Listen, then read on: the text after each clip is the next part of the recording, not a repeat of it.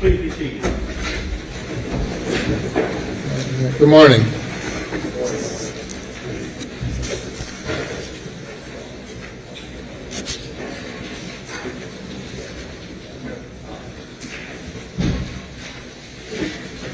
An email was sent to my chambers at 5:52 p.m. yesterday by someone by the name of Chris Wilson, who I don't know whether it's the Chris Wilson who's on the witness list or not, complaining about the violation of my court order prohibiting the disclosure of the identity of jurors. Did not respond to the email, and I'll make the email a part of the record in the case. If counsel can look at it if you like.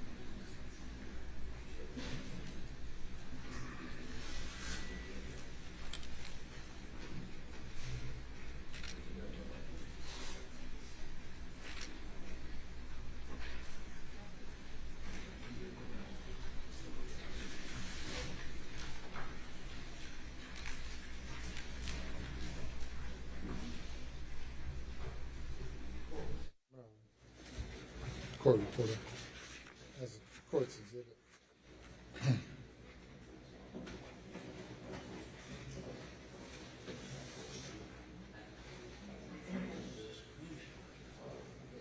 It'll be court's exhibit number 2. No, I don't need it. You can keep it. Any comment by the state or the defense? No, Your Honor. None from Mr. Murdaugh. None from the state, Your Honor. No.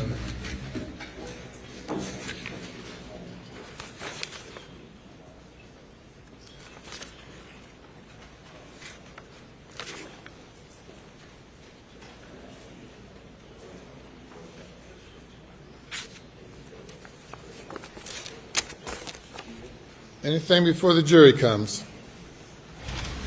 Nothing from the state, Your Honor. Your Honor, the video he's about to show has, I believe, and I believe he agrees, images which are under the order signed by you.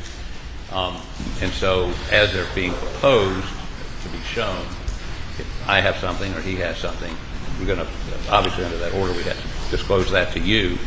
And if you approve the showing, we've got some logistical issues. If you give me just a minute,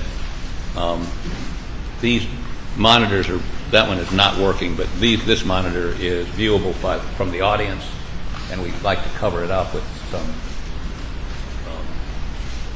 MacGyver-like device that's been developed by Mr. Waters, where you tape paper we can flip back and forth. So if somebody has some tape, I'd like to do that before he begins so that nothing's shown back there by inadvertently. And you got paper too? I'm sorry. That's the MacGyver thing? Is that a compliment?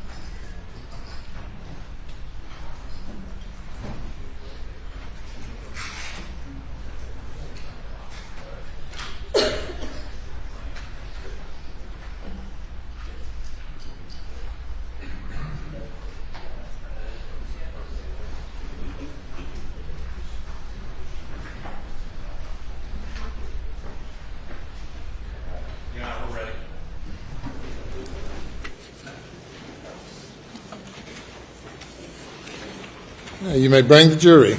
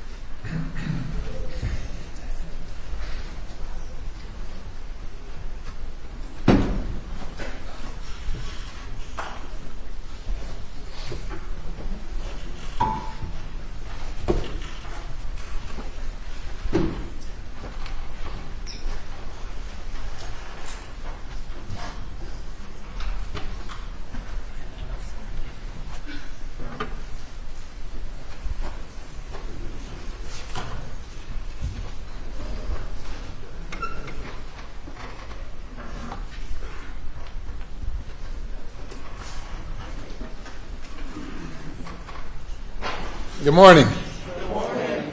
Welcome back, ladies and gentlemen, for day number 4 of this session of court, day number 2 of this trial. As I instructed you prior to us commencing yesterday with the opening statements, you're not to listen, watch, or read any news accounts of this case or discuss it with anyone or allow anyone to discuss it with you or in your presence. Has that occurred as to any jurors?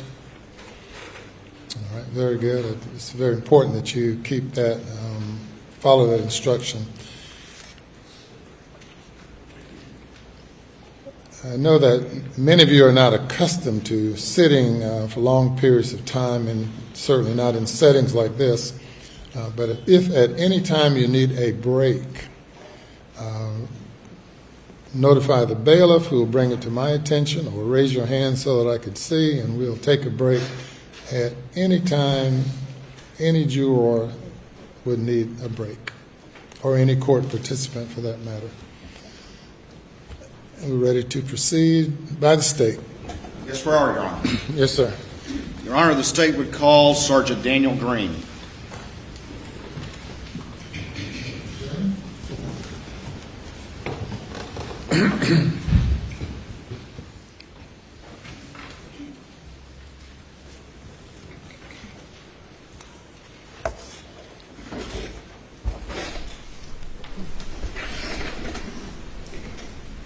Raise your right hand for me.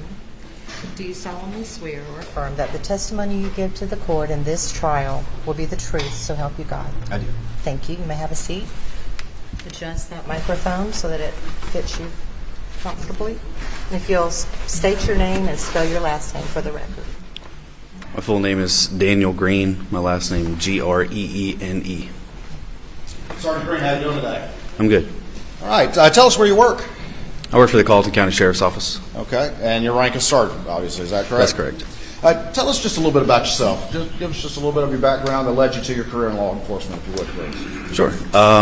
I went to school here, grew up here, went to college at Charleston Southern University. I got a degree in social studies education, taught for a little while, and then got into law enforcement. Just kind of fell into it and liked it. And I've been here since 2014.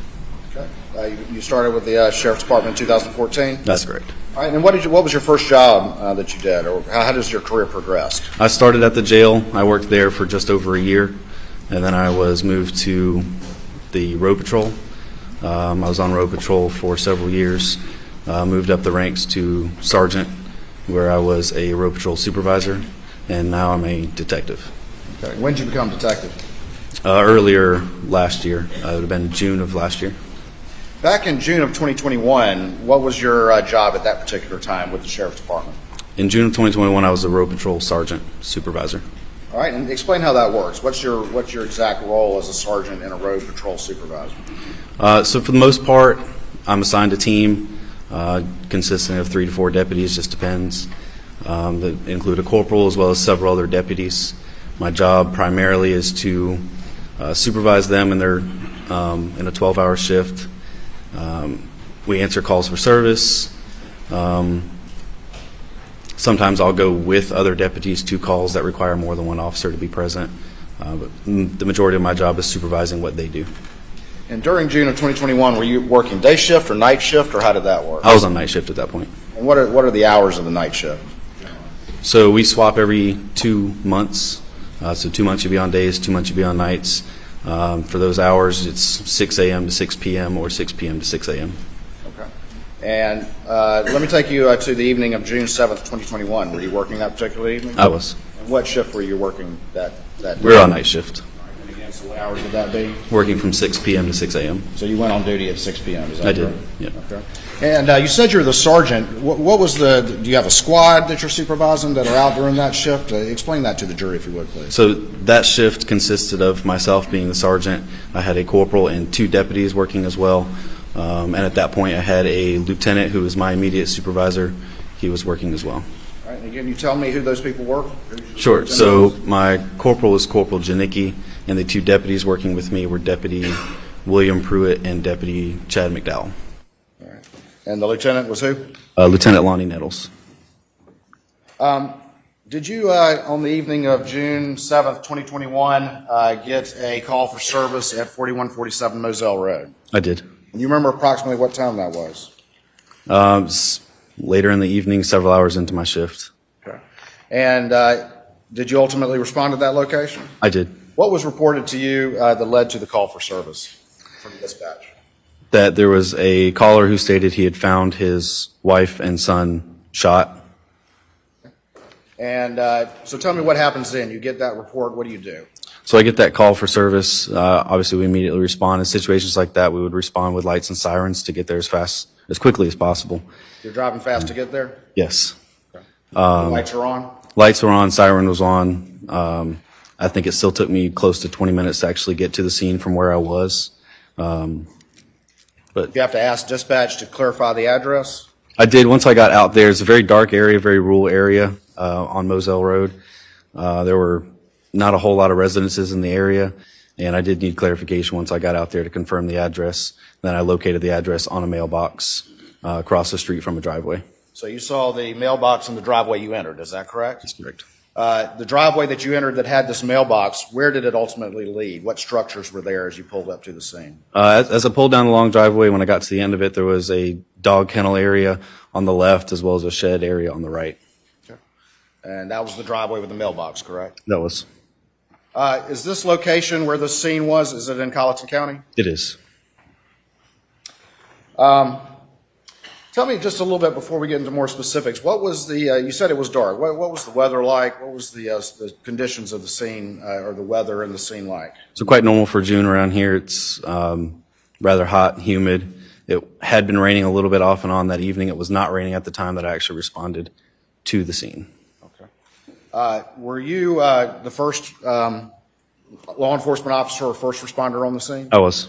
Were there others, other first responders following close behind? The additional first responder that was directly behind me worked for Carlton County Fire Rescue. He pulled in almost the same time I did. When you would arrive at the scene, before we talk about what you actually experienced at this scene, what is your main job at a scene like this? What are you there to do as a first responder, the first officer on the scene? So a major crime scene like that, my job is to get there, secure the scene, and what I mean by secure the scene is ensure that there are no individuals there that would potentially cause harm to additional first responders coming there or any witnesses or victims that are already on scene. Preserve any evidence that might be there, and then wait for investigators to arrive as I gather information from anybody else that is already on scene. Okay. So you're going to gather basic information, but your job's not to investigate it in great detail. That's correct. Okay. As you arrived at this scene, again, what had been reported to you by dispatch? That a male caller had called and said he found his wife and son shot. And from that report to you, about how long did it take you to ultimately make it onto the scene? It was roughly about 20 minutes. Okay. When you arrived on scene, when you said one of the things that you do is secure the scene, were you at all concerned about any perpetrator still being there at that point in time? When I arrived, not necessarily, just because he had already been there for quite a while. Whenever he called, it seemed the way the call came in that he discovered them like that and that there was nobody else there other than him and the wife and son. So you're the first officer on scene, but you're not thinking the perpetrators are still there. It's something you have to keep in the back of your mind, but not necessarily at the forefront. Okay. All right. You didn't come in hot with guns drawn or anything like that? No.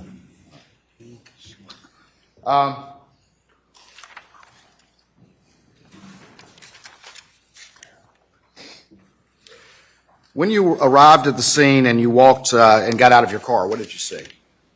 So as soon as I got out of my vehicle, I was walking down the rest of the driveway, which went between the dog kennel and the shed. As I could see Mr. Murdaugh down at the end of the driveway.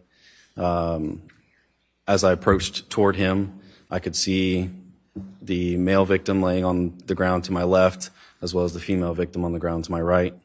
The male victim was close to a small shed in the dog kennel on the left. There was a large deal of blood that had pooled around his body. Same thing for the female victim on the right. Also a large amount of blood around her body. As you approached and at first saw the male victim and the female victim, what was your assessment? Was there any possible signs of life from your... My initial assessment was that there was not. There appeared to be a large amount of blood around each of them, as well as brain matter. Did you ultimately have a conversation with Mr. Murdaugh when you were out there? I did. All right. And do you see him here in the courtroom today, the person that you talked to? I do. And can you point him out to the jury, please? Yes, sir. He's right there, wearing a dark blue or black jacket. Your Honor, can the record reflect that he's identified Mr. Murdaugh? It does. When you ultimately approached Mr. Murdaugh, what's the first thing that you did? The first thing I did was ensure that he did not have any weapons on him. That's standard procedure for arriving on a scene like that. Any kind of weapons that are anywhere on the scene, I want to be aware of just so I can know whether they're there or not, and if they are there, who has access to them at any point. And that's for my safety as well as other responding officers and for anyone else that's on scene. Did Mr. Murdaugh give you any possible explanation for this when you approached him? His immediate reaction was to start telling me about an incident that had happened with his son with a boating accident. With the boating accident? Yes, sir. Had you asked him anything about that? I did not. You ultimately, were you wearing a body-worn camera that particular day? I was. You ultimately had a conversation with Mr. Murdaugh for a fairly extended period of time. Is that correct? That's correct. Did you ever see any tears in your interactions with Mr. Murdaugh? He did not appear to be crying. He was upset, but I did not see any visible tears. Did Mr. Murdaugh tell you that he had any sort of firearm? He did. He stated that he had left from that scene, went to the residence, grabbed a shotgun from that residence, and then brought it back because he felt like he needed to have it just in case something else were to happen. He told you he had gone back to the residence after finding the victims to get that gun? He did. What, if anything, did you do once he told you that he had gotten a gun? First, he pointed out where the gun was. It was leaning against the vehicle that he was driving at the time. I could see that it was a camouflage shotgun. I spoke with him for a few more minutes, and just based off of how nervous he was acting and anxious and upset, I decided it was in everyone's best interest to get that shotgun and secure it in my vehicle so that no one else had access to it. So you put that shotgun in your vehicle, is that correct? I did. What did you ultimately do with that shotgun? Did you later turn it over to additional law enforcement? Yes, after it was secured in my vehicle, once SLED arrived on scene to do their further investigation, it was then turned over to SLED. Bear with me 1 second. Okay. Your Honor. I have State State 3, I believe I've moved to the without objection. It's admitted without objection. May I ask that we have the Elmo working, please?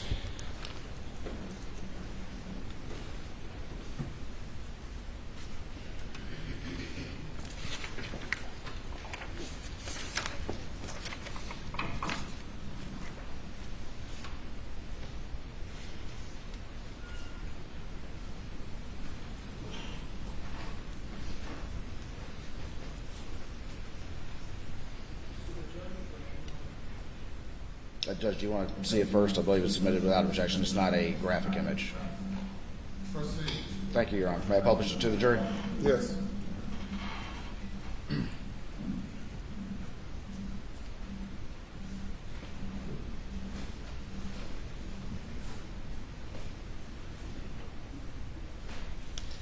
All right, I'm going to put what's been marked as...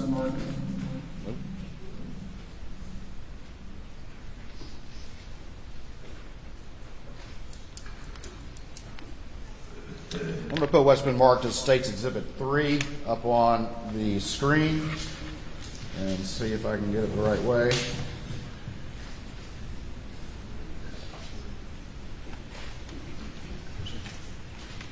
All right.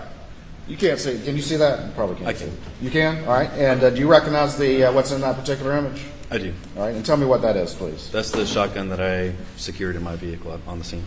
Okay. See,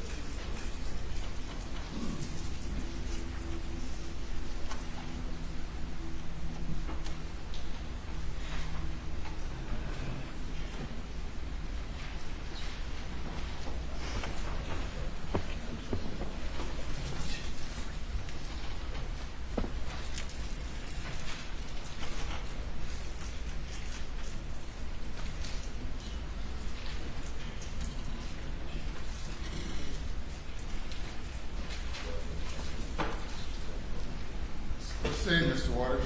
yes, sir.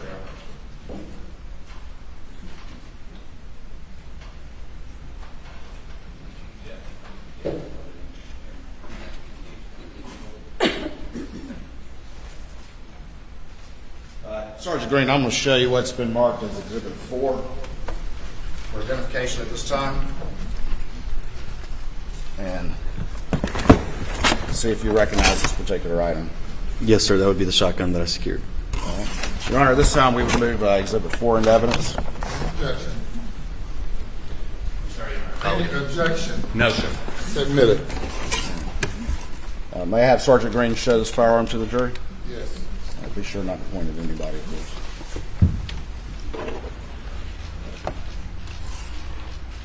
You know what gauge that firearm is? Please, it's well used. Thank you.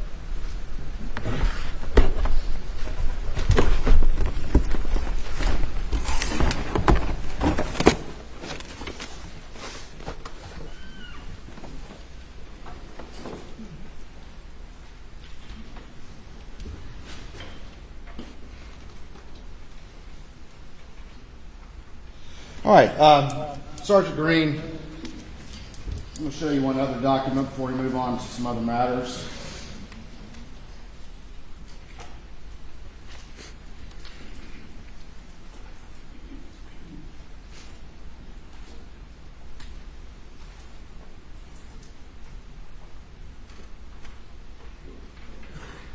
All right, Your Honor, I believe I'd move to admit that State's Exhibit 2 without objection. And no objection, Your Honor. All right, I'm going to show this exhibit to you real quick and see if you recognize this document. Yes, sir. That would be the chain of custody for the shotgun. All right, is there a signature on that document? It is. All right, and what does this chain document reflect? Can you just generally explain what this means to the jury, please? That I originally took possession of that weapon and then turned it over to SLED investigators. All right. May I publish this exhibit, Your Honor? Yes.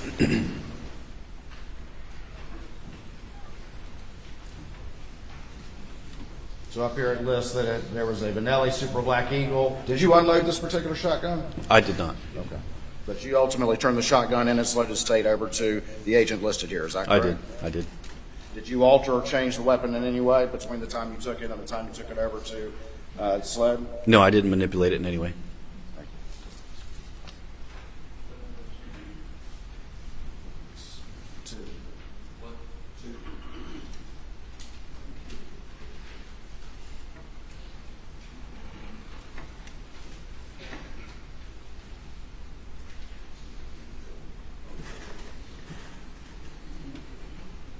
Sergeant Green, I'm going to show you what's been marked for identification at this time as State's Exhibit number 1, see if you recognize this.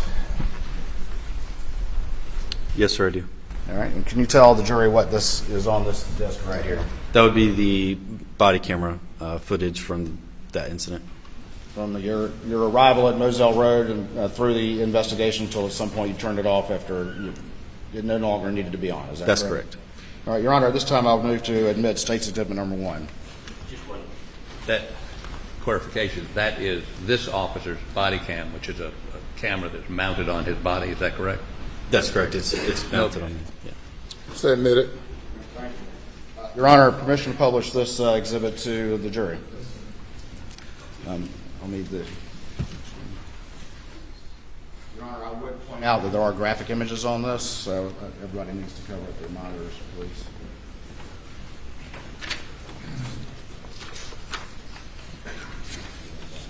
Parties to control what is presented and published in accordance with the court's order. The parties to police that yourselves. Your Honor, we intend on covering the screen up when he gets to the graphic images and then uncovering it. Well, they come pretty quickly, as you. I remember. So, Mr. Griffin's ready.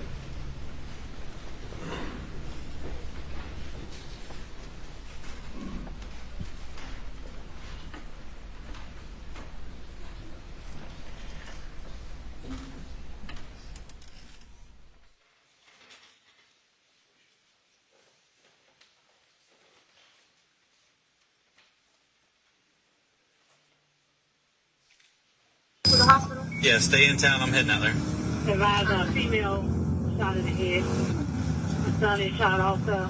Not breathing. Stand by for further.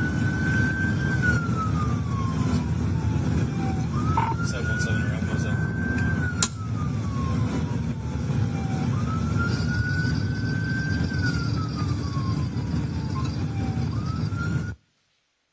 Sergeant Green, this is your body cam video, is that correct? That's correct. The first 15 minutes or so of this video are you running code, running at full speed or at least reasonable speed to get to this scene as fast as you can, is that correct? Yes, sir. My lights and siren were activated so I can get there quickly.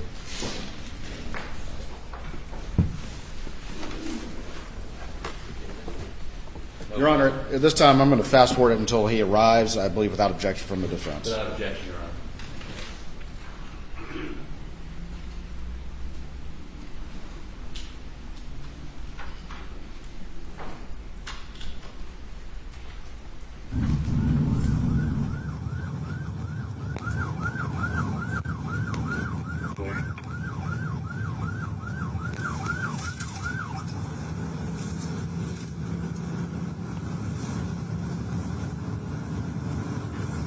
Central on 818 will be stationed at Moselle on Cross Swamp.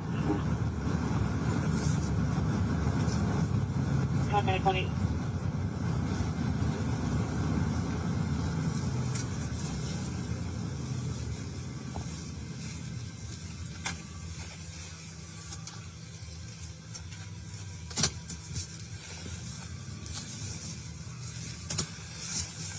Central Battalion 1 to here, waiting for.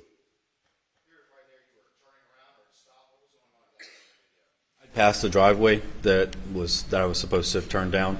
Like I said, everything's kind of dark out there. It wasn't clearly indicated, so.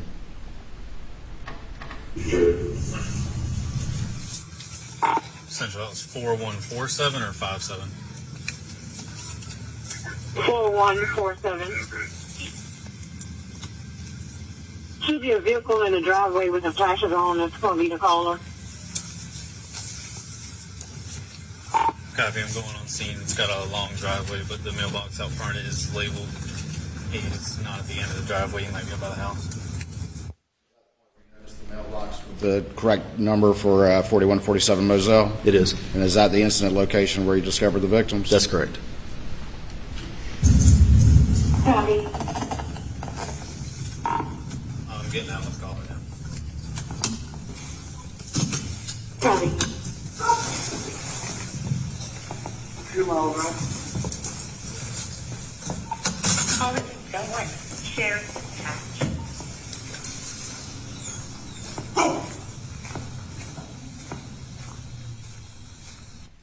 Right there to the left of the screen, what did you see right there?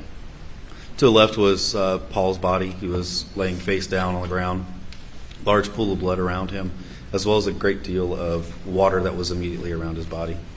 Was it that water, was it just around, was it down the entire kennel concrete pad, or was it mostly just... No, you could see walking down the kennel as I got out. The closer I got to Paul's body, the more water there was. Had it been raining enough at this point in time to wet the entire, to cause that amount of water? Objection, Your Honor. Calls for speculation. Objection overruled. Answer the question, please. I don't recall if it had been raining a whole lot that evening, but given where the water was, it did not appear that rain had caused that water. Ladies and gentlemen, there is an objection. If I sustain the objection, you are to then disregard the question and any responses. If I overrule the objection, then you may consider the responses and the question is deemed appropriate. You may proceed. Thank you, Your Honor. I'm going to back it up just a little bit, apparently too far, so I'm just going to roll from here again. Caller, don't worry. Share attached.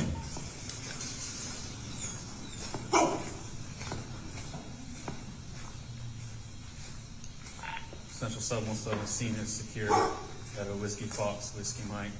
What are we seeing to the right of this image? So on the right would be Maggie's body, also laying face down on the ground. A large pool of blood around her head. And we see an individual standing. Who is that?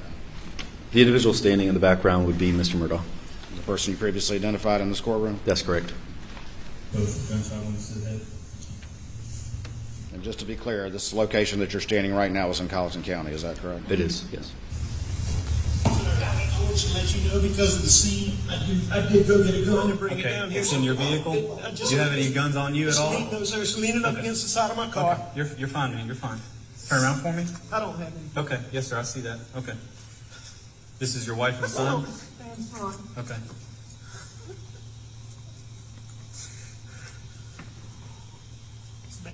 I noticed you shined your flashlight just a few seconds ago on the black vehicle. What did you shine your flashlight on just then? You could see the shotgun leaning up against the side of that vehicle. Were the flashers on the vehicle right there in the image? I believe so, recall? yes. It's bad. Check the pulses. Yes, sir. This is the firearm you brought from inside the house? Sir, yes, sir. I went and got. This is a long story. My son was in a boat wreck a few months back. He's been getting threats. Most of it's been benign stuff we didn't take serious. Okay. He's been getting like punched. I know that's what it is. Okay. When did Was that when you previously testified that he mentioned the boat case or the boat wreck? That's correct. Prior to me asking him anything about it, he did mention it. you get home? Right when you called, or did you go to the house first? Where is the house? I came to the house first. My mom has late stages Alzheimer's, and my dad is in the hospital. Okay. I left. I don't know what time. I can go back on my phone and tell you the exact times. Did you check? Okay. Did I check what? Did you check them? We got medical guys that are that's what they're gonna do. Okay. What are they doing? Can they hurry? They are. Yes, sir. That gentleman that was out here already, he's one of the battalion chiefs. Okay. Right before that discussion, did Mr. Murdaugh offer to go on his phone and check? He did. Time. He did. He wanted to verify exactly the timing of his arrival.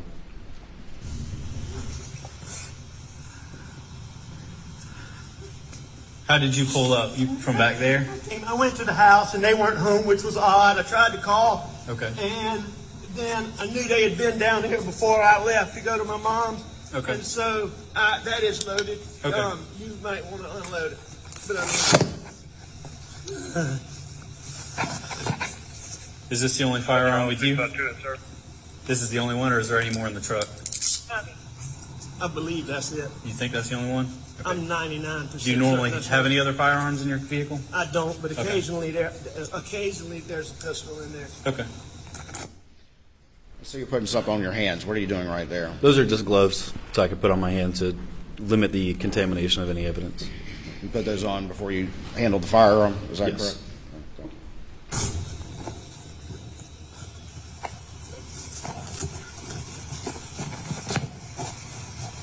Just wait right here for me for a second, okay?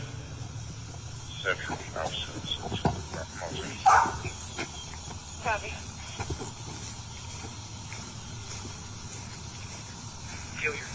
What are you doing right now? At this point, I'm walking back to my vehicle to secure that shotgun inside my vehicle.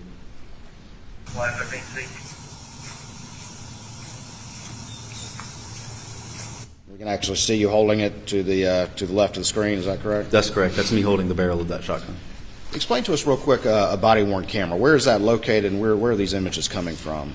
I generally put it right here on my chest, dead center of my chest. And how is it activated? How is it turned off? Can you explain that to the jury a little bit as well? So most of these cameras are activated in the patrol vehicles that deputies on patrol have. They're activated whenever you activate your blue lights. So as soon as I turn my blue lights on, it activates my dash camera as well as my body-worn camera. And then how do you ultimately turn it off? It's got a button on the front of it that you can press. If it did not originally activate it, you would press that button to turn it on, to start the recording, and then whenever you're done recording, you press that same button to stop the recording.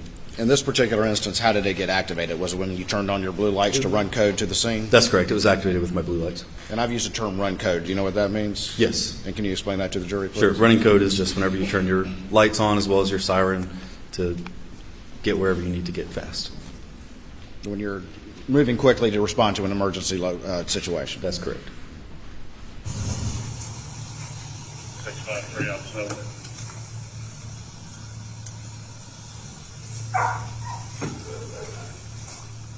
Go ahead, sir. Well, I've already spoken with Captain Deal.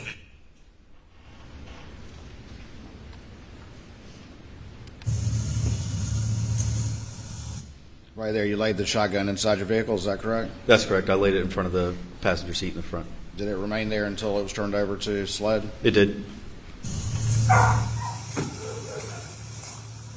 Go ahead, sir.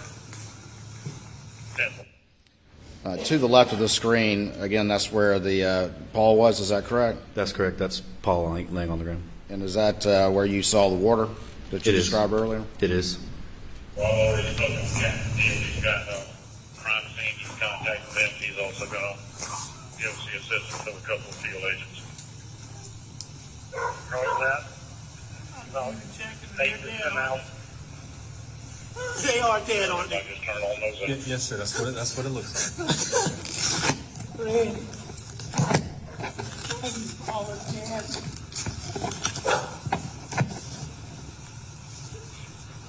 Where are you now? What is Mr. Murdaugh doing at this particular time? He's on the phone, pacing around, talking to someone. I'm not sure who he was talking to at that point. Did he ask you to confirm if they were dead? He did. He asked multiple times while I was on scene. Did you ever see him, any tears, any physical tears? I did not.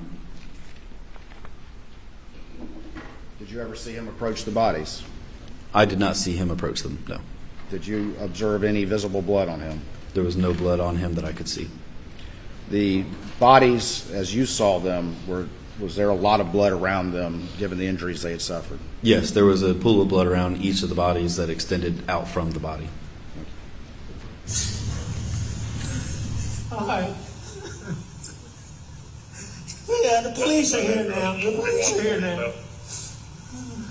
Affirmative. That's my brother. Okay. When was the last time you were here with them? Or talked to them or anything like that?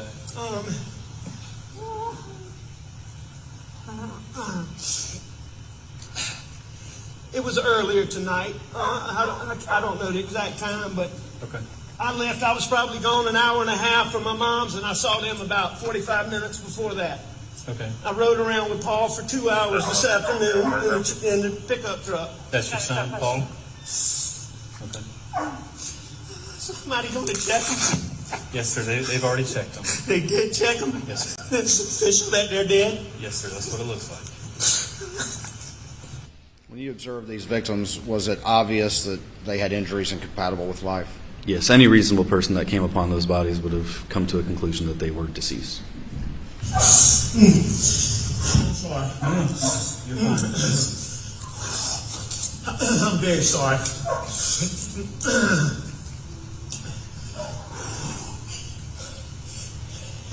Can I call her parents?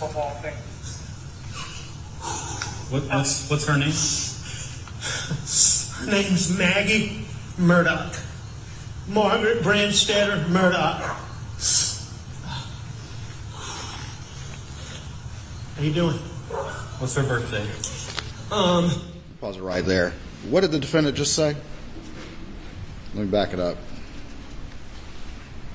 Margaret Brandstetter Murdaugh. How you doing? What did the defendant say right there? So while I'm in the process of gathering information about the two victims from Mr. Murdaugh, somebody walks by behind me, and he pauses what he's telling me to say, "Hey, how you doing?" How you doing? Yeah. And who was that he said that to? I'm not 100% certain. I believe it was a fire rescue individual. What's her birthday? 9/15/68. Okay. And what's your son's first name? You said Paul? Paul Terry Murdaugh. And what's his birthday? Jason, do you have anybody 4. coming through town that can stop and pick up that tent? I see lights off in the distance. What, are they covering them up? I got some getting dressed now, Sheriff. I'll have somebody stop and grab it. Tell them they don't have to do that. They don't need to. Preserve what we can. 653. Where's it at? I'm in town. I should try to be Delta 8 because he's going to be the only one that's got access. What's to Paul's where it is birthday? right now. Copy.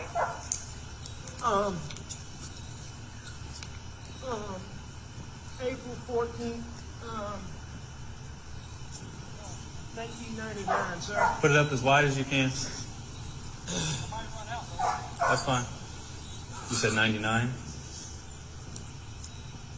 Sir? He was born in 99? He was born April 14th, 1999. Okay. What's your first name, sir? My name is Alex Richard Alexander Murdaugh. Let me me ask you this. In your interactions with Mr. Murdaugh, was he able to understand your questions and respond appropriately to what you were asking? Yes. Was he catatonic in any way?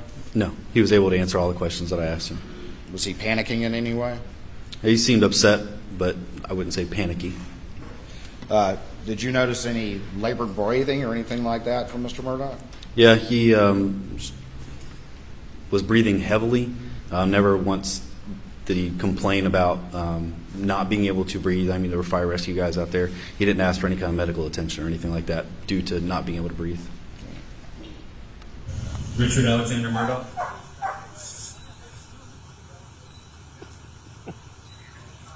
You familiar with the location?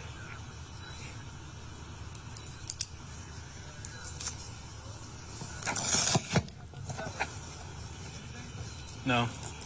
Sure. Hey, Cody, It's what I'm thinking. come around the truck and then go to the building. Come around the truck and then. There's a set of prints off behind the trailer there. Yes. I don't know if it's from What's that? ours or not. There's a set of footprints behind the trailer there too. Who's that individual right there? I'm not sure of his name. I just know that he works for Colleton County Fire Rescue.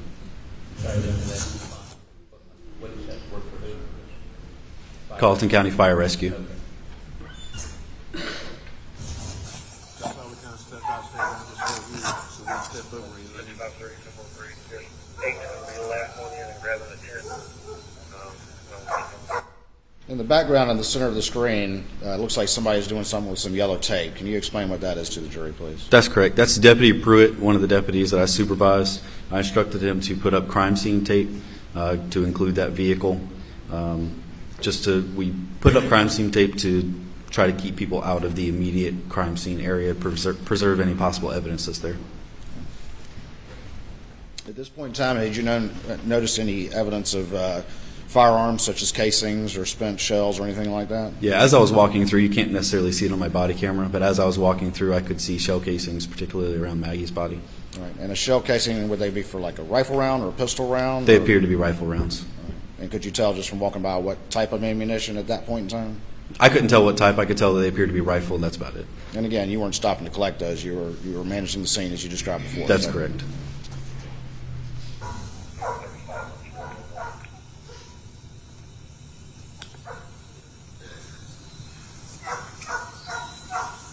Just go over to that corner of the building.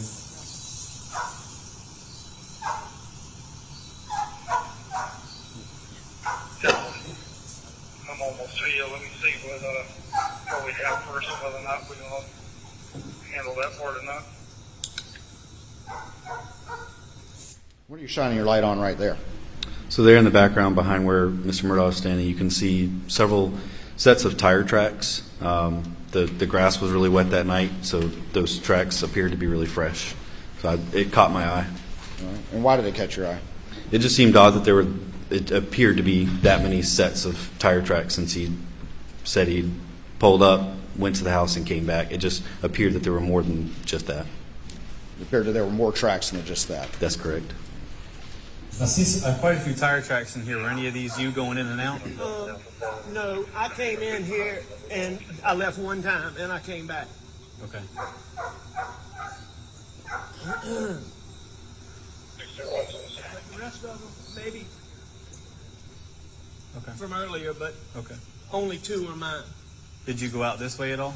No. Well, it's right.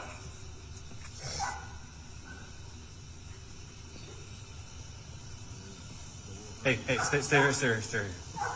Got a whole bunch of stuff right there. I don't want to disturb. And then after I kind of get to the door here so we can kind of get around that way. Your best way is probably going to be back through those rocks because we can't get any tracks off those rocks anymore. We'll go back around the other way we just came. Okay. Thank you. Each name. Yup, you have names or anything for them? Yes. Okay, I'll get that in a little bit. Yeah, that's Okay. fine.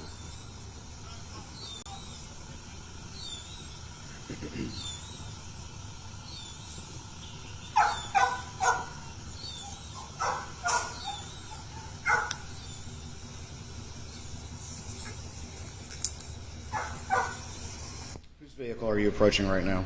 That was the vehicle that Mr. Murdaugh said that he had approached that scene in.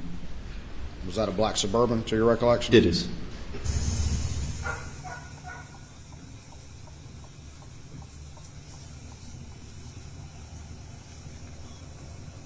What unit's 23 on those up? I'm 7 unit on scene. Are you behind the house? There's several of us out here. There's Right there, that would be Maggie's body right in front of that shed. Is that correct? That's correct. It's covered up by a sheet at this point. a long dirt driveway right next to the mailbox that says 4147, and you'll see all our lights down here at this shed thing. You ain't come through Brick Hollow. Negative.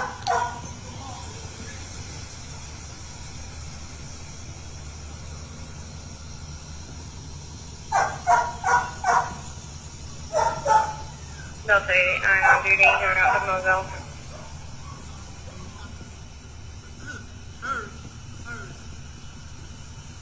Who's that standing way off in the distance there? That would be Mr. Murdaugh. Where did he spend the majority of his time while you were there after your initial interaction with him? From this point on, his general time was spent in that area where he's currently standing. Pretty far away from the scene? That's correct.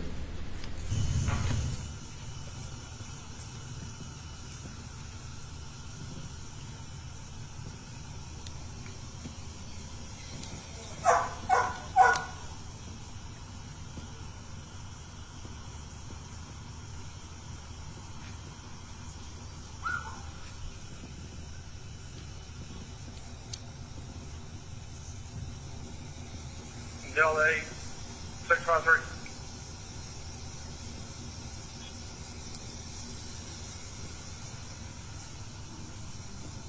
Telephone 70. What was occurring right there? with So the what other was deputy? occurring right there? Yeah. So both of those deputies, or Deputy Pruitt would be on the left and Deputy McDowell would be on the right. Deputy McDowell was taking small pieces of crime scene tape and just setting them by shell casings, I believe. As road patrol officers, we don't generally have those little placards that you'll a lot of times see in crime scene photos. But to prevent somebody from accidentally stepping on them due to it being so dark out there, we tend to take something small like a piece of paper, a piece of crime scene tape, set it next to it just to indicate it a little bit better. Again, part of the job of a first responder to sort of protect the scene until the crime scene investigators get there. That's correct.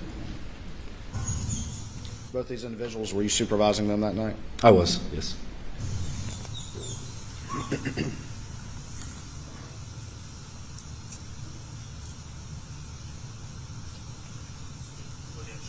Yeah. Looking at this perspective right here, to the left of the screen is whose body? To the left right there in the forefront would be Maggie, and in the further back you can also see where Paul is laying. Okay. Was Paul next to or in the kennel area? Yes.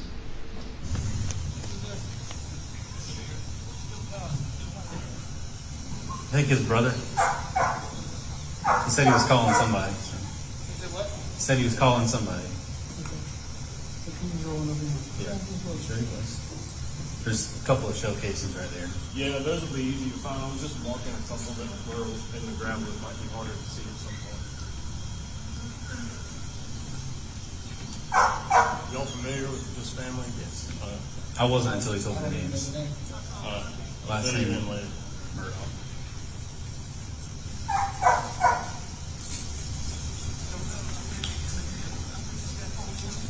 Did you know this family prior to this? I did not. I don't think there's going to be anything for me.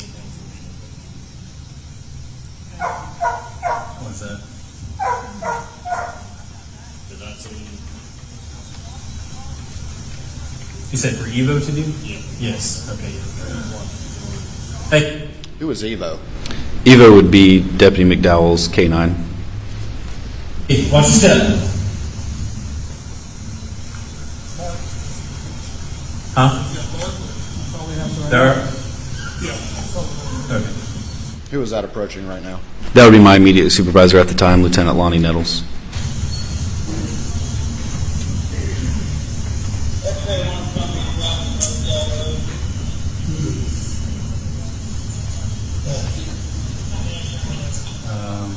The gentleman in the white shirt is the husband of her, father of him. That is Paul Murdaugh. This is his mother. Paul Murdaugh was that guy in the boating accident from while back, if you remember. Yeah.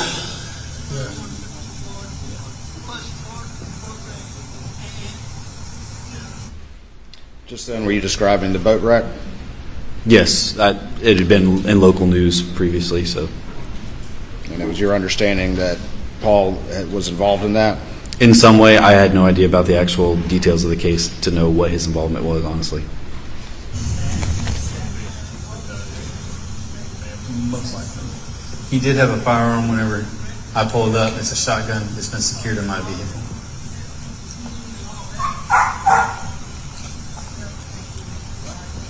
It's 300 blackout.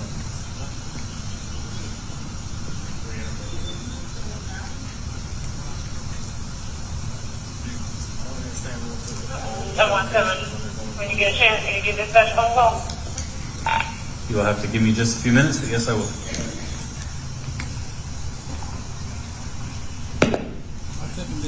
That dispatch call, was that related to the case in any way? I don't believe it was. I don't remember what that phone call ended up being about. As a supervisor, if a lot of us are tied up at one time, they will tend to give me a phone call to let me know that a certain call is pending or something else is going on. Just to help keep the radio traffic free, they'll call me on my cell phone instead. Did your entire squad respond to this particular call, or did somebody? There was one deputy that remained in service. Okay. Did not respond here, but remained on the road. Correct.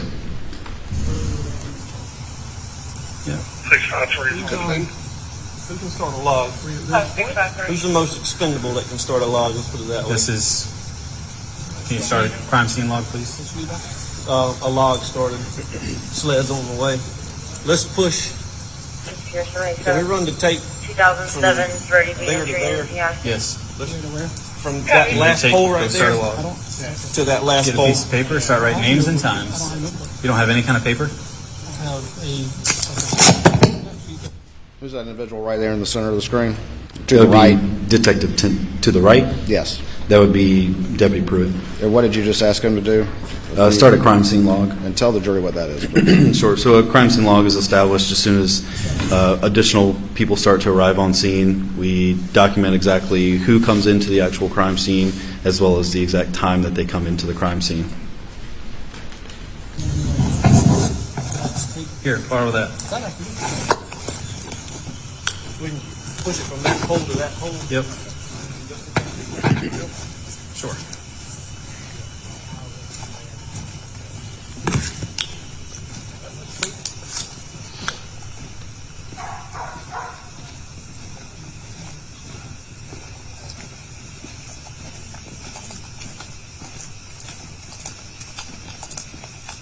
I do see some.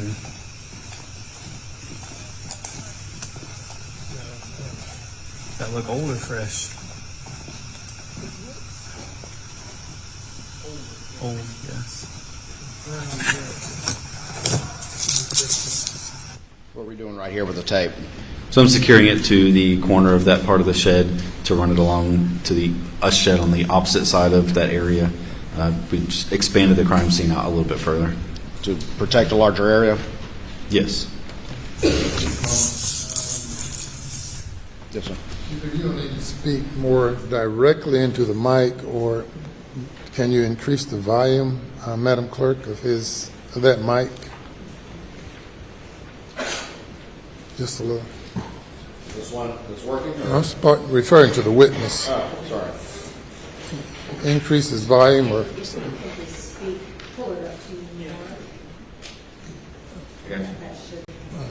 all right, thank you. Person. Yes, sir. I usually don't have a problem being too quiet, but speak up for us if you would, please. All right, so you're securing the crime scene tape. Let's proceed.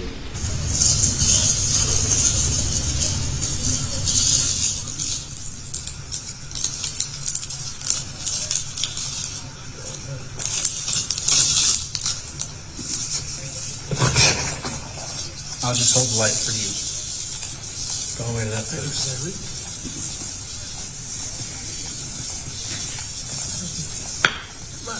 Marnie, let's just keep our fingers crossed. Yeah, I think we got it. This is 5-3, all the responding units to Moselle Road, stop at the road. No one else come down the dirt road. Stop at the road.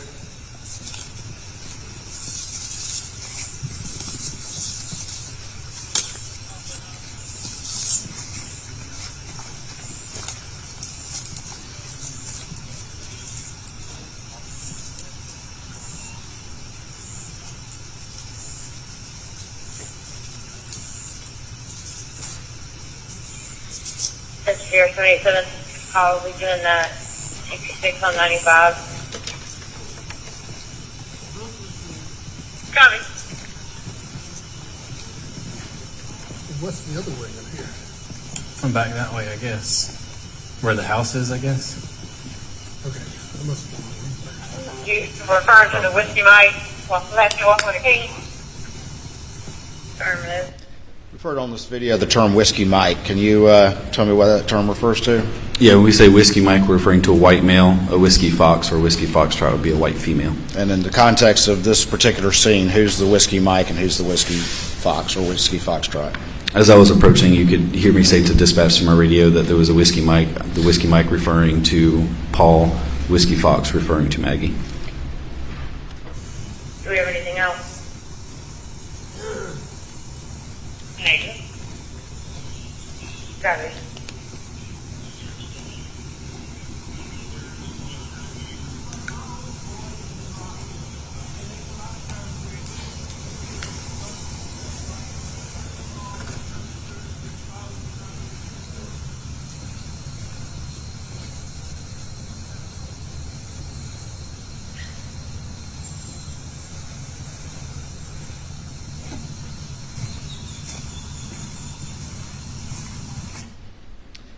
To the very right of the screen, well,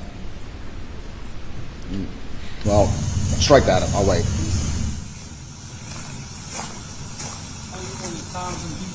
Correct.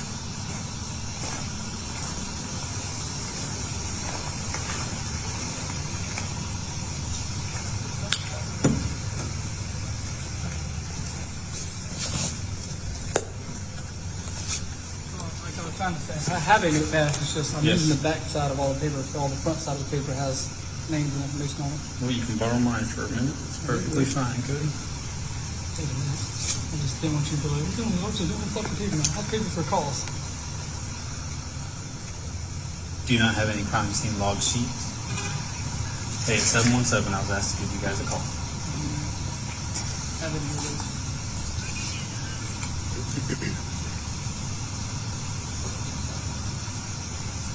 Hi.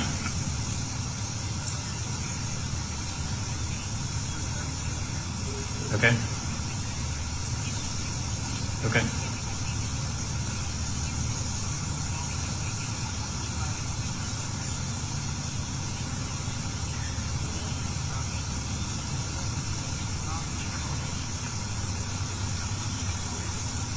I will inquire and I'll get back to you.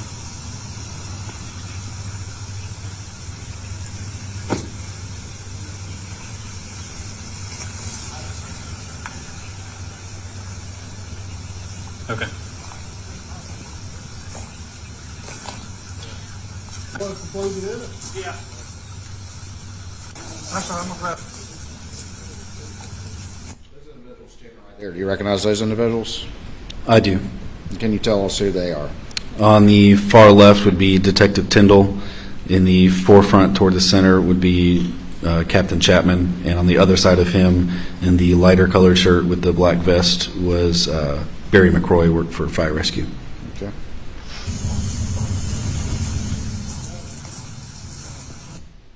What did the sheriff respond to this particular incident, to your recollection? Yes, he did. But as far as who was the senior officer actually working the scene, at this point in time until Sled arrives, who was it at this point? That would be Captain Chapman. Captain Chapman? That's correct. That's all right, I'm gonna grab a couple. I got some right here, Jason. Hey, you want us to close that in? Sir? Was that? You want us to close it in? Yeah.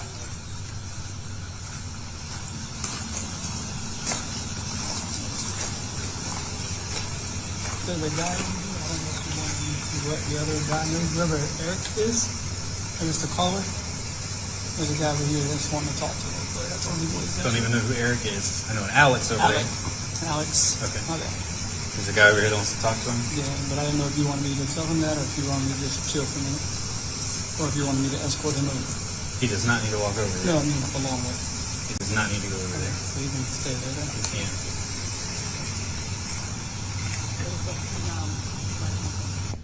Let me ask you this. Before you had referred to a brother arriving, is that correct? Yes. And was that a brother? Was he allowed to talk to Alec and go over to Alec? I believe he did. I don't recall. I never actually interacted with him at all. And then this discussion right here with Deputy Pruitt, what was going on right there? So there was someone that had arrived on scene and wanted to go and speak with Mr. Murdaugh. I told him to just wait a minute on allowing him over there so we could determine the best way to allow them to talk, simply because the crime scene was so large and we did not want to contaminate anything that didn't need to be. Okay. To your knowledge, was that individual, whoever it was, allowed to interact with Mr. Murdaugh? I believe so. He was eventually, yes. People that arrived were allowed to go see Mr. Murdaugh, is that correct? That's correct. He was not in custody at any time, is that correct? No.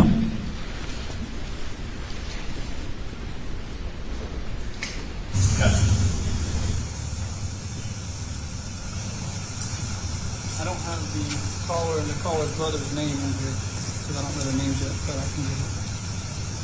But I didn't. I already wrote it in there. All right. I don't know where you were at. I just found the first empty page I can find. Female victim, male caller. And then the other guy, though, I mean, he hasn't came inside the tape yet. Don't have to worry about him.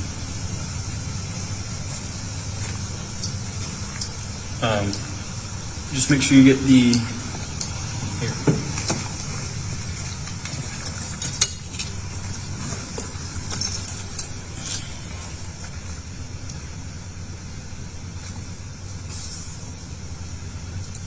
So we and you and all of us got here. Oh my God. Is that what you're about to say? Yes.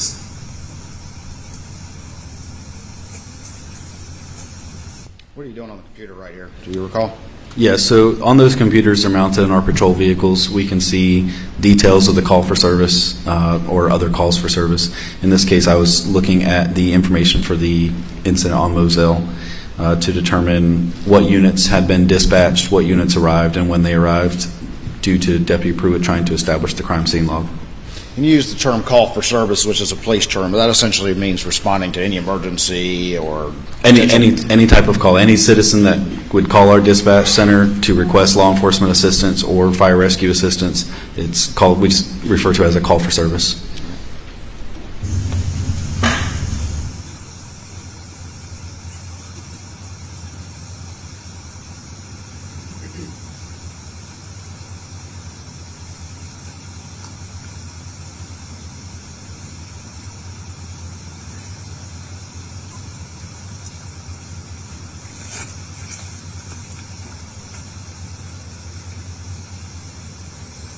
I came on scene at 22:26. 22:26? Yes. Yep. You say you came on scene at 22:26? That's correct. For those of us who don't know military time, can you tell us what that is? That would be 10:26 p.m. And that's June 7th, 2021? That's correct. And whoever U21 is with fire rescue, just write U21, fire rescue U21. And then That was the same time as you? He came on scene, yeah, same time as me, it's fine.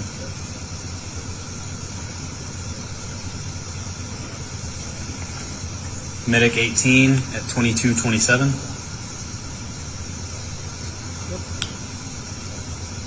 Had it started to rain more at this point? Yeah, it had started raining at this point, yes.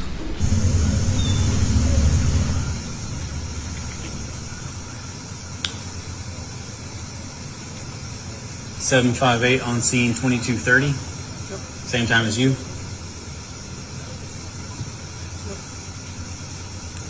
653 on scene at 22:39.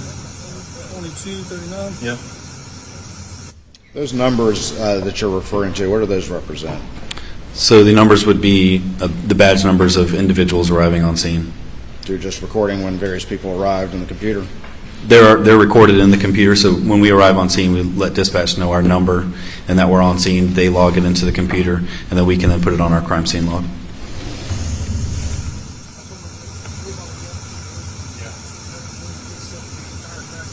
That's all I have as far as times on this goes.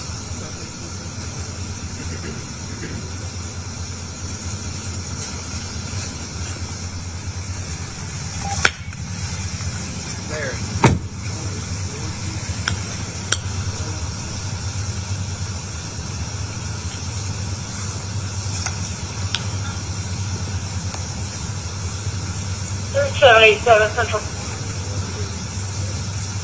Alright. Copy. When you're clear, I have a call on Majestic of the suspicious vehicle.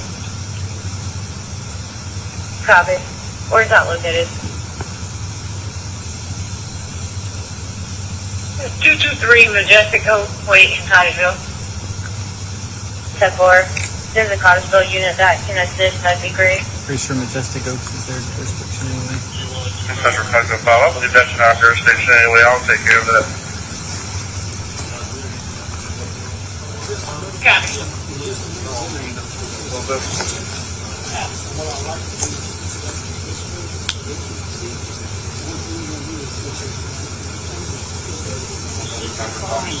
Twenty-three Majestic Oak.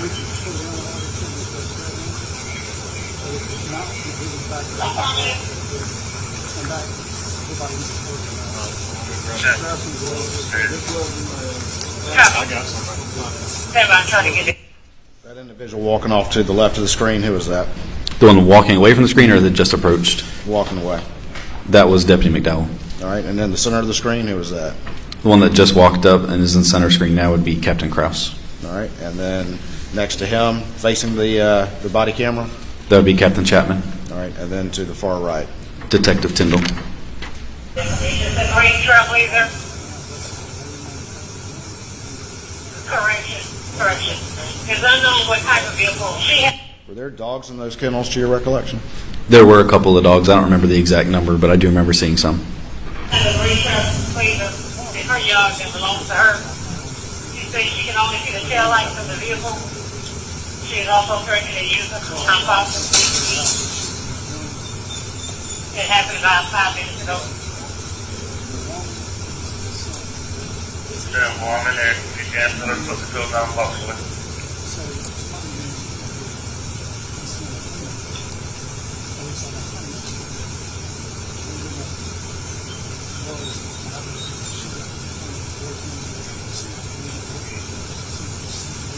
Copy.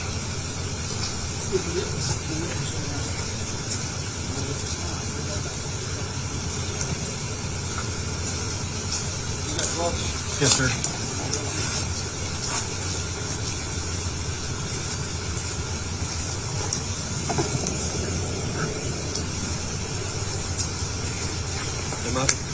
We're going to discuss it later and find out. Okay, just I'm making sure I didn't miss something.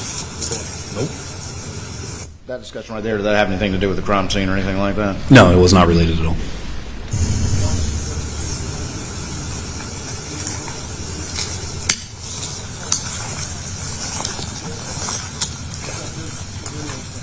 What'd you just put on your hands then? Those would be latex gloves.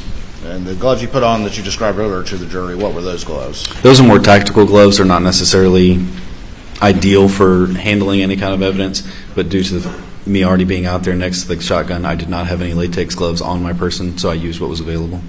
And why are you putting on latex gloves right now? They were wanting to look under the sheet where Paul was, so just to prevent any kind of contamination of any possible evidence at all, we would just always put gloves on.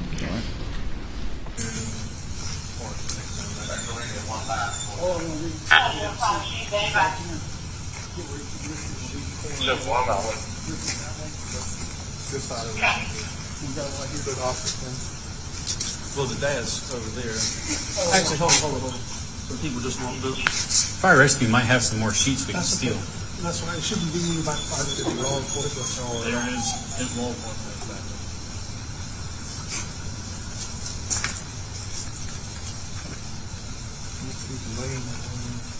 Laying on the ground.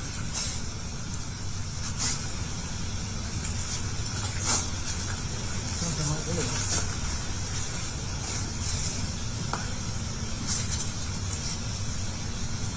I don't think you're gonna fit it in 300 blackout under there. Not unless it's the shortest 300 blackouts ever been made. I don't think he put that phone back.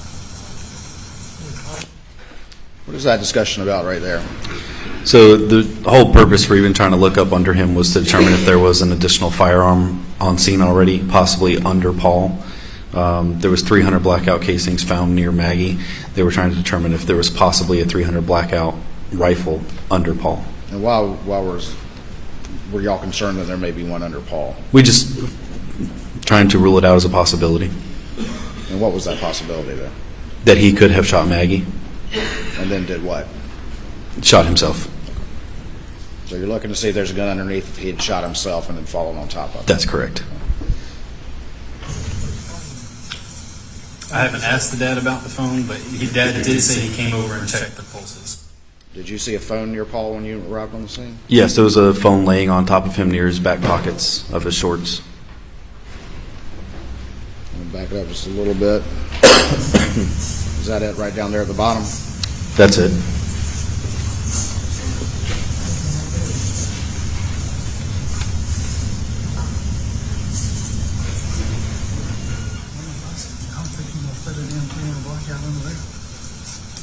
Not unless it's the shortest 300 blackouts ever been made. I don't think he put that phone back. I haven't asked the dad about the phone, but dad did say he came over and checked their pulses. Beyond that, I don't know what else they may have done.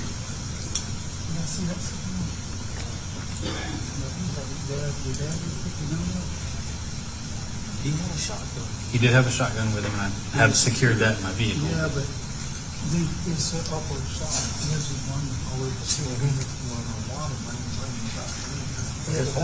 Yeah, but that's because he took his head off. So that was done. I think he's going to be in good shape right there. Right there.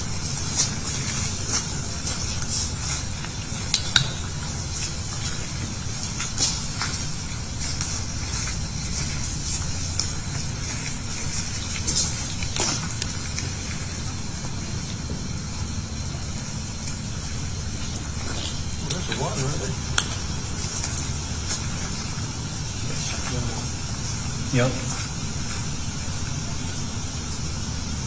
So I've got multiple gunshots out of that window too. Do we see a shell? At least 3. Shells. Got it. Right to the left of the screen, there appears to be, what does that appear to be to the very left of the screen? There's some dog crates over there. On top of one of the dog crates is actually a dead chicken. Say that again, I'm sorry. A dead chicken Okay. on the far left-hand side of the screen. Could you, Your Honor, with your permission, could you step down to the screen and point what you're talking about to the jury? Okay.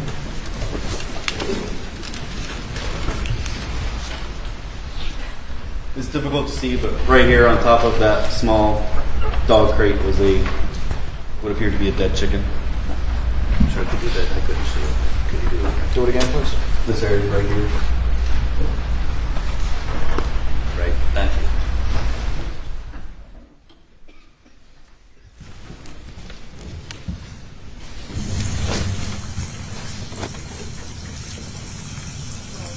Yes.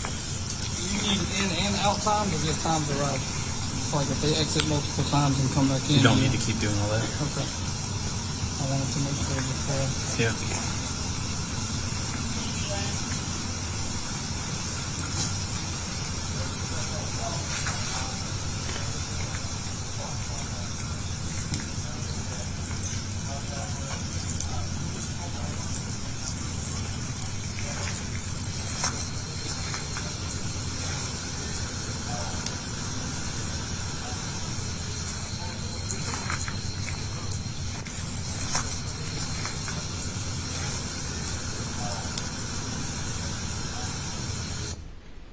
Is that it, that your light's on right there? That's correct. That's when I was really noticing the chicken.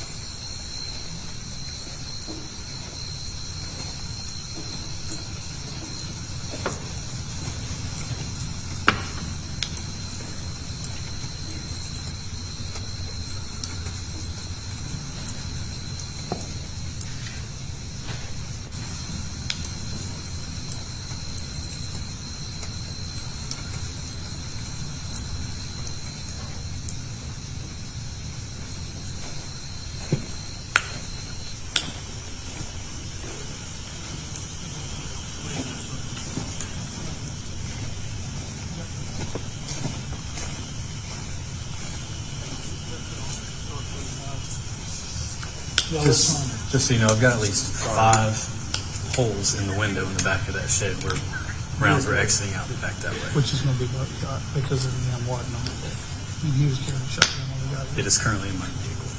Yeah.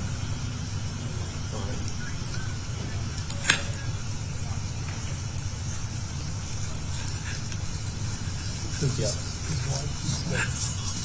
Thank you.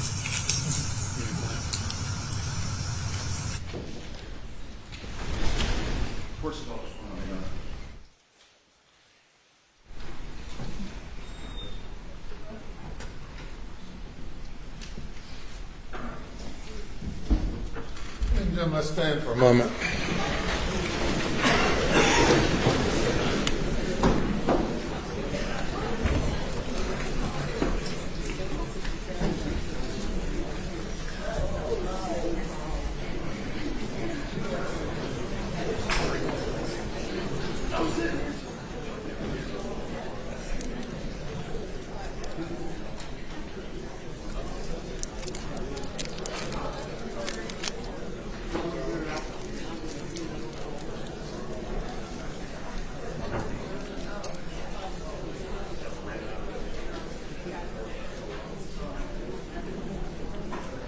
All right, we'll be seated.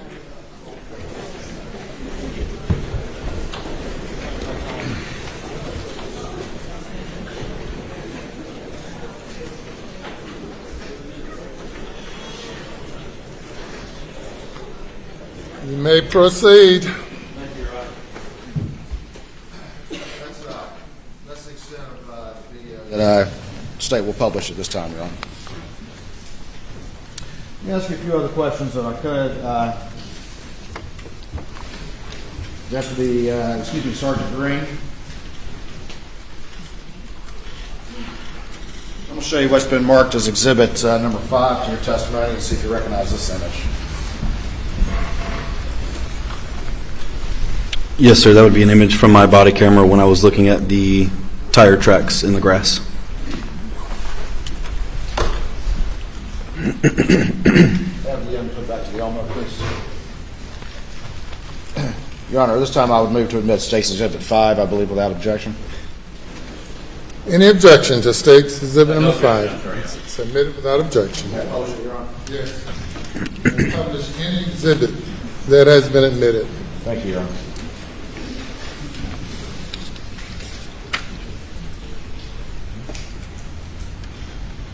All right, it doesn't show up on the screen that great, but who is that person in the image right there?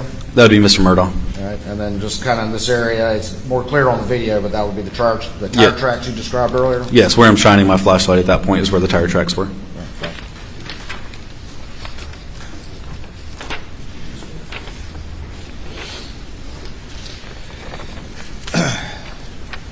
We cut the video off after playing sort of the relevant parts, but what did you do for the remainder of this scene as the evening continued? So the remaining part of my role would have just been making sure the crime scene stayed secure, people stayed out of where they weren't supposed to be. Investigators were handling the remainder of the investigation. Did eventually anyone from the SLED, the State Law Enforcement Division, show up? They did. I don't believe that would have been captured on my body camera, but they did, yes. At some point, did you like to turn your body camera off? I did. I cleared it with my supervisor, Captain Krause, to ensure that I would not be needed for any additional investigative purposes, talking to Mr. Murdaugh, or handling any additional evidence. And once that was okayed, I turned it off. And so that was consistent with standard police procedures and practices and when to turn the body camera off? That's correct. You just didn't decide to do it willy-nilly or anything? That's correct. At what point, just roughly, do you remember, did you clear the scene or leave the scene? I don't think I left the scene until several hours later. Were you still there when SLED crime scene arrived? Yes. Did you remain the entire time they were there, or did you leave at some point? I would have left prior to the end of my shift. I couldn't tell you the exact time that it was, but they were multiple units, including SLED and Colleton County investigators, still on scene when I left.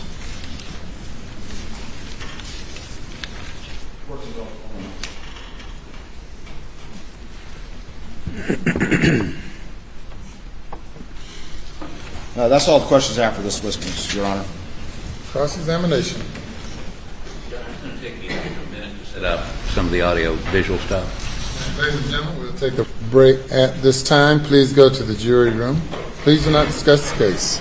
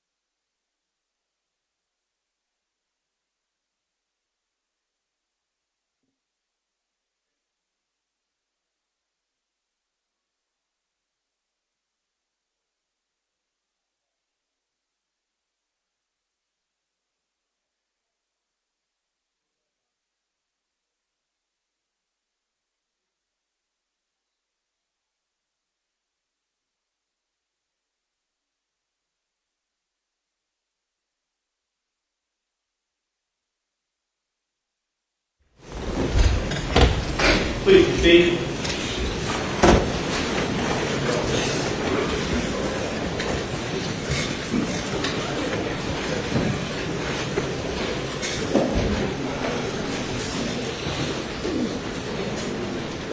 You may bring the jury.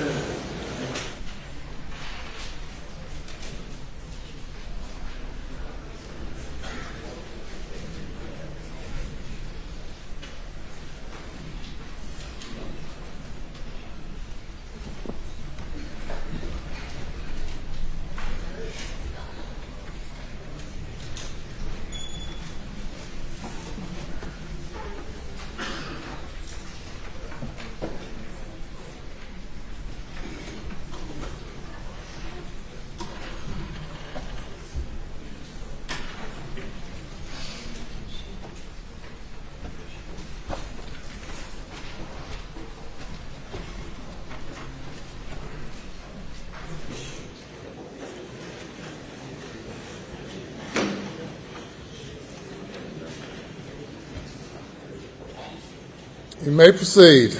Please, Your Honor. Put him back.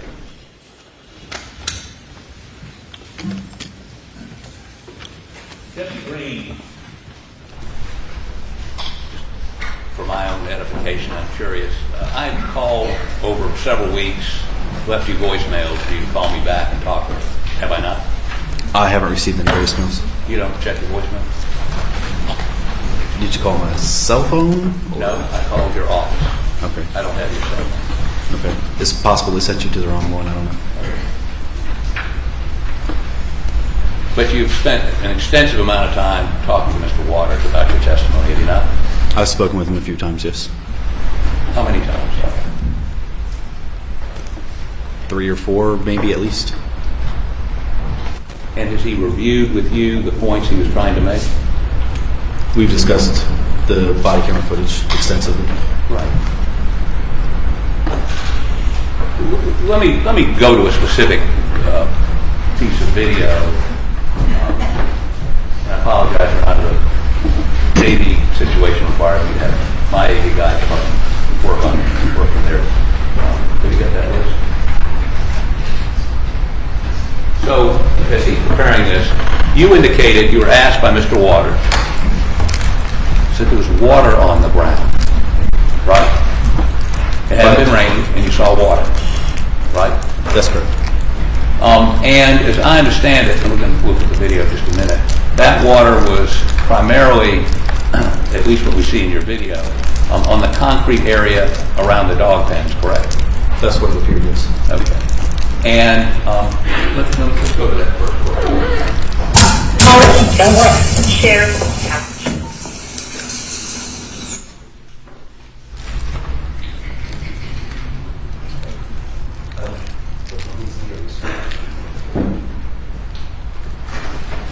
Sorry, Your Honor, the technology is difficult. Glad to help. Glad to help. Got it.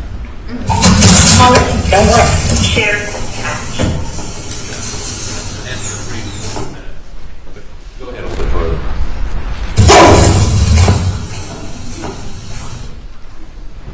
Okay, back it up just a little bit, could you? Just back it up a little bit.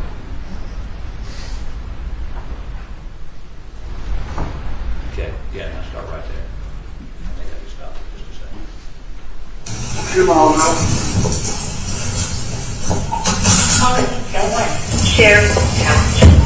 Okay, stop it. Now, you're walking down in front of the dog pens. Is this the water you're referring to? Yes. And you have dogs? I have one dog. You don't keep them in a pen? No, he stays in the house. Okay. But if you had hunting dogs and you had this line of, how many pens do you think there were? I honestly couldn't tell you. I mean, there's a lot. 8, 9, 10? Sure. And are you familiar with the concept of washing a pen out after a dog defecates in the pen? I've never personally done it, but I'm sure that's what you would do to clean out a pen. Okay. And in the pen, I mean, there's water inside the pens and outside the pens, correct? That's what it looks like. Okay. Go ahead.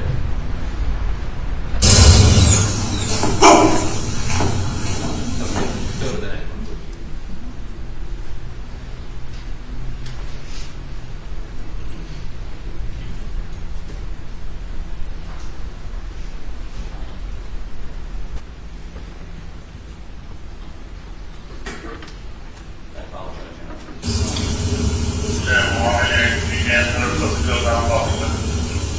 And again, we're looking at the dog pen, and the water appears to be outside the pen on the concrete. I would object. I think that the video needs to be stopped for counsel to ask this question and for the witness to respond. You're posing a question while playing a video, I'm sorry, Aaron. or making a statement while playing the video. I'm sorry. The technology again is beyond my experience. Okay, so again, this shows the same area, shows water on the concrete outside these dog pens, correct? Yes. Okay. Go to the next one, please.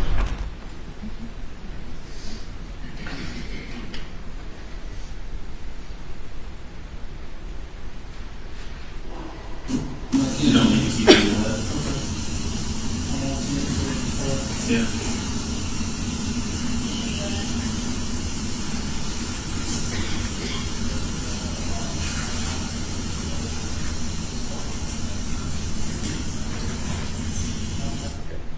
So again, this shows, and actually there's a light shining and you see a couple dogs.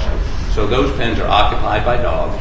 There's water outside the pen and inside the pen as if somebody had attempted to wash something out of the pens, correct? There is water both inside and outside of the pen, yes. You got one more?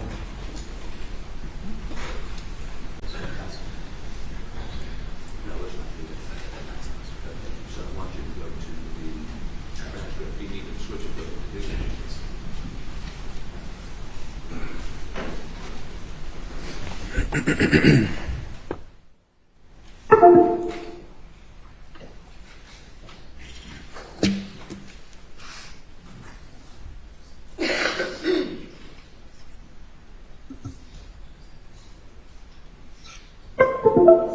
Again, I apologize, Your Honor, but the technology is more complicated than. Okay. So let's proceed on. Let's see if I can clarify a couple matters. Let's talk about this shotgun.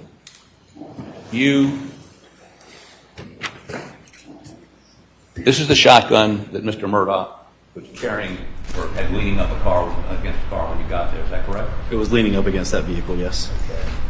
And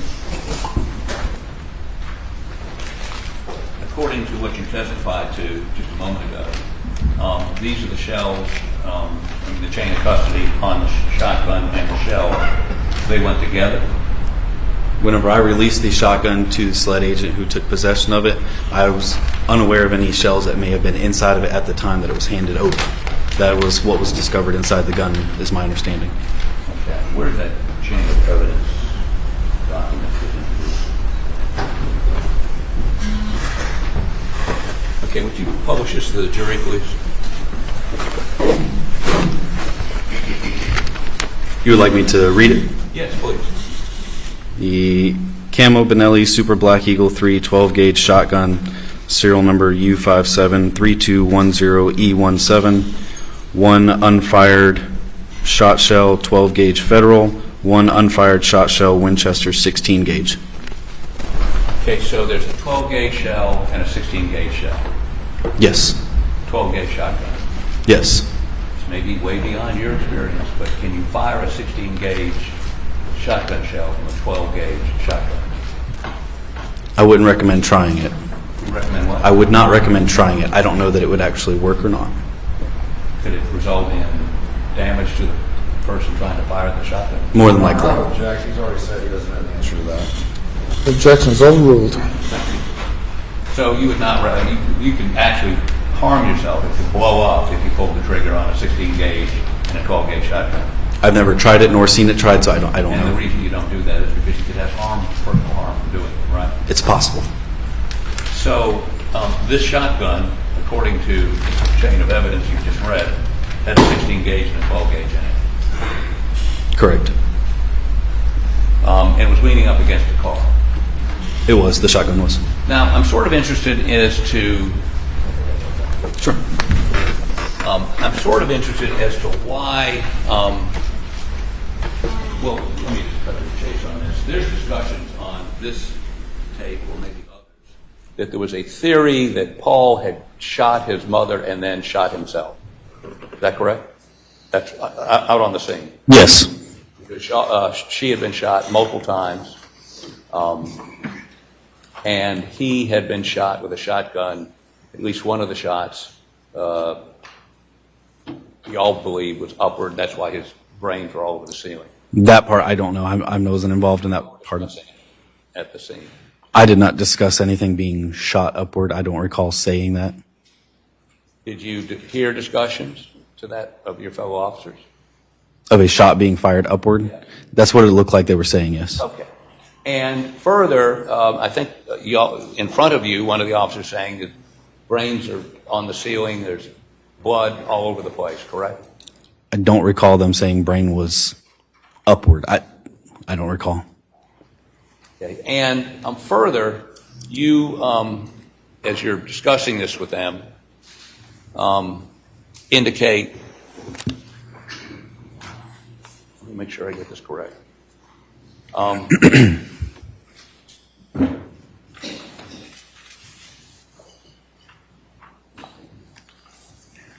You indicate there are multiple, or someone indicates to you there are multiple blackout rounds around Maggie's body in the vicinity, correct? Not rounds, but shell casings. All right, shell casings. Now, let me ask you this. When you got there, didn't the fire chief and the fire department arrive before you did?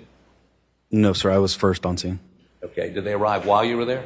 One of the fire rescue workers, I believe it was Barry McCroy. And when you got there, we hear unidentified person, and in your notes you indicate it was the fire chief, I believe, that indicated to you, pointed out to you tire tracks, and you went over and looked at those tire tracks, and there were multiple tire tracks coming and going, correct? I don't know that someone indicated them to me. I believe I just saw them. Okay. And what did you do to preserve those? The tire tracks? Nothing. And you certainly are not an expert in tire tracks. I'm not. So you couldn't tell whether it was multiple vehicles or one vehicle. No. And it may have been multiple vehicles. May have been. Did you take pictures of the tracks?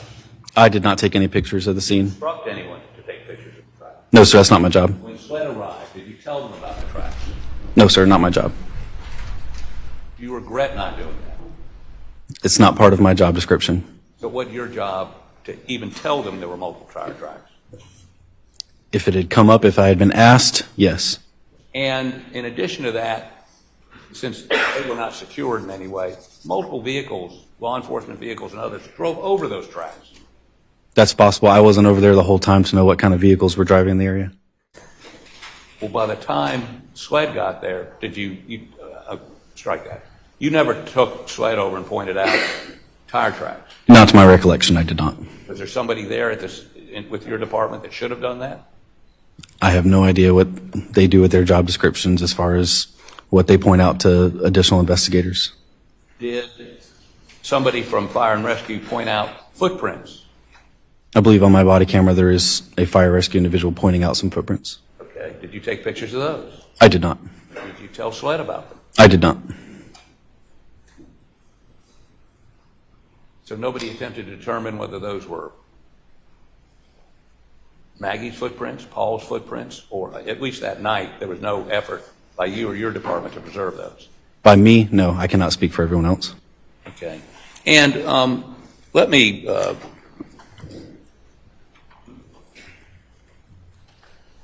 ask you this.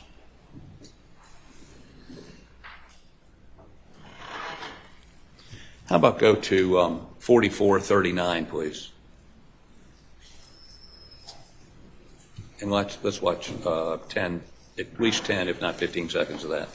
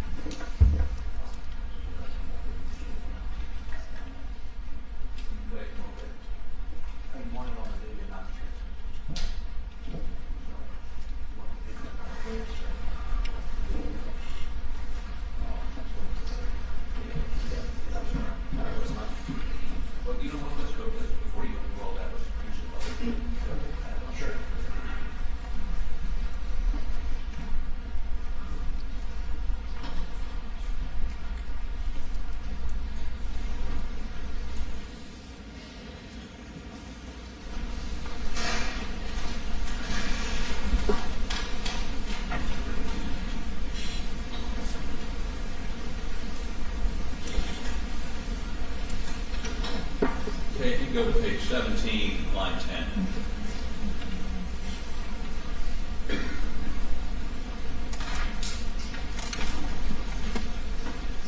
Your Honor, I'd object. They're putting a transcript that's not been... No, we're going to play the video.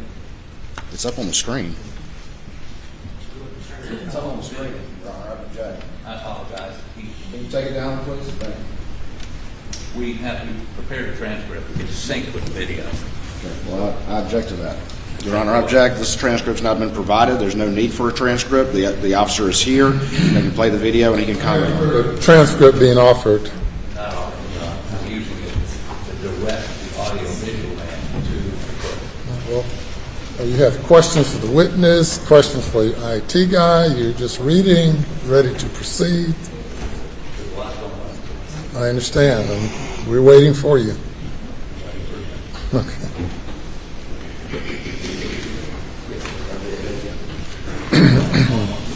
Yep.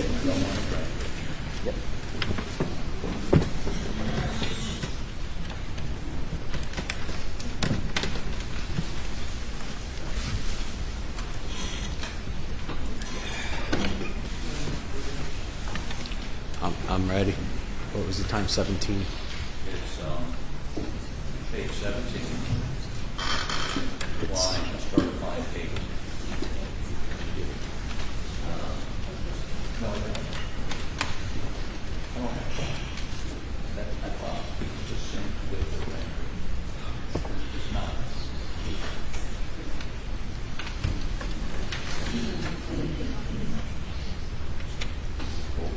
Can you find it from that? No problem.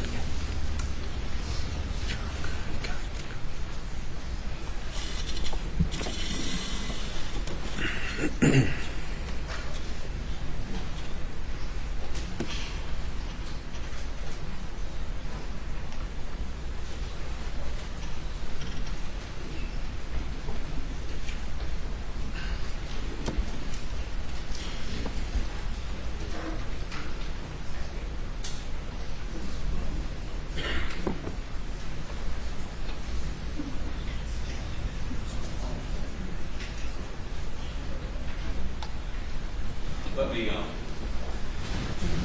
rather than having to play this, let me just cut to the chase. It's taking too much time.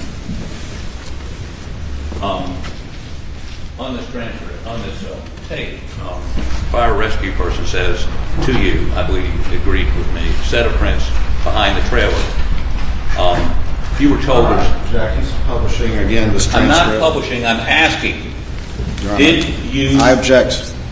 I haven't heard a question yet. I'd like to make one. Were you told by fire and rescue there's a set of prints behind the trailer? Yes. Okay. And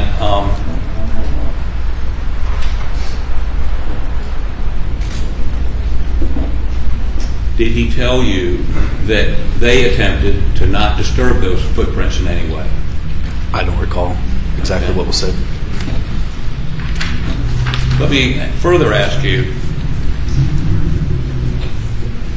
You asked Mr. Murdaugh, we heard this on the tape, you talked about the tire tracks coming and going, and he told you those weren't his tire tracks, correct? He did say that they were not. Okay. And further,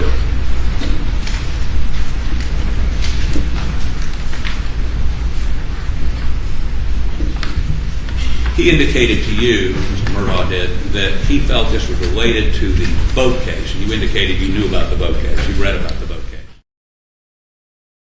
case. Paul had been charged with 3 counts of felony DUI, killing a young girl and wounding 2 others, correct? I don't know much details about that case. I really don't. Okay. But Mr. Murdaugh indicated to you that the threats made against Paul. He did. And that he even got in a fight once about it. I believe he said punched. Punched, okay. And so on the scene, he believed that Paul's death was connected to someone angry about the boat case, correct? Object to that, Your Honor, as to what he believed.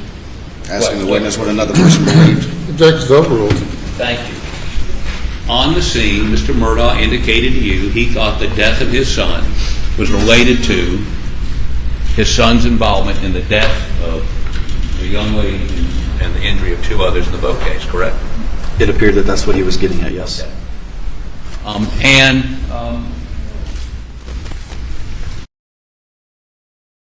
On the tape. Now, let's talk a little bit about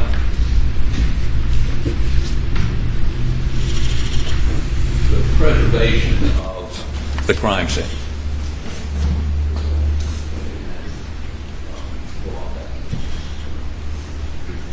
What did you do other than put yellow tape up to preserve the crime scene? That is about the extent of my job, is to put up the tape and make sure people that don't need to cross it don't cross it. And I noticed that there were officers walking around putting little pieces of tape near shell casings. There was one officer doing that, yes. And in the process of doing that, I didn't see any lights other than maybe a flashlight. Were there any? Did y'all put up any sort of high-intensity lights so people could make sure they weren't stepping on something in the dark? At that point, there was no light, no additional lighting that had been put up. No. But you and your officers were walking through that entire area, is that correct? We were walking in the area, yes. Okay, and did you actually walk, I mean, the feed room, and let me,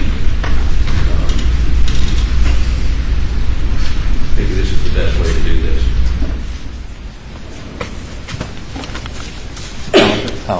Pictures, please.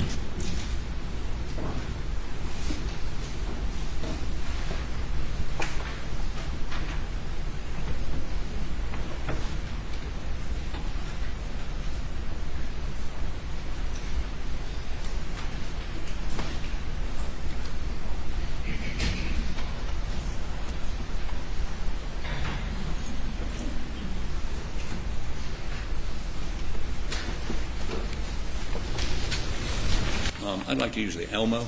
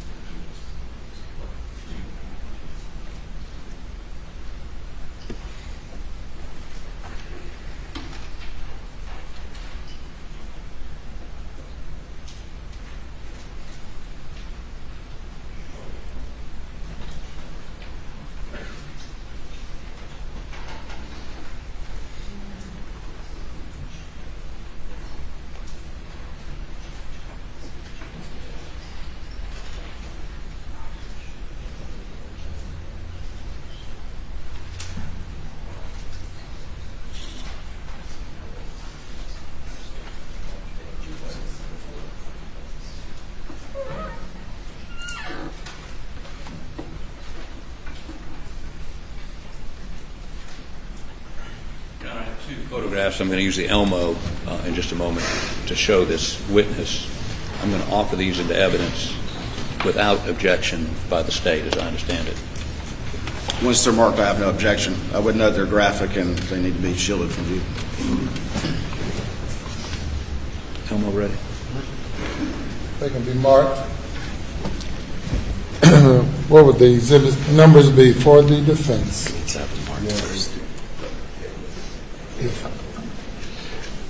Defense 1 and 2 are admitted without objection.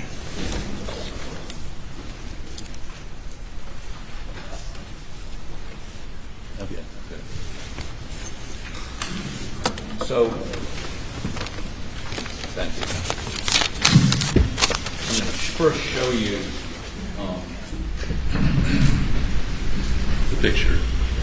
Let's see if you can identify it, please. That would be a picture of Paul. And the second one, which would be exhibit number 2. Picture of Maggie. When you say picture of Paul and picture of Maggie, these are crime scene photos, correct? They appear to be, yes. Is this what you saw that night? Yes. Both of these pictures? Yes. Accurately depict what you saw that night? Yes.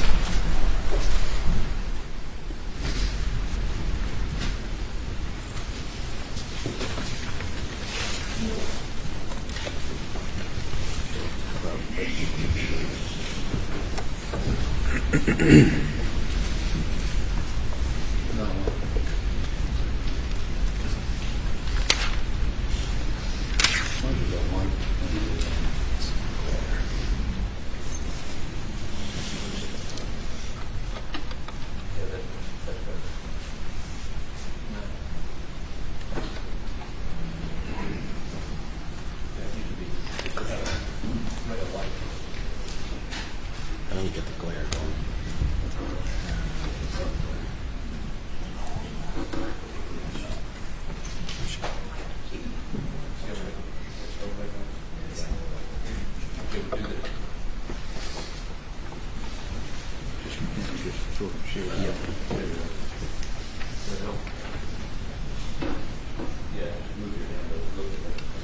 You've got the screen right there, you can check.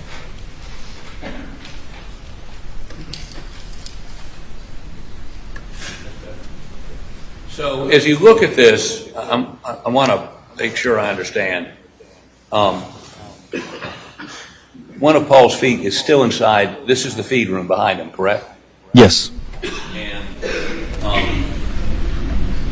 this is his head, lots of blood, and this would be a part of his brain lying next to him, correct?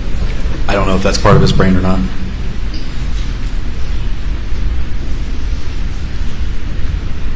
All right. So it's fair to say you didn't know whether that was part of his brain. When you first saw him, you didn't know whether his injuries were catastrophic and he was dead. Or did you? It was very clear that it was catastrophic. Okay. That's great. Now, when you came upon the scene, clearly this feed room was part of the crime scene, correct? Yes. Now, you're taught to keep the crime scene pristine, correct? As pristine as possible, yes. There was no reason for you to go in there, was there? Me at the time, no. Okay. Was there any reason for the police, before the SLED crime folks showed up, was there any reason for you all to go in there? There was no reason for me to go in there. I cannot speak if there was a reason for another officer to have gone in there. Well, let me ask you this. Did you all have any sort of crime scene expert with you that night, someone that processes crime scenes? Investigators do process crime scenes. Okay. Do you remember going in that feed room? I don't remember if I did specifically or But not. you shouldn't have if you did, correct? It's not to say that I shouldn't have. If there was something that needed to be done in there, then yes. I guess what I'm getting at is, I think and you would agree with me, one of the cardinal rules of a crime scene is keep it pristine. Don't walk over things. Try to preserve tire tracks. Get pictures of them. Footprints. All those sorts of things. Was somebody with the officers with you, were you in charge of the scene? I was in charge of the deputies that were under my immediate supervision until someone higher than me arrived on scene. And were those deputies directed by you or anyone to do something to preserve the tire tracks? Pictures? Cordon them off? Cover them up? I did not give anyone that instruction, no. So you didn't do that. In terms of Paul, where Paul was laying, was anybody instructed, put a cordon around him? There's no reason to go into the feed room. There's no reason to do anything obtrusive until the SLED crime scene processors. And they're on the way at this point, right? I believe they were, yes. And so if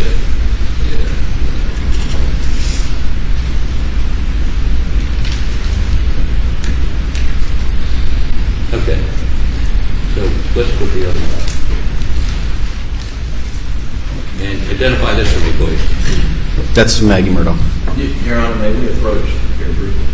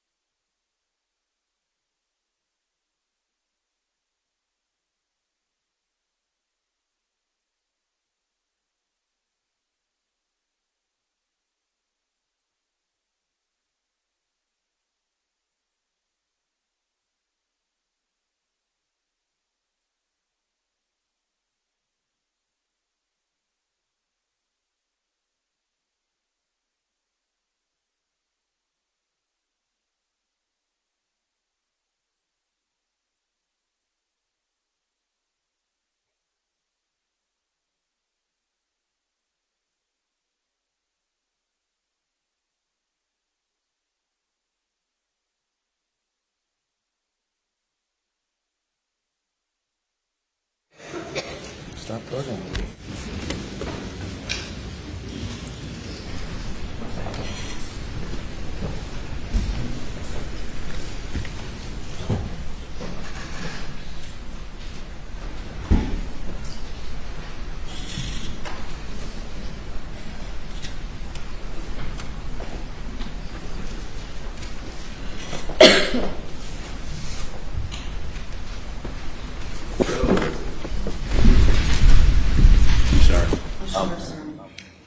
And can you identify this for the jury, please?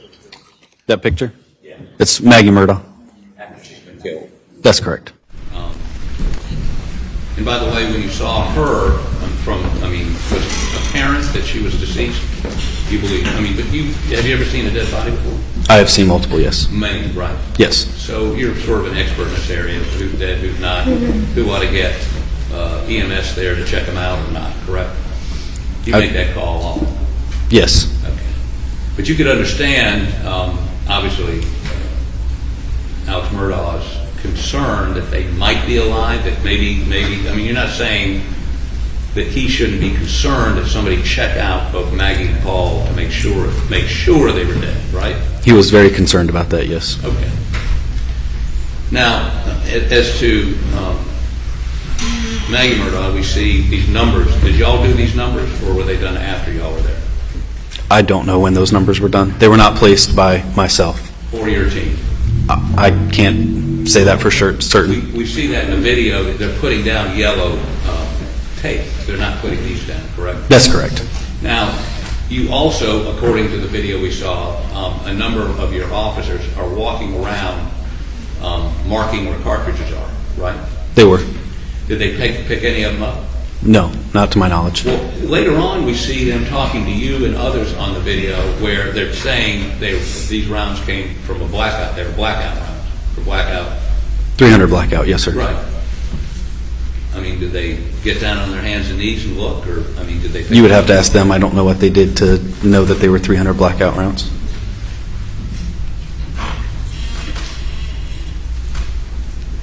Well, who are those officers that were walking around her without a light on, perhaps stepping on evidence? Correct. Who are those officers? Deputy McDowell and Deputy Pruitt were both in that area. Were they doing that pursuant to your instruction? They were not specifically instructed to do it. They just took the initiative to do it. Okay, I'm done with the normal. I want to play.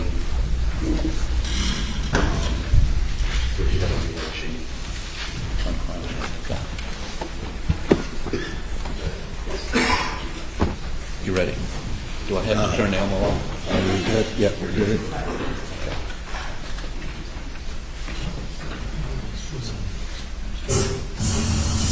for the desk over there. Okay, so this is,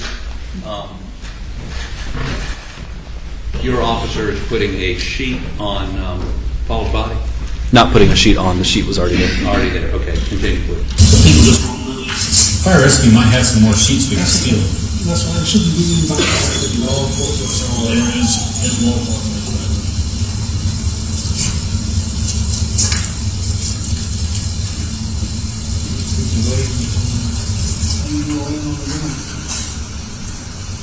Who's that?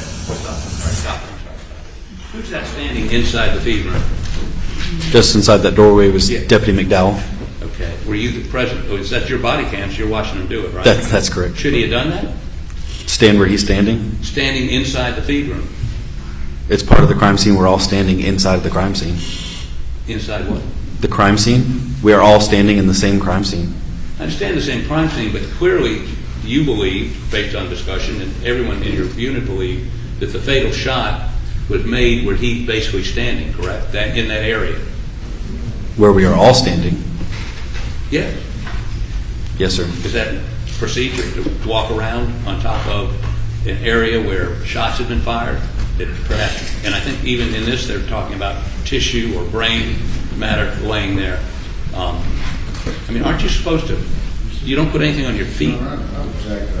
Question. There's not a question in that statement. Mr. Stain, you must pose questions. Did you in any way have your men or women put protective gear on their feet? I saw you put gloves on, but did they put anything to insulate themselves from contaminating the scene? On their feet, no. In many instances, departments around the country have people dress in a gown to keep their DNA, their hair, from contaminating the scene. Did you do that? We do not on road patrol of Gallatin County as standard practice, no. You do not do that. Not a standard practice, no. Have you ever done that? I have not. Have you ever had something covering your feet when you're walking on a crime scene? I couldn't tell you that for sure. Now, if we later on find, and did you notice bloody footprints? Well, first of all, did you notice bloody footprints inside the feed room? I don't remember seeing any.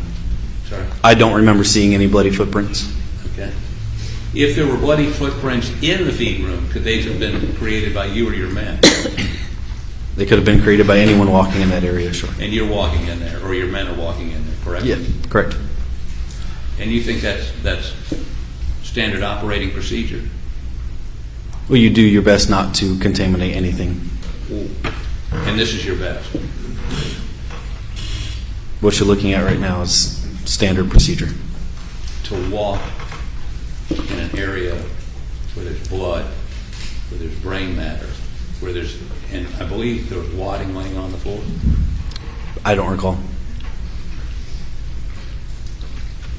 But you would agree with me that you have these procedures so that you don't contaminate the crime scene, so that you don't destroy evidence like those tire tracks or those footprints, or leave your DNA, or in some way alter the scene so that if, I mean, you would agree with me, so that, let me finish the question, so that if there is exculpatory or inculpatory evidence that would help you find the perpetrator and prosecute him, or evidence that would clear somebody, that was destroyed. Some of that was destroyed that night because you, your department, and maybe even SWED, didn't preserve that evidence.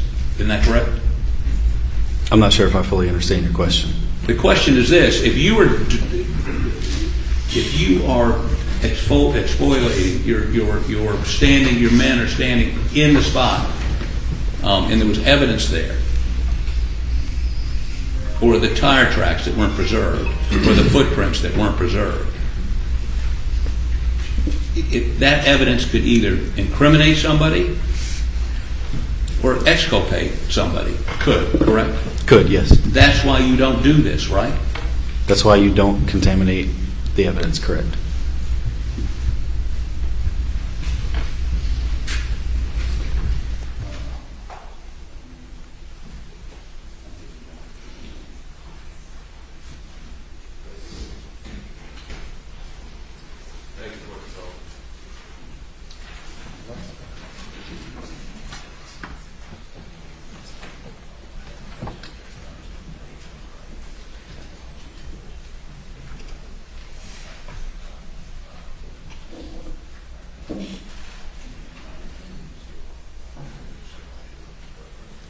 Just a couple more questions. You put yellow tape around the kennels, right? We put it around the whole area. Did you put it so that folks couldn't drive in and out? They were not to go past where my vehicle was parked. I believe that was the extent of the yellow tape. Yeah, but between your vehicle and the entrance, there was none of those tire tracks were preserved. Entrance of The property. That if somebody had driven into the property You mean from the main road of Moselle from Road? the main road, All the vehicles were coming in on that driveway. right? So if somebody had come in and left, who committed the murders, whatever tire tracks that were left were obliterated by your men. Is that right? It's possible.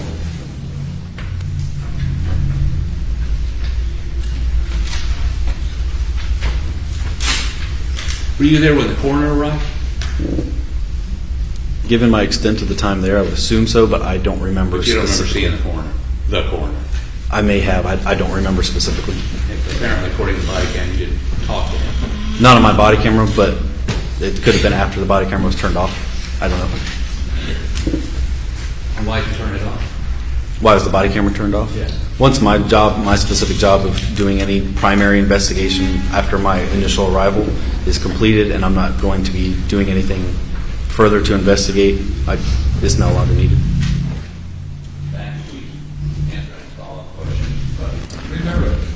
Thank you, Your Honor. May it please the court.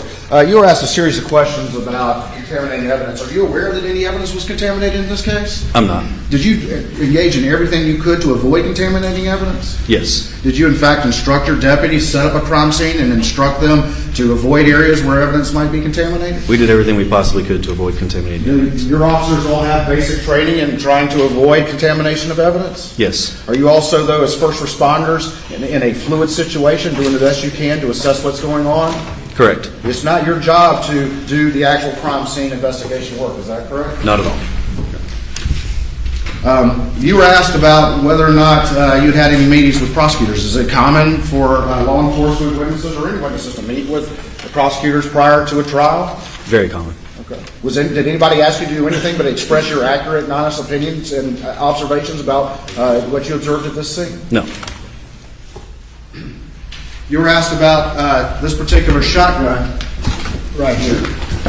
This 12-gauge shotgun. This is the shotgun that Alex Murdaugh had when you arrived at the scene. Is that correct? That's correct. And you were asked about the shells right here. Is that correct? That's correct. Did you unload this weapon? I did not. Was it unloaded by somebody else after you turned it over to them? Yes.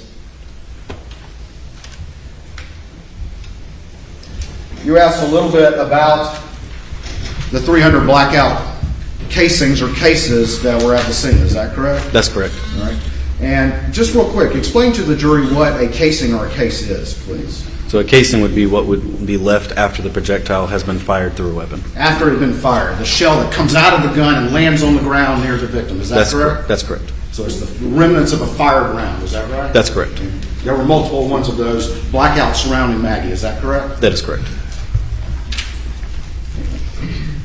You were asked a lot about the tire tracks, and you just happened to notice those over behind the defendant's vehicle. Is that correct? That's correct. And we had a still image put into evidence, exhibit number 5. This is it right here, which is the still image. Is that right? Yes. All right. And the still image doesn't reflect as good as what the video does. Is that right? You can see it The video shows it much better. Much better. All right. Were these like tracks in the dirt, or were these just impressions in the grass, in the dewy grass? They appear to be impressions on the dewy grass. Right. They weren't like tracks in the dirt that you saw, correct? No. All right. I'm going to go back to the video.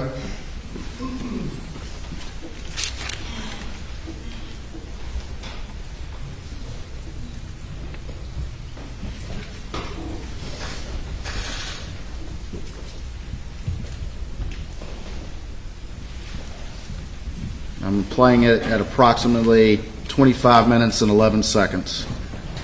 Me. Okay. From earlier, but only 2 were mine. Did you go out this way at all? No. Police, right? Bring me back.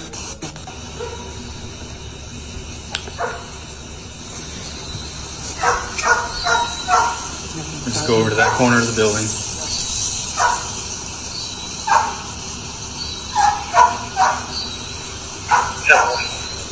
I'm almost to you. Let me see what we have first, and whether or not we're going to handle that part or not. I see quite a few tire tracks in here. Were any of these you going in and out? No, I came in here and I left one time and I came back. Okay.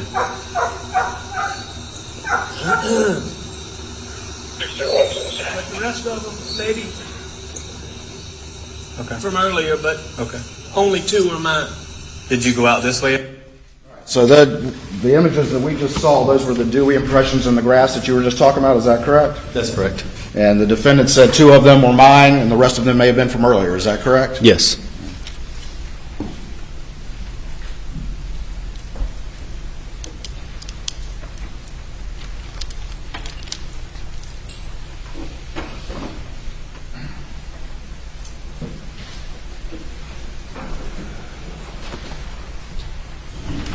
You were asked a little bit about the boat case. Did you have any detailed knowledge or understanding of the boat case when you arrived at the scene? No. You just knew very generally that there was some boat case, is that right? Yes, it had been in the news. Did you even realize that this was that Paul Murdaugh when you arrived on the scene? Not until he had brought up the boat incident. And who brought up the boat incident? Mr. Murdaugh did. And within a few minutes of you arriving, he's the one that brought up the boat incident, is that He did. correct? And he offered that right out of the gate as a possible explanation for what happened here, is that right? Yes. Nothing further, Your Honor. Anything further? Your Honor. Did you find it unreasonable for him to say that his son, who'd been involved in this incident, who'd been threatened on numerous occasions, been punched, he told you he'd been punched, right? He did. Okay. That was a possible explanation, not implausible, for somebody killing Paul. You didn't bite back on him, did you? No. And it was, in his mind, apparently the only reasonable explanation that occurred, right? I don't know what was in his Well, mind. I mean, that's what he told you. That's what he believed. That was the statement that he made, yes. Okay. And just one other follow-up question.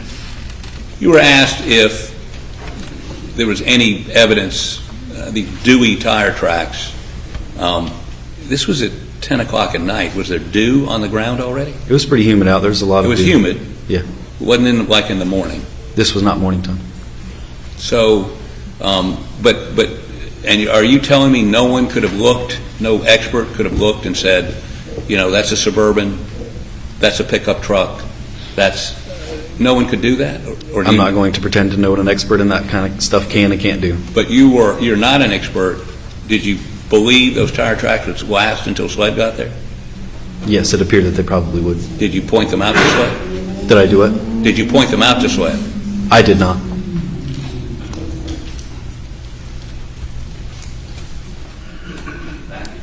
You may step down.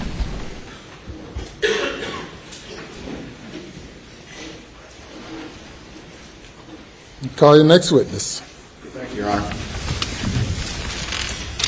The state calls Corporal McDowell.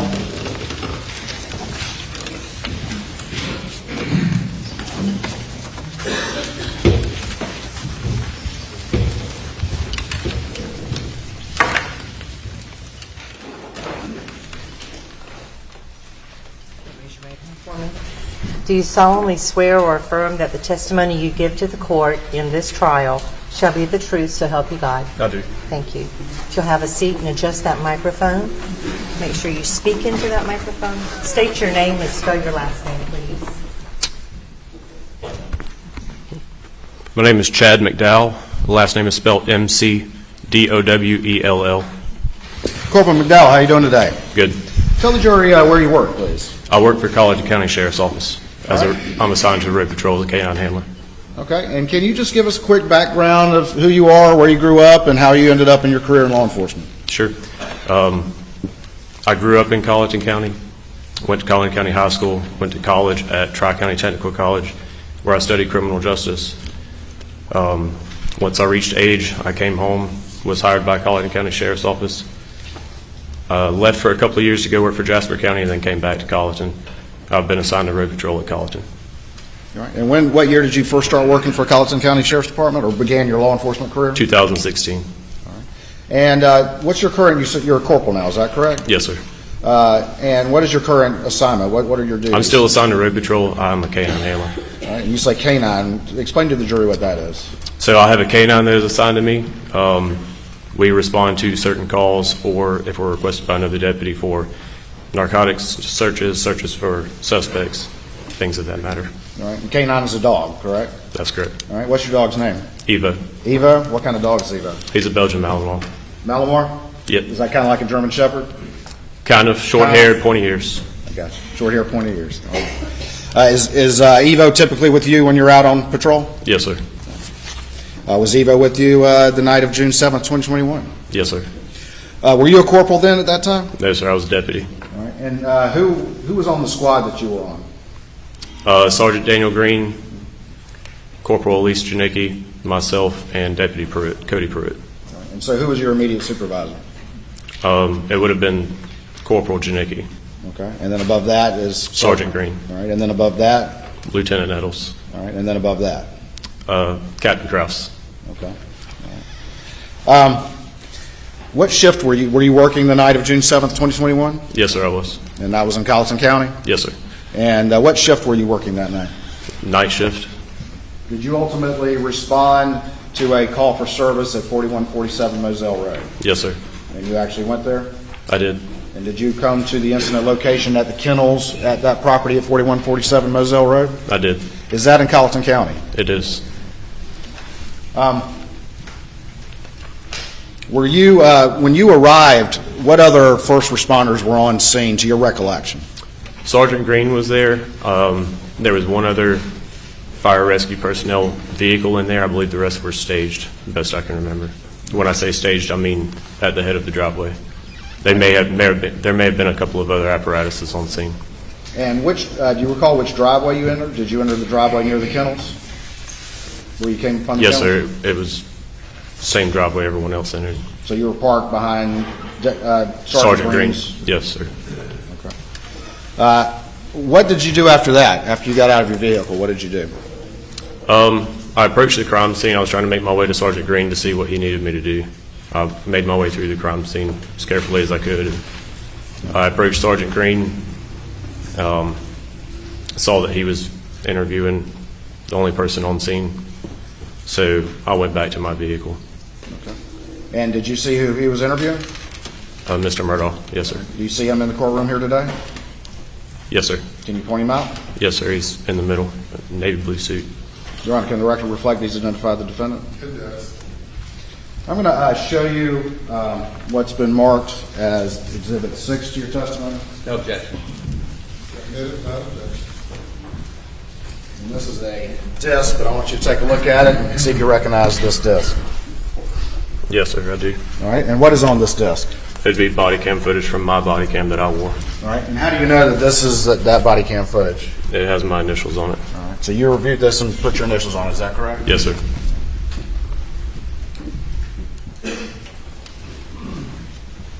All right.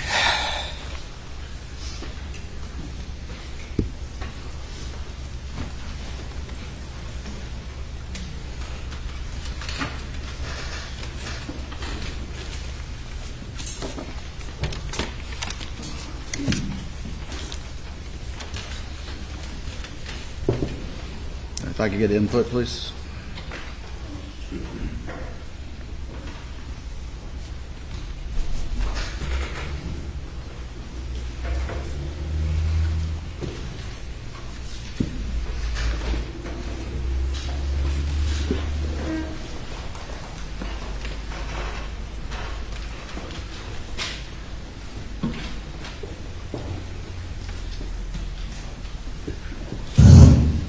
Let me ask you this.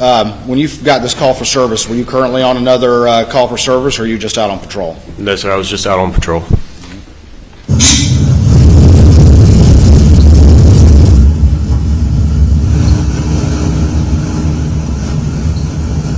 Once you got that call for service, what did you do?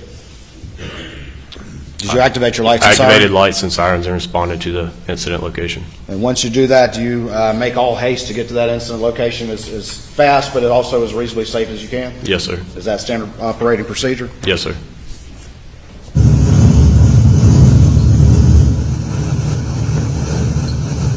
The first 10 minutes, sorry. The first 10 minutes of this body cam are essentially you driving to the scene. Is that correct, roughly? Yes, sir. I'm going to fast forward to closer in time when you arrive.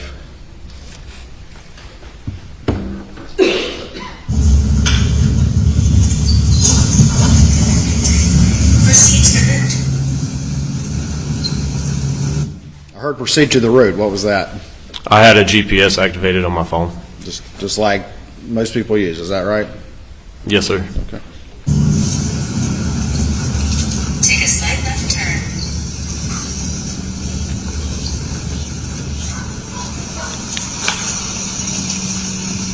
In a quarter mile, arrive at 4147 Roselle Road.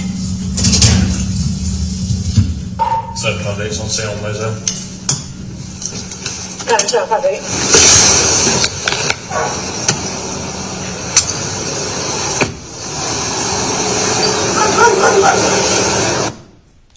Are these the kennels that you saw when you arrived at the property? Yes, sir. And to the right is sort of the shed or the hangar, is that correct? That's correct.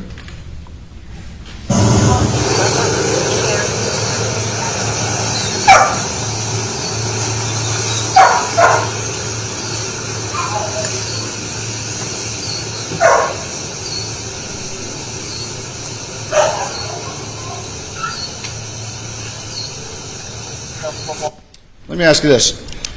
You're obviously serving as a road patrol officer, is that correct? Yes, sir. Do you? What is your job as a road patrol officer, as a first responder, when you come upon a scene like this? What is your particular role as you arrive at something like this? We go on scene, we secure the scene, meaning make sure there's no active threat for other arriving first responders. We'll preserve the scene to the best of our ability and then turn the scene over to arriving detectives.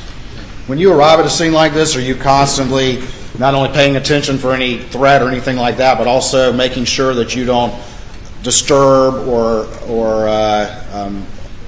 any sort of evidence that may be at the scene? Yes, sir. Is that part of your general training and standard operating procedure? It is. You also have to couple that, though, with the duties of a first responder, which is to get to that scene, to secure it, make sure there's no active threats, and get it under control. Is that correct? That's correct. So the duties of a first responder have both of those sort of balancing together. Is that right? Yes, sir. Or are you constantly always looking around for evidence, not only to identify it, but also to assure that you don't disturb anything? Is that your general? Your Honor, leading. Thank you, Your Honor. What is your general training as a road officer as it relates to coming upon a scene and looking for evidence? Our number one duty would be safety. Number two, we're looking for evidence so as not to disturb it. Thank you.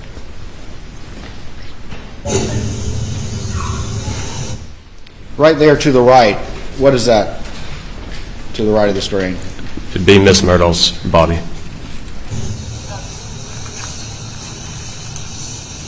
Maggie Murdaugh. 400 Brandstetter Murdaugh. Who are those individuals right there? Sergeant Green and Mr. Murdaugh.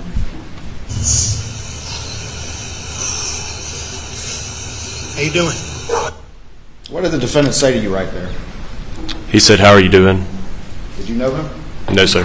How you doing? That's what he said? Yes, sir. What's her birthday? I'm okay. 9/15/68. Okay, and what's your son's first name? You said Paul? Paul Terry Murdaugh. And what's his birthday? 4. Town to stop and pick up that tent. I see lights off in the distance. What, are they covering them up? I got something in the rest now. Sheriff, I'll help somebody stop and grab it. Tell them they don't have to do that. They don't need to.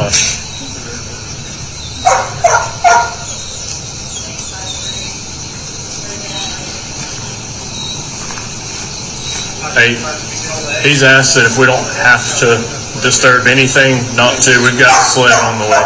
We're just gonna cover them up since the scene is here. Yep. And that's All right, what were you asking fire and rescue to do at that point? Just to try to preserve it the best they could. If they didn't But what were you specifically asking them not to do? cover the bodies if they didn't have to. All right, and what was their response, though? I couldn't make it out. I believe he said we're covering them for family responding. I couldn't make it out.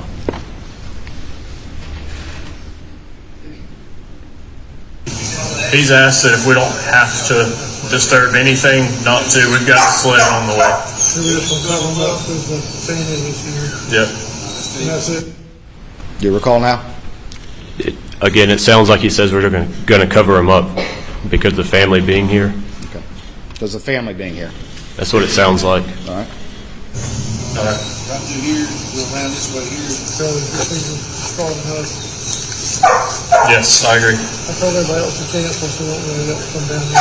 Thank you.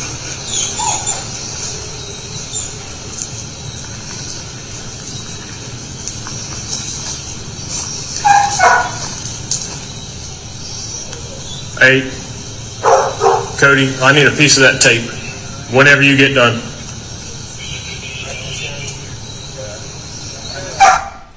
What did you just ask Cody for? A piece of tape, piece of crime scene tape. All right, and who was Cody? Deputy Pruitt. He's the one that you see there with the yellow crime scene tape. And why did you ask Deputy Pruitt for some crime scene tape?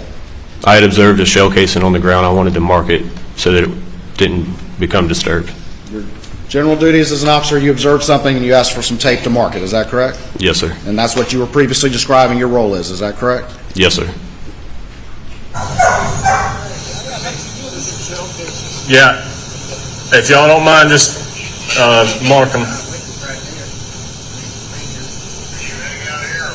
Do what? Okay. I got a casing right here, so watch your step. That's what I'm thinking of.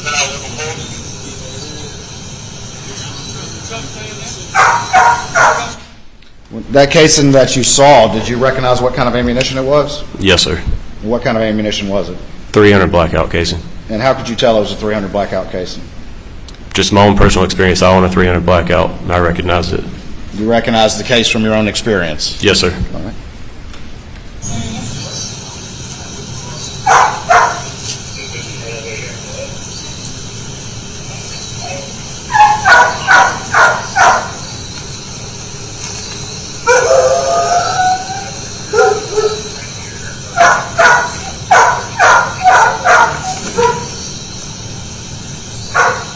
It's 300 blackout.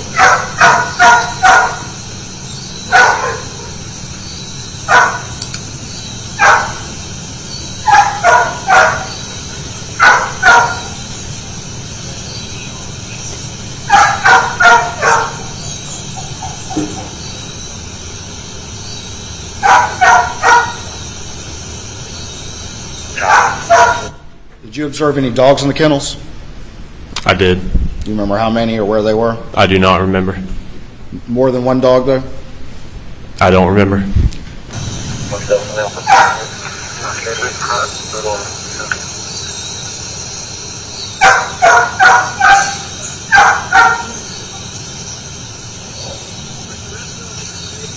They said they had several casings by her body, but this one will be a little bit harder to find later, so I want to mark it real fast.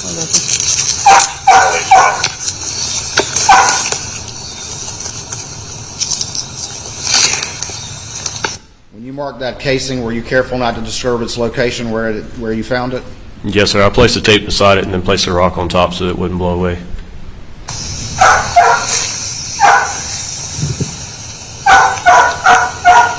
Why are there so many shell casings and only one?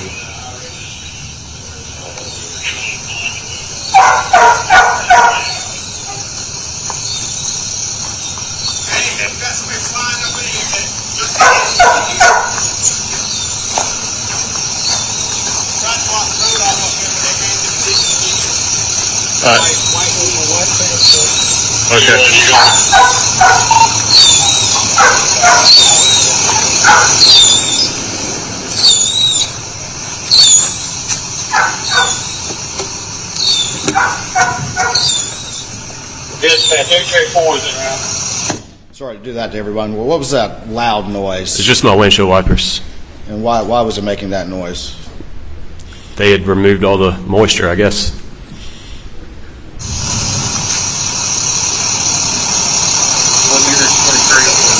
I don't see anybody.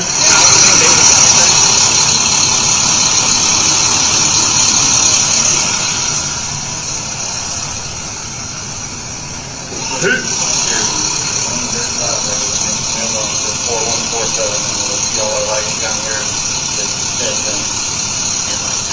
You ain't come through the brick wall.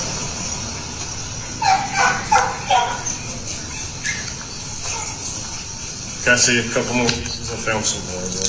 My friend. Over there? Yeah, I'm trying to figure out why there's 3-hour blackout. I'm trying to figure out why there's so many shell casings, but only one gunshot went to the back of each head. Not my job to figure that out. I'm just curious. I only saw one more casing, but just in case I see more.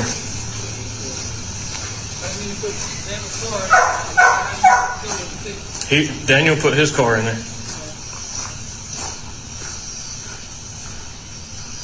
So, no.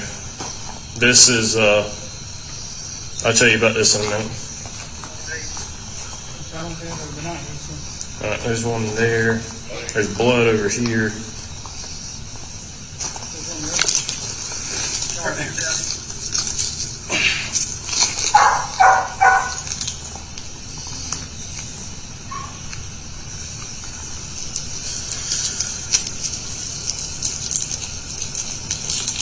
You looking at shell casings? 300 blackout.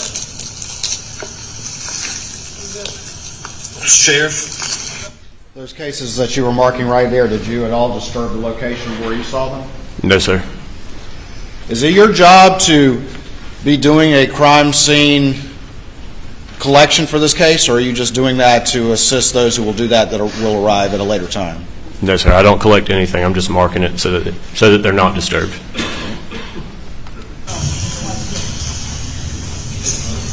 Probably.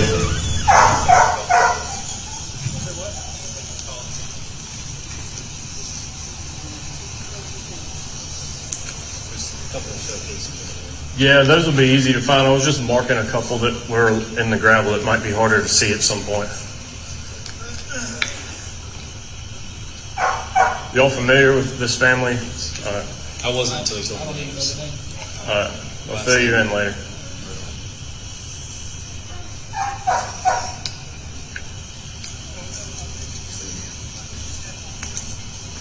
I don't think there's going to be anything for me and anybody to do here. What did you just say right there? I don't think there's going to be anything for me and Evo to do here. All right. What did you mean by that? There was no article search that needed to be conducted right then and there. Putting Evo on the ground could have caused more of a disturbance than just leaving him up.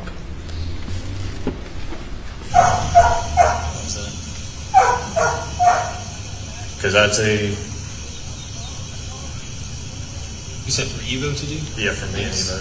Please watch your work. Hey, watch this step. Huh?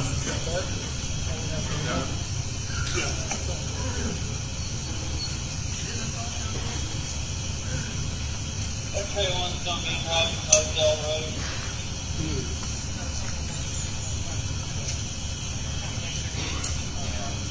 The gentleman in the white shirt is the husband of her. Paul Murdaugh.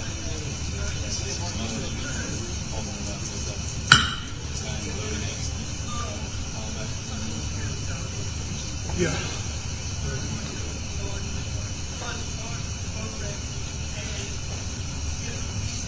It's going to be retaliation from family. He did have a firearm whenever I pulled up. It's a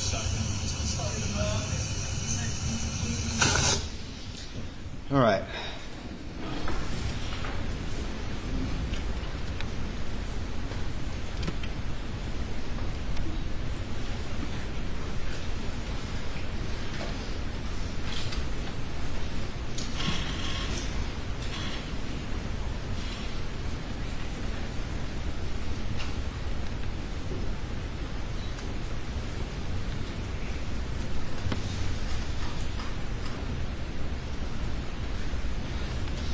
I'm going to now show you a portion of what's been previously admitted to evidence as Exhibit 1.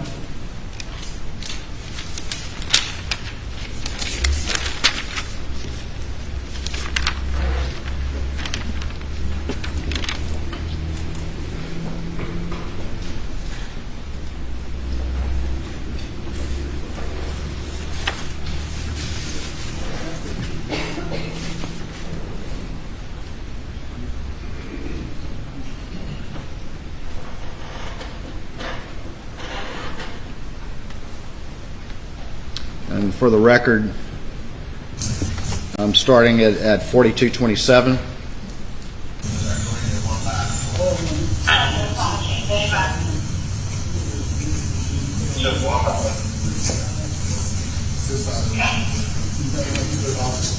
Who's that to the right of the screen right there?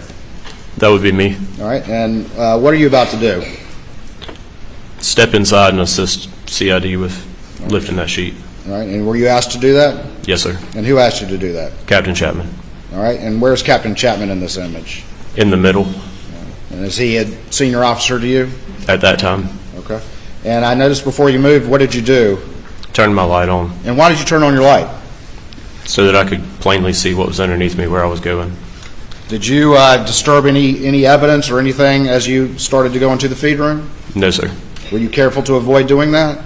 Yes, sir. Did you kick any shell casings or waddings or anything like that when you went into the feed room? No, sir. Did you step on any bloody footprints when you went into the feed room? No, sir. If you had seen something like that before you stepped in there, what would you have done? I would have stopped and notified the detective.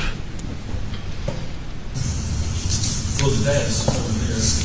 Actually, hold on. Keep this one. Fire rescue might have some more sheets we can steal. That's right. It should be using like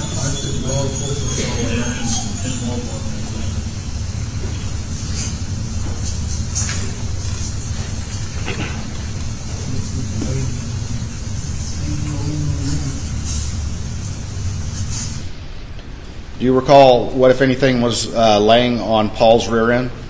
His cell phone, or a cell phone. Is that it in this image right here? Yes, sir.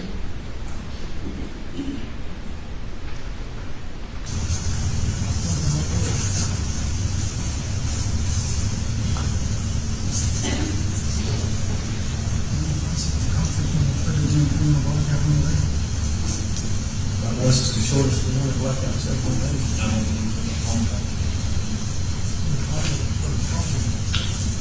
I haven't asked the dad about the phone, but Dad did say he came over and checked the pulses. Beyond that, I don't know what else he did.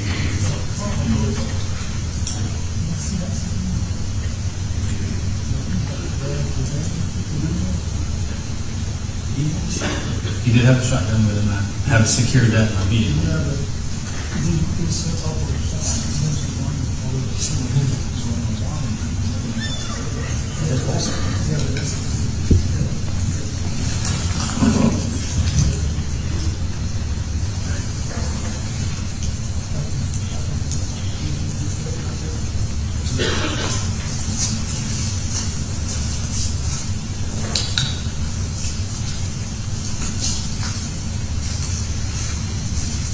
Did you kind of jump out of the feed room just then? Yes, sir. Did you turn on your light before you did so?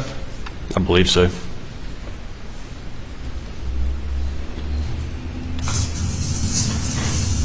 Watch it again.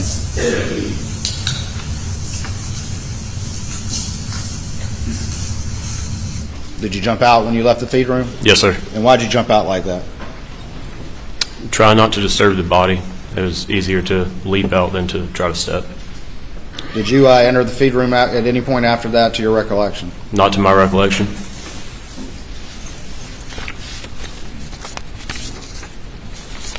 I'm going to show you what's been marked as Defense Exhibit Number 1 and see if you recognize this particular image. Yes, sir. I'll switch inputs, please.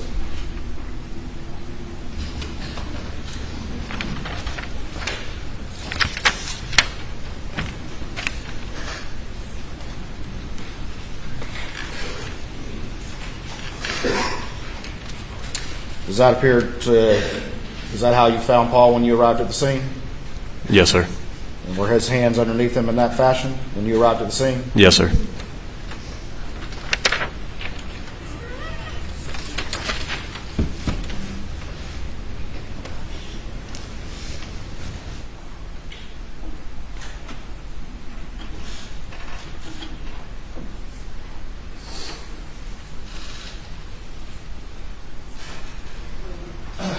Your Honor, I have State's Exhibit 7, I believe, without objection. Without offered evidence.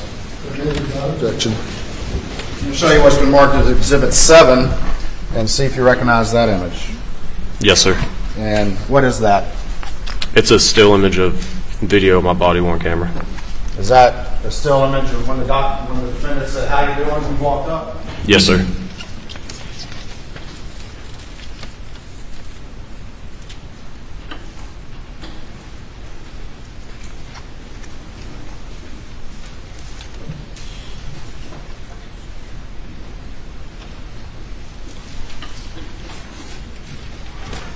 Court's indulgence, 1 moment, Your Honor.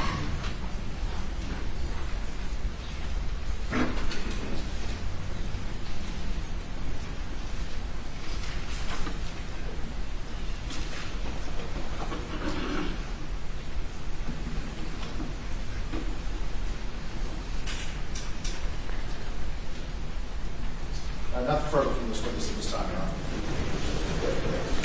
Honor. Cross-examination. Please, Court, Your Honor. So, when you got to the scene, who was your supervisor? Can you repeat that question? I couldn't hear you. I'm sorry.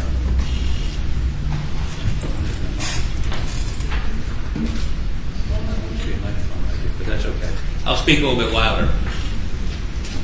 When you got to the scene, who was your supervisor? Sergeant Green. Sergeant Green. And I believe Sergeant Green was instructing you all to put some yellow tape up. You did some of that? No, sir. You didn't do any of that? Deputy Pruitt, yes, but I didn't know. What was Sergeant Green, what was his instructions to you? What were you there to do? Number one, let me withdraw that question. Were you there to apprehend somebody? Not at the time, no, sir. I was just there to assist where needed. Assist doing what? Whatever was needed of me. Were you all attempting to determine what happened? We there as initial responders were there to secure the scene. Okay, secure the scene. And secure the scene for further processing by SLED? By our investigators, I learned later on that SLED was responding as well. So let me, by way of example, you went down to where Paul's body was. It was covered with a sheet. You see that on the video, correct? Not when I initially responded, but yes, sir. No, but the video we just saw. Yes, sir. And why were y'all, what was there a purpose in going down there and pulling the sheet back, looking around it? I believe they were looking for another weapon. What kind of weapon? I believe they were looking for a 300 blackout. But, I mean, we saw in the picture, if you look at Paul's body, there's no 300 blackout laying next to him. Correct? No, sir. I'm correct.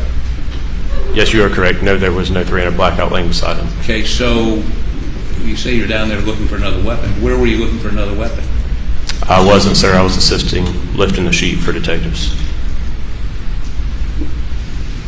And you concede you stepped into the feed room. Yes, sir. And based on the way Paul was laying, and of course you did have a flashlight and you were looking, trying not to step on anything. Did you have anything to insulate your feet? In some jurisdictions they have little baggy things to put over their feet to make sure they don't contaminate the scene. Did you have those on? No, sir. And did you, when you stepped in, you got a flashlight, what you were looking at with the visible eye, you're determining you weren't disturbing the scene, correct? That's correct. You made an effort not to. Yes, sir. You don't know whether you did or you didn't. To my knowledge, I did not. But you can't say that you didn't. To your knowledge. Can you repeat that? To your knowledge, you didn't. To my knowledge, I did not disturb anything. Okay. But you would concede there's microscopic evidence sometimes of crime scenes, correct? Yes, sir, that's possible. And you didn't have a microscope? No, sir. But like SWED's crime team would look very closely, would they not? They would not. I mean, as far as I could tell, you were looking basically from 3 or 4 feet away from the floor, right? Yes, sir. Okay. So what you can see with the naked eye at night with a flashlight from 3 or 4 feet is what you base your opinion you didn't disturb anything. That's correct. Now, and you don't know why they were looking for another weapon, but you don't know what other weapon, you don't know where that weapon might have been, and again, multiple deputies had seen Paul's body before he was covered with a sheet, right? Myself, Sergeant Green did. Okay. Were y'all, in your presence, any of the other officers with you there that night, did any of them discuss this as a possible murder-suicide? It's possible. It's not to my recollection. Okay. Now, when you were going out and we saw you mark a shell casing, was that in the grass or on the dirt road? I believe the first one was in gravel. In the gravel, I'm sorry. Yes, sir.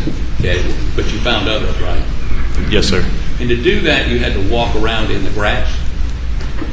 Yes, sir. Okay. And again, you've got a flashlight, you're looking, and you don't know what was in the grass that you may have disturbed around those shell casings. No, sir. You don't know. No, sir. You may have disturbed something. It's possible.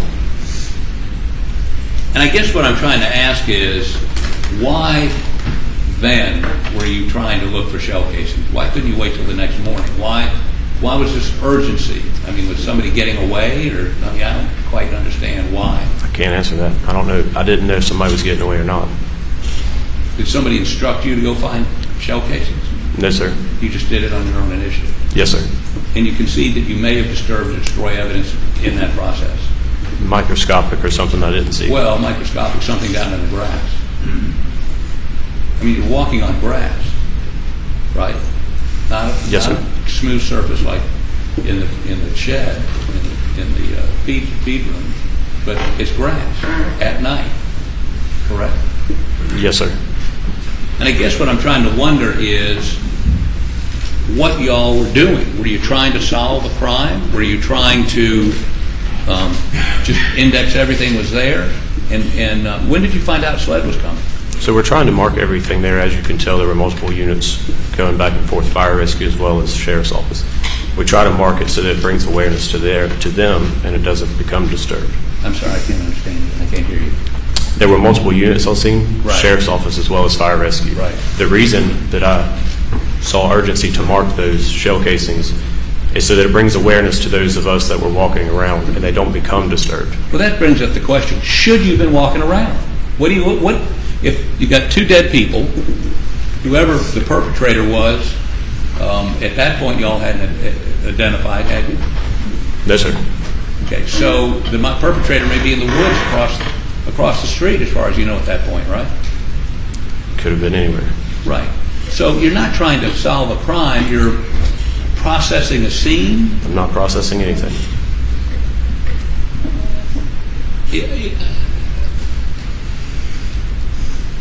You don't know what you're doing. I just told you what I was doing, sir. You're marking pieces of evidence. Yes, sir. And the urgency to do that was so that no one else would walk over them? Yes, sir. While you're walking around them? Around, yes, sir. Well, you don't know whether you actually stepped on one or not, do you? I was very careful not to. Okay. Now, let me also ask you this. The pattern of the first shell casing was how far away from the feed room? I can't say. That you found? The first shell casing I found? Yeah. I'm not sure. 10 feet, 20 feet, more than me, further than? Probably about the same distance from me to you. Okay. From the feed room door? Yes, sir. Now, I understand, and you got a blackout, right? Yes, sir. And when you fire that, does it eject to the right or the left? To the right. Mine does. Okay. So, if the feed room is where I am, that shell casing ejected to the right and forward, right and back? What do you know? Are you asking where the shell casing was in relation to the door? It would have been forward and right of the door. Forward and right of the door. And there was the pattern of casings leading, did they all lead to her body? I can't remember. Did you sketch where you found them? No, sir, I did not do a crime scene sketch. Have you ever done a crime scene sketch? No, sir. Tell me your training in crime scene processing. It's very basic, limited what you would get at the Criminal Justice Academy. Very basic. Yes, sir. So you're not a crime scene processor. Again, and I'm not asking this question repetitively, I'm just trying to puzzle it out. What, you don't know what your role was there? I was a first responder. Well, they were dead, Paul and Maggie, right? You couldn't render them any aid. Your Honor, I would object. No question in that statement. Is there a question? Could you have rendered them aid? Were they in a physical condition where your assistance would have helped? No, sir. They were dead. Correct? Are you asking? Yes, sir. Yes. Okay, let me show you a couple of these clips and ask about them here, and I've got times. We don't have to go through the. I'm going to be brief. Okay, would you go to 1040?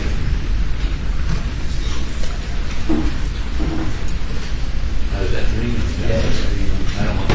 Yes.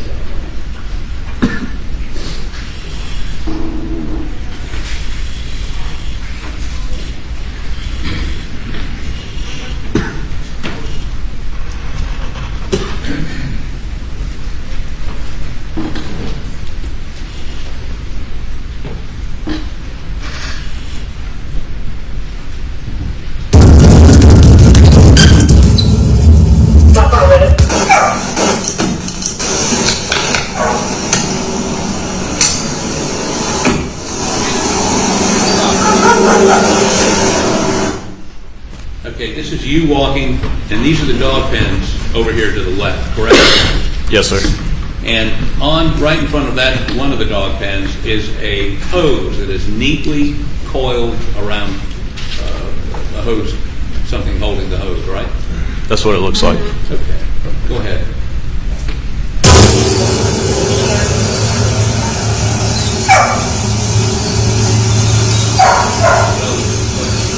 How about go to 11:12?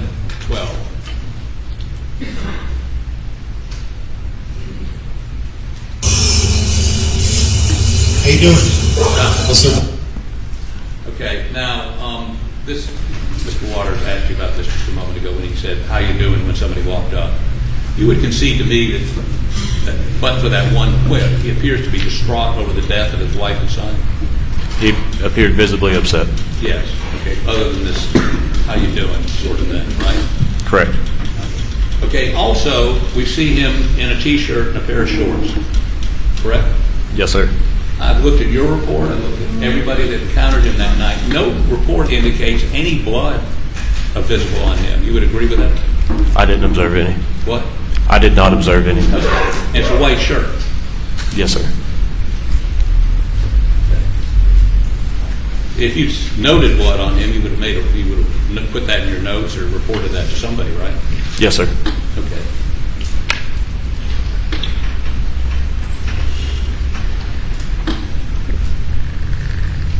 How about, let me see, 1845.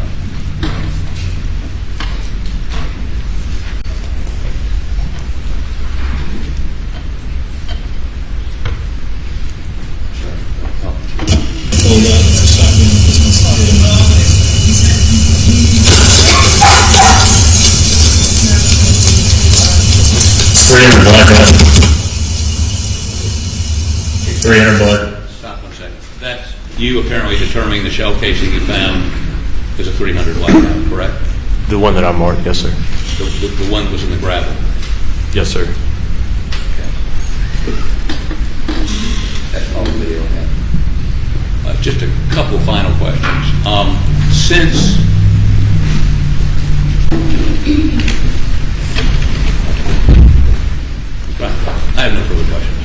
Redirect. Very briefly, Your Honor. Are you a first responder? Yes, sir. Your first job is safety, correct? Yes, sir. Second job is to protect the scene, is that correct? Objection, leading. Thank you. Tell me what your jobs as a first responder are again, please. Yes, sir. We secure the scene, make sure there's no current threat for additional first responders. We then secure the scene, make sure that nobody comes in that's not supposed to, so that we preserve any evidence that's there.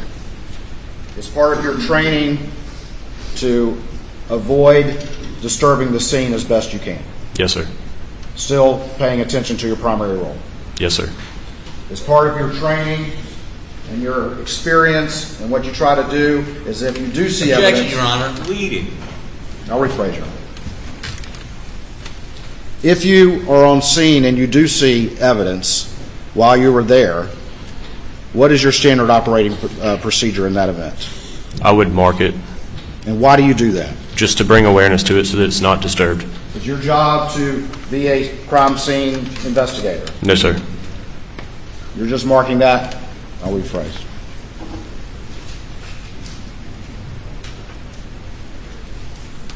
You were asked earlier about apprehending any suspects. Was Mr. Murdaugh ever in custody? No, sir, not to my recollection. To your observation, was he allowed to move freely? Yes, sir. Was he allowed to interact with people who came to talk to him? Yes, sir. Was he ever placed in the back of a police car? Not that I'm aware of. Never put in handcuffs? No, sir. Was he being treated as a suspect when you were there? Not that I'm aware of.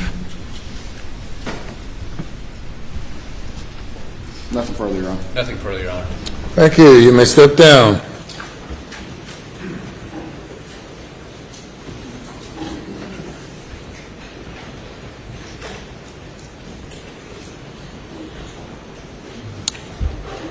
Put the lights back up.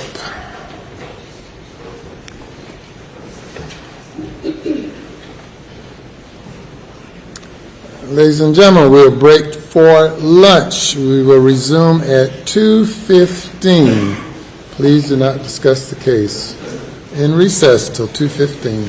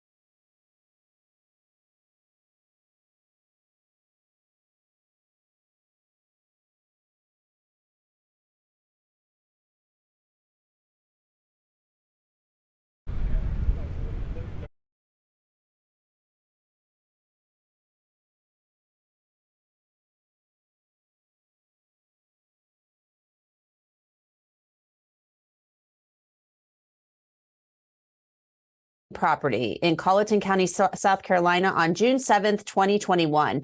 And today, for the first time, we heard from witnesses in this case, the first responders who responded to the scene after Alex Murdaugh called 911 saying that his wife and son had been shot to death.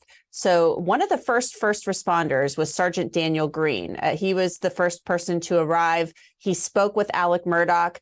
Unfortunately, we are not seeing that body camera video, so we can't tell you exactly what's on it, but we can hear it. The judge said we can't show that on television. It's pretty gruesome. So let's listen to a little bit of what Alex Murdaugh had to say to police when they arrived on the scene. It was earlier tonight. I don't know the exact time, but I left. I was probably gone an hour and a half from my mom's, and I saw them about 45 minutes before that. Okay. I rode around with Paul for 2 hours this afternoon in the pickup truck. That's your son, Paul?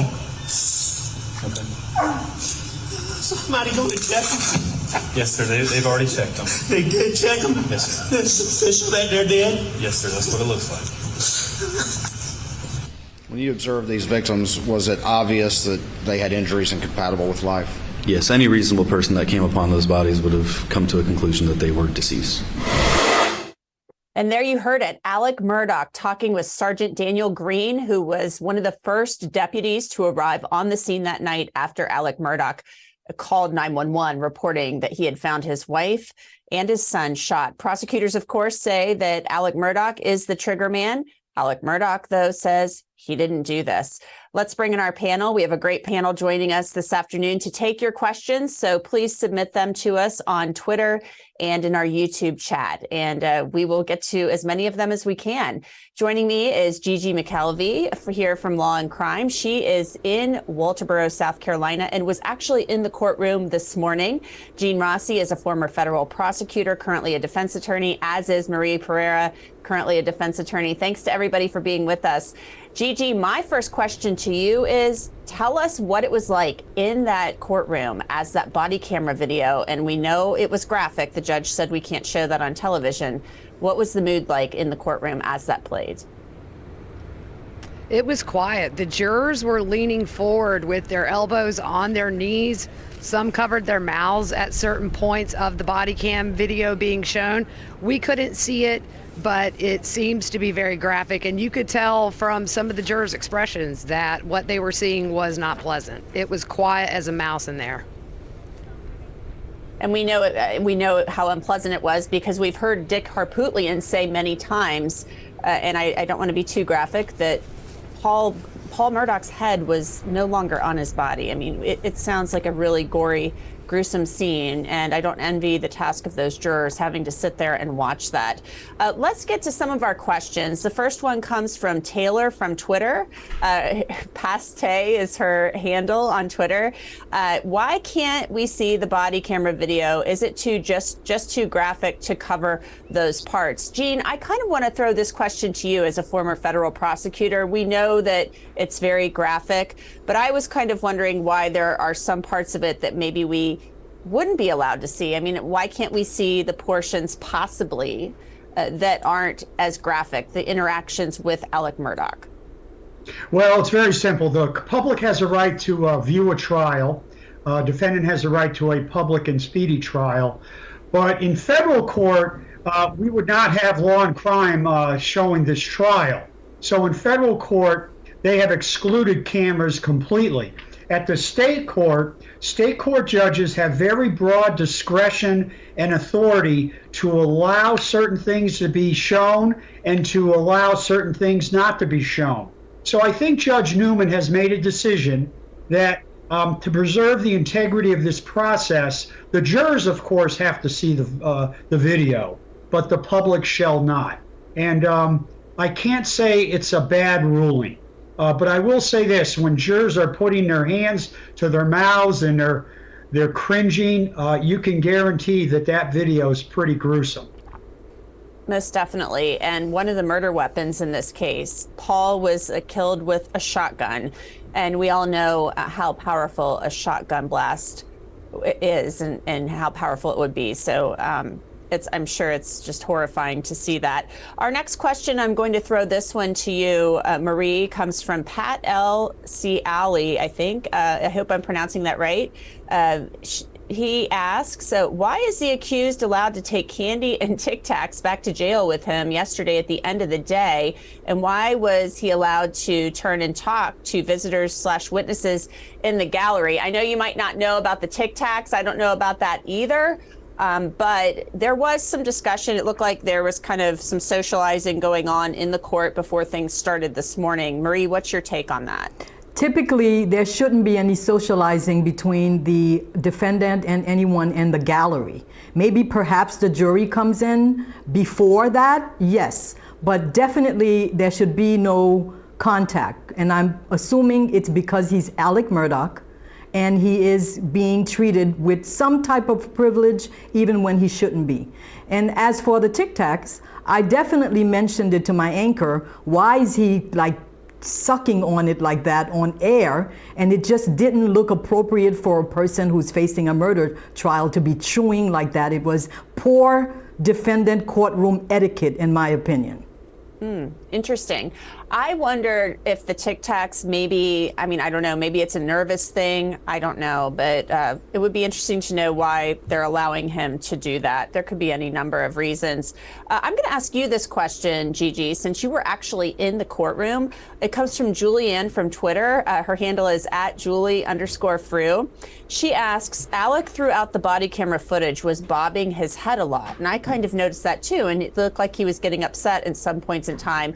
Will the jury have noticed and make note of that? Did you see any visible reaction from the jurors? Did they seem to be looking at him as they were also looking at the body camera footage?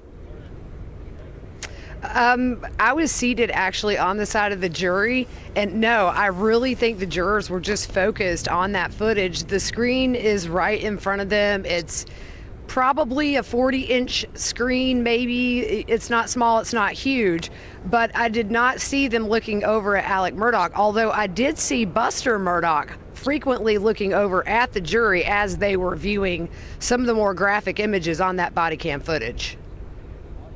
I would love to know what was going through Buster Murdaugh's head and mind as he's sitting there watching this. Obviously, he's sitting there behind his father, showing some level of support for his father, but his mother and his brother were murdered, brutally murdered. And to have to sit through this, it really kind of makes you wonder what Buster might be thinking. And we know he will likely testify in this trial. Our next question comes from Michelle from Twitter. It looks as though the woman behind and diagonal from Alex with the white gray hair and wearing what looks like a jean jacket is Gloria Satterfield's sister. Can this be confirmed? Gigi, I'll ask you that since you're in the courtroom. Do we have any information about this? I have not heard that. I have seen Connor Cook's lawyer here, but I have not seen anybody that is involved with Gloria Satterfield in court today. Yeah, and I think that would be odd if we did see that. All right, our next question, and I'm going to throw this one to either Jean or Marie. This is ZFGHI from Twitter. I heard yesterday Buster is scheduled to be a witness. Why is he allowed to be in the courtroom now? Jean, what is your take on that? Because sometimes there's a separation of witnesses order. So why do you think Buster is allowed in there? I just wrote that down.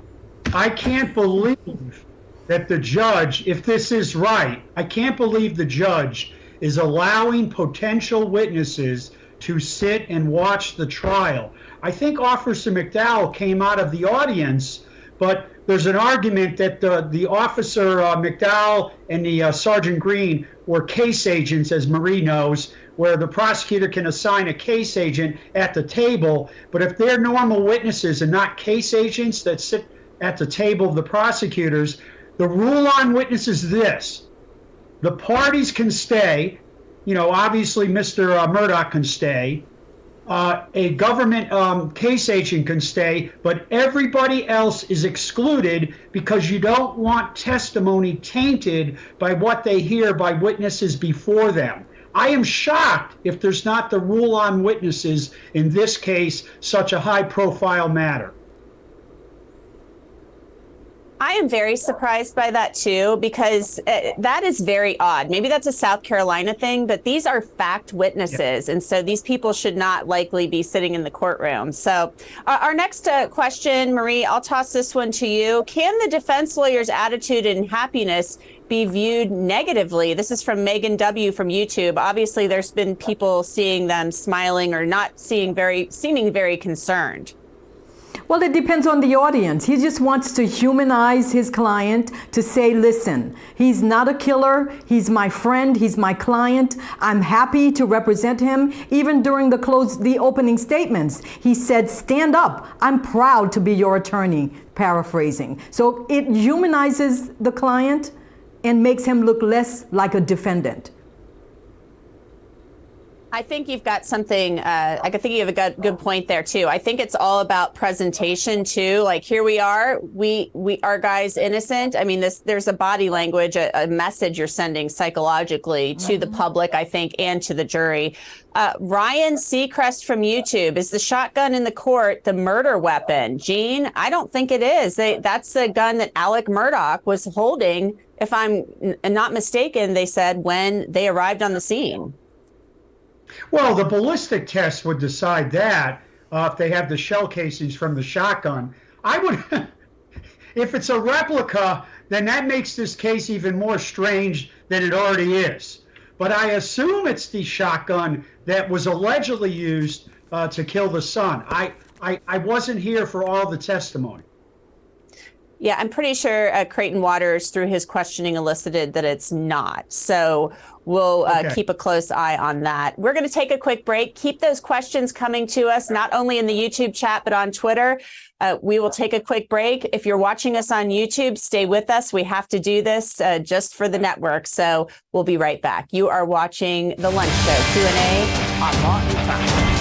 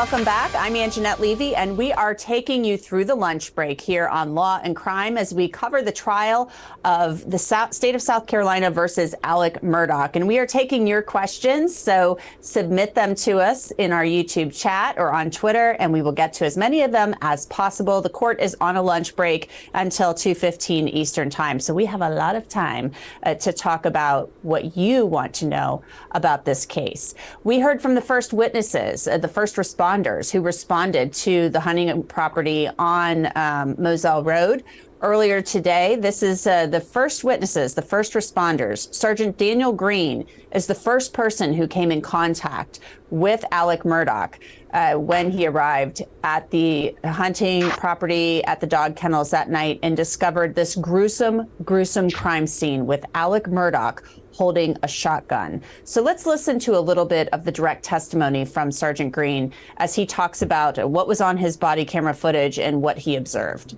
What's your name, sir? My name is Alex Richard Alexander Murdaugh. Let me ask you this. In your interactions with Mr. Murdaugh, was he able to understand your questions and respond appropriately to what you were asking? Yes. Was he catatonic in any way? No. He was able to answer all the questions that I asked him. Was he panicking in any way? He seemed upset, but I wouldn't say panicky.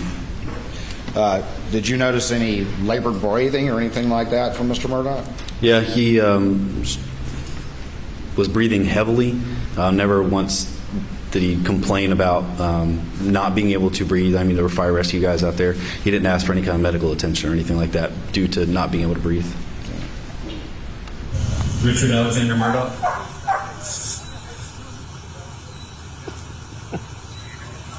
You familiar with the location?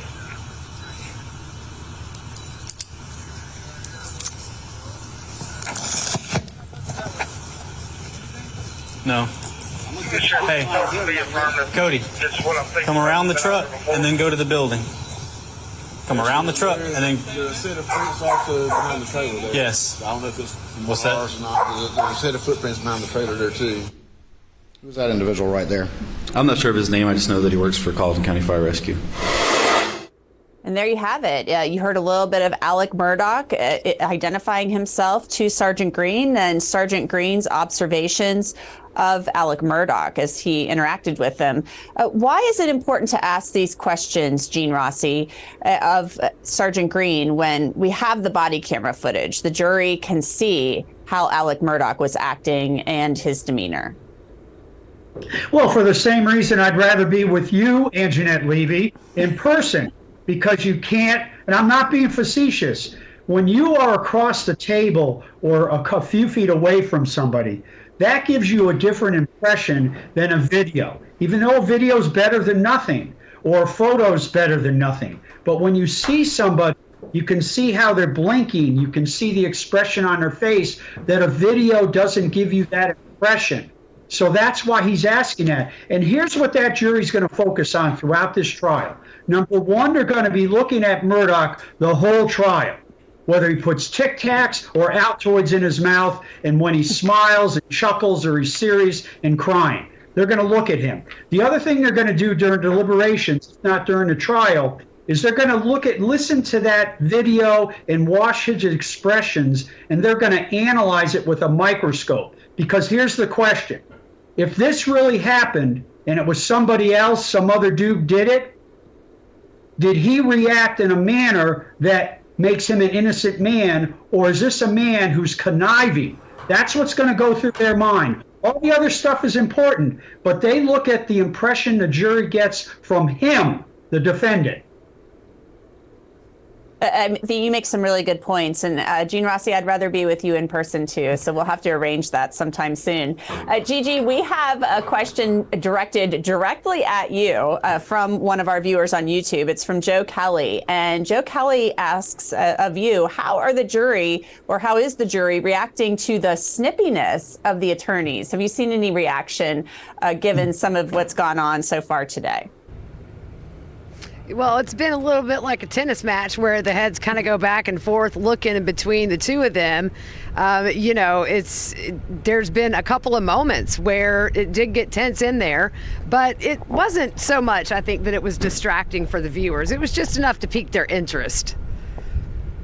I think so too. They probably will, these attorneys, they become characters. It's almost like a play, they're watching this all unfold. And we have two characters. We have two strong personalities here with Dick Harpootlian and Creighton Waters, the prosecutor with the Attorney General's office.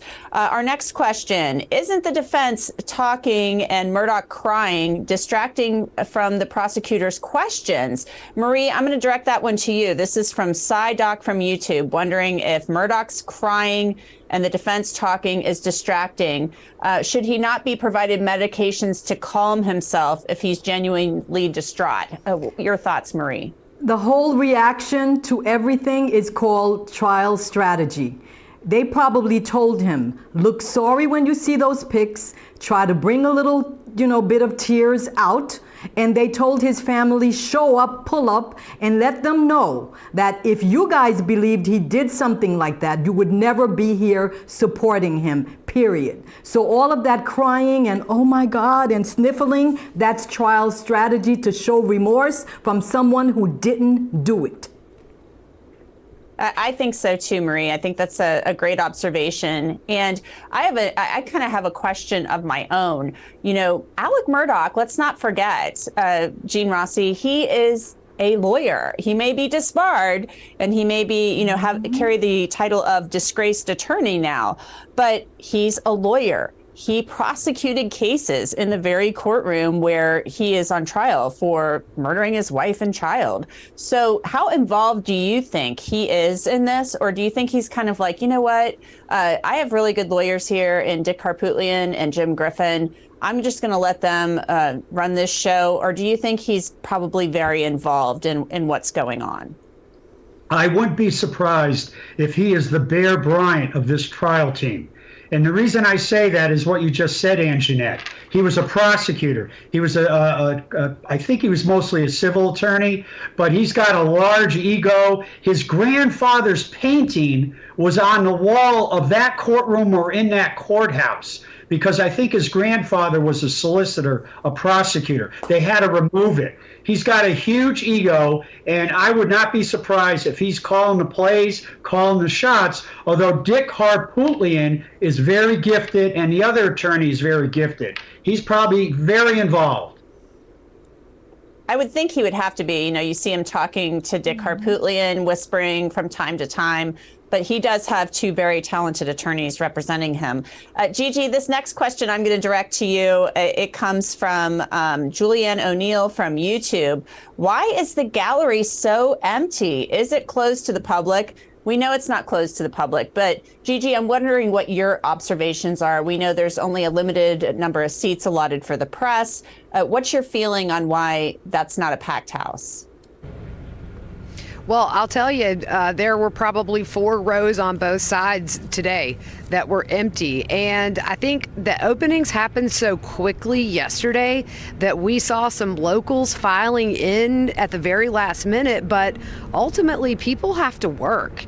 And so I think that's probably a lot of the reason why we're just not seeing it packed out with spectators. The media is here. But I think everyday life for people here in Walterboro goes on, and maybe they're tired of hearing about this case and they want this trial over and they don't care to sit in and listen to testimony. I think you're right about that. That life does go on. People have lives. They have to go to work. They have to raise their children. And they can stay home and watch it on Law&Crime's YouTube channel, uninterrupted, with 4 different camera angles. So, of course, that's how everybody should be watching this trial. But let's get on to more of our questions. We want you to keep them coming. You can submit them to us on Twitter and YouTube, and we'll get to as many of them as possible. This next one is going to go to Marie. JRS1 from YouTube asks, any idea on when Alex's financial crimes will get court dates? We know that obviously this murder case took priority and they're trying this first. But Marie, how long do you think it will be before we see those financial crimes moving through the court system?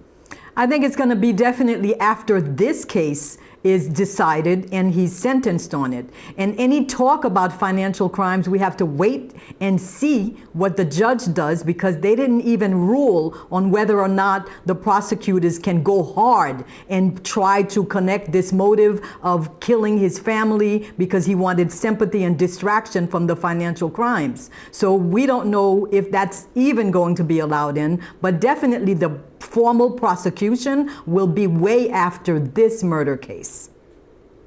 Definitely. And obviously, there are a lot of people. I talked to Eric Bland, the attorney for Gloria Satterfield's family.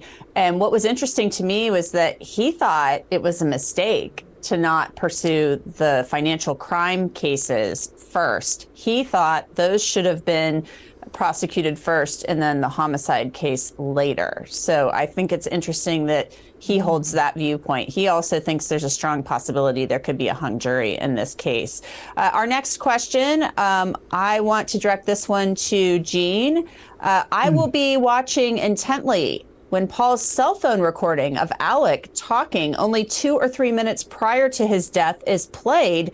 What will Harpootlian say about this evidence? Jean, that question comes from Richard Van Riper from YouTube. So what do you think the defense is going to say about that? Because we know there's this recording of Alec saying something to Maggie. They're talking about, his voice is on it, talking about one of the dogs killed a chicken. Well, I think Harpootlian is just going to try to minimize that pre-alleged murder incident recording as much as he can, that it has nothing to do with the allegations. It's just a conversation that they had with his wife. It's a coincidence that it's recorded. He's going to have to minimize it as much as he can and try to say sort of that it's a shiny object and it really doesn't affect what's been charged. That's the best he can do. And Dick Harpootlian, has talked about that. He talked about it in opening statements yesterday and said, you'll hear it. They're talking about a chicken getting killed by a dog. There's no animosity. I mean, that was kind of his take on it. Gigi, we have another question for you. This one from Christine S. from YouTube. And I'm going to ask you this question from Christine, but I know the seating could be an issue here. So depending on how well you can see, did Gigi actually see tears from Alex, or were his eyes actually dry? I know you don't have, you're not sitting right in front of him. Yeah, I couldn't really see him at all where I was sitting. I was more on the prosecution side today, really just the next to last seat before the door. So I had a very obstructive view, couldn't see him at all. I could only see the top of Buster's head, but I had a really good view of the jury. So that's kind of where I focused my attention today, was watching their reactions to the gruesome photos and videos that they were subjected to. So yeah, I haven't been able to see any reaction from the family at all. And it's hard when you're sitting in those courtrooms. I mean, you get a great feel for how it is in there. You can, the feeling and things like that. But I can tell you, I haven't seen like actual tears. I've been kind of trying to look on the television screen and see, but it's kind of hard to tell. I mean, his head's kind of down at points in time. Obviously, he looks upset. Will his other charges be interwoven into this case as evidence? We kind of, I'll take that one. We kind of just discussed that. There haven't been any concrete rulings about that. That question was from Horn Pub from YouTube. These names crack me up. But we do know that some of the lawyers involved for the financial crime allegations, some representing the plaintiffs, such as Eric Bland, he is on the witness list, but doesn't yet know if he's testifying. So I think we're going to have to wait for some rulings on that. AJ4 Bruno question asks, and I will, this is from a YouTube viewer, Gene Rossi, will Alex Murdaugh take the stand? Gene, what is your feeling on that? No way. If he takes the stand, it is a Hail Mary on steroids, because the classic opening the door, when he takes a stand, all that conduct that goes to his credibility, especially if it's relevant to motive. And the financial crime stuff, if it doesn't come in during the government's case in chief, would definitely come in during cross-examination, because the door would be open. Motive is not an element of a crime, but it's always relevant. And his financial alleged shenanigans that frankly the U.S. Attorney's Office in South Carolina should have been prosecuting those. Those alleged crimes would come out and cross. If he takes the stand, I will be shocked. I think it would be shocking too. And guess what? We're already hearing from Alex Murdaugh. We're hearing him on body camera video. And Dick Harpootlian said that he was questioned quite aggressively by investigators in this case. So we may be hearing and seeing a police interrogation of Alex Murdaugh. So we are going to see and hear him likely saying, I didn't do this. So the jury will hear from him in that form. Keep your questions coming. Post them to us on Twitter or in the YouTube chat, and we will get to as many of them as we can. We're going to take a quick commercial break. If you're watching on YouTube, stay with us. It'll just be a couple of minutes. You are watching the Lunch Show Q&A here on Law and Crime.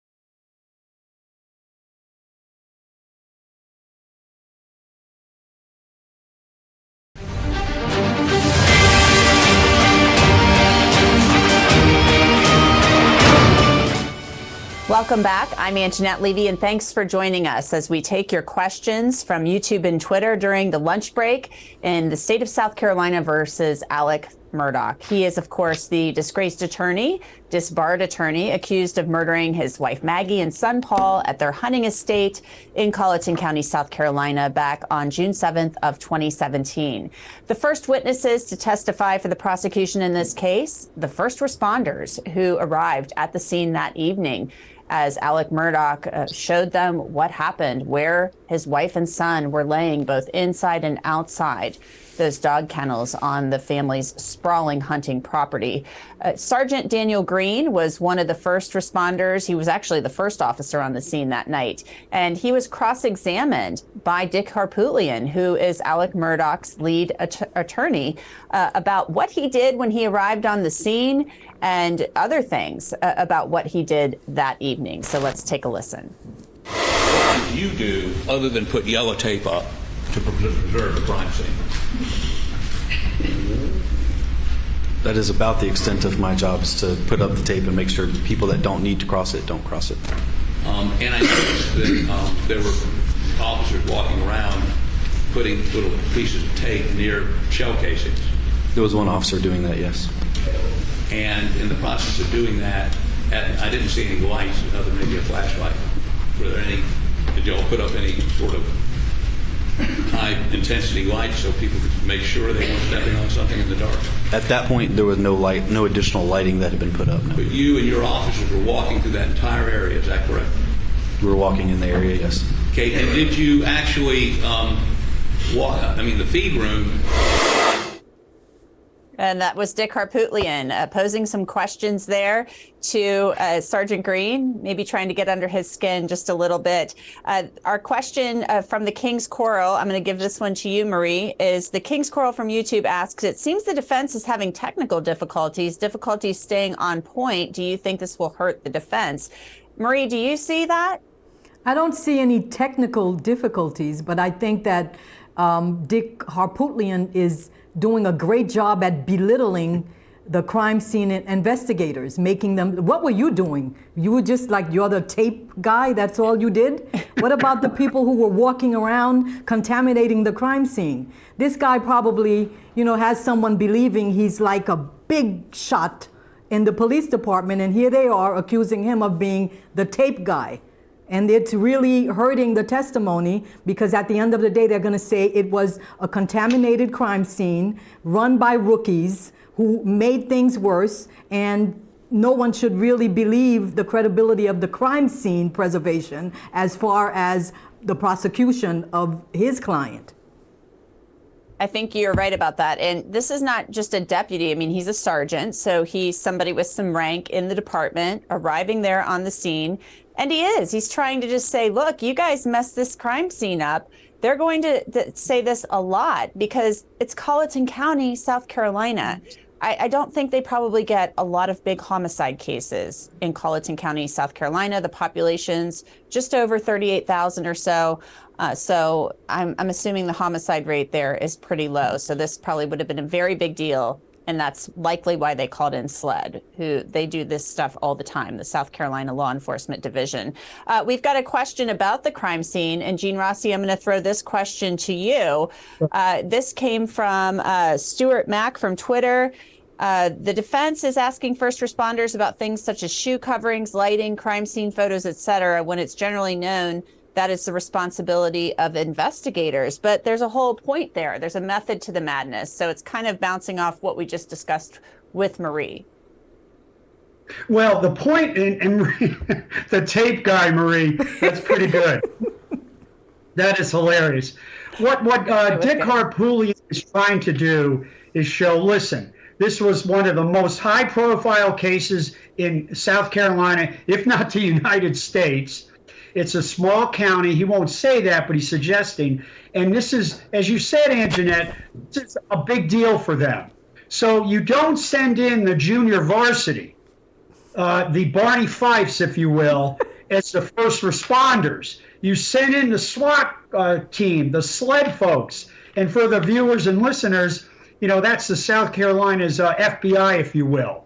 So you send those people in first. You don't send it in the JV or the freshman team. And that's his point. This was an incredibly serious alleged murders, and you want to do your best. Now, at the end of the day, I got to say the cell phone and other forensic evidence is probably going to distract from Dick Harpootlian's argument that he's making right now. We're just in the first inning of this 9-inning game here. To add to the sports metaphor, we're just in the beginning of this long marathon of a trial that could last 6 weeks. And you're right about that. But Gene, if you're going to have, I don't know how else you have a first responder respond. I mean, these are the guys that first get there, right? And he puts up the tape, as Marie called him, the tape guy, Sergeant Green. They could have contaminated the scene, though. I mean, you got to be careful. They've got to kind of sweep the area, right, and make sure that it's safe and that there isn't some killer sitting in there lying in wait, trying to take other people out. So he has to go in, right? But there are ways you can do that without possibly destroying the scene, right, Gene? Absolutely. But the other thing, and I'm going to defend the police and the investigators on this. This happened about 9 o'clock at night. It's dark. And it wasn't no crime scene is pristine. So there's always the possibility of contamination, even if it's just microscopic. And from the cross, there's no home runs being hit. I love sports. There's no home runs being hit. He's making a couple little entrees into his cross, but he's not destroying their case. He's just raising some possible theories. But I do think that the tire marks could be key because they're saying somebody else did it, and it wasn't Alex Murdaugh. So if somebody else did it, it was a different gun, and it was a different vehicle. So that's what he's trying to do. And he doesn't have to hit a home run at this point in the game. He's just got to poke some holes. That's Dick Harpootlian's, that's his job. He doesn't have to swing for the fences. He just has to get on base at this point. So I'll match your sports metaphor there, Gene Rossi. Or at least I'll make an attempt, right? Gigi, I'm going to throw this next question to you from Kelly Wagner from YouTube. Is there any way people are afraid in such a small town that they clearly the Murdaughs were a predominant family and they were involved with several dead people cases? Since you're on the ground there in Walterboro talking to people, do you get that feeling there that people are afraid of this family? Yeah, I've talked to several people, just citizens out at the local Walmart at the gas station who saw my badge and said, oh, you're in town for the case. And I think, what do you think about the case? Would you want to go on camera and talk to us about your feelings? No, they don't want to. And, that grip that the Murdaugh family has had on this community for nearly 100 years, I think is still here because people do not want to come on camera and tell what they really think. And so I think that speaks volumes. People will say, no, not going to talk about him negatively at all with my face or name attached to it. So I think it's still here. I could see that. When you go to small towns and there's a culture in these small towns, and a lot of times there are people, it's a small town. You know who you can trust, you know who you can't trust, and sometimes you can't trust anybody. So I could see people being very fearful because this family, just because Alec is on trial for double murder doesn't mean this family still isn't very powerful. There are still other members of the family out there, and you don't know how all of them feel about this. You don't know what they think. And so they still have a lot of power. Let's get to another question from a viewer. This is Chelsea from YouTube. Are any of Maggie's side of the family in the courtroom? Gigi, I haven't been able to tell that. Have you been able to tell that at all? You said you were on the prosecution side. Have you seen anybody there that appears to be supporting Maggie and there to represent Maggie and Paul? I have not. I've had a lot of people ask. I have not seen or heard that anybody from Maggie's family's here. So none at all. That's very interesting. I've been thinking about that a lot, wondering Are they at home watching this, or are they watching this at all? We just don't know the answer to that question, but we'll try to find out. Keep your questions coming to us on Twitter and in our YouTube chat, and we will get to them when we come back. We're going to take one of those quick commercial breaks. If you're watching us on YouTube, stay with us. We'll be back in just a couple of minutes. I'm Anjanette Levy, and you are watching Law and Crime.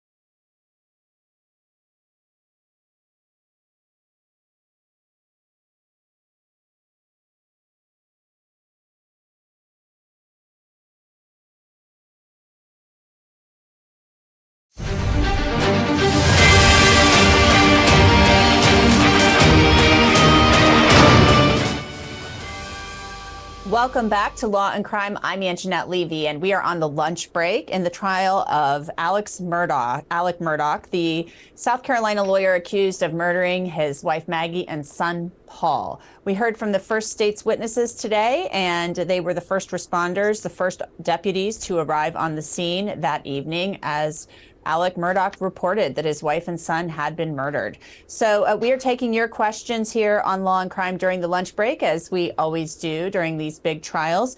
And we're going to get right to those questions. Gene Rossi, this question I'm going to throw to you. It's from Tony Graham from YouTube. And he says, how does the defense cause a mistrial in this case? I'm kind of wondering, do they even want a mistrial? I mean, that's kind of a tactical decision at some points.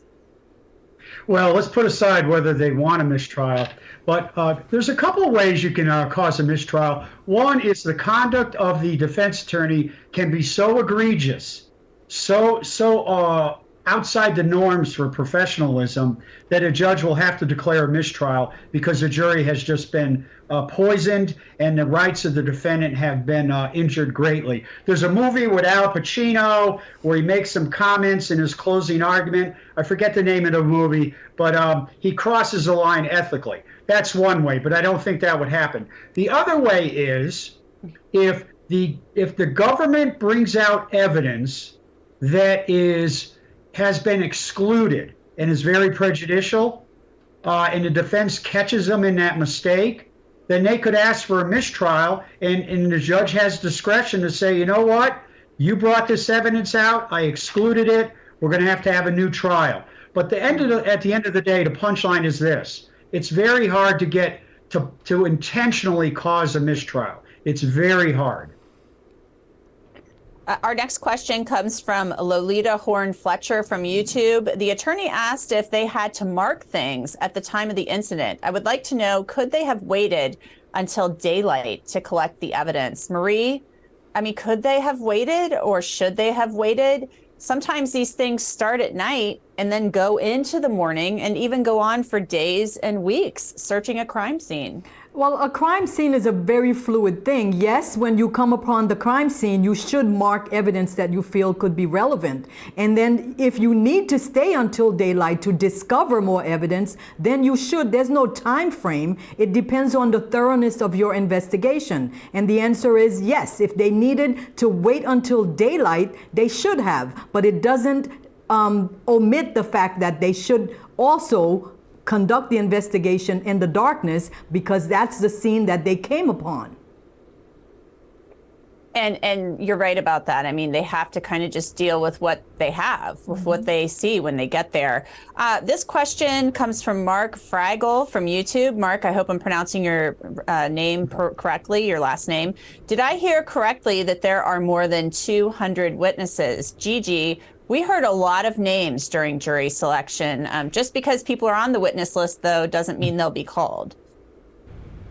Right. I think the number is somewhere around 255 potential witnesses that they could call, including Buster Murdaugh, his sister, Liz. There are a lot of familiar names on there, Eric Bland, but we'll see. I mean, we've got 2 down before lunch. So if they call all 255, this is going to be a very, very long trial. We're going to be there till September if they call 255 witnesses. I don't think that's going to happen though.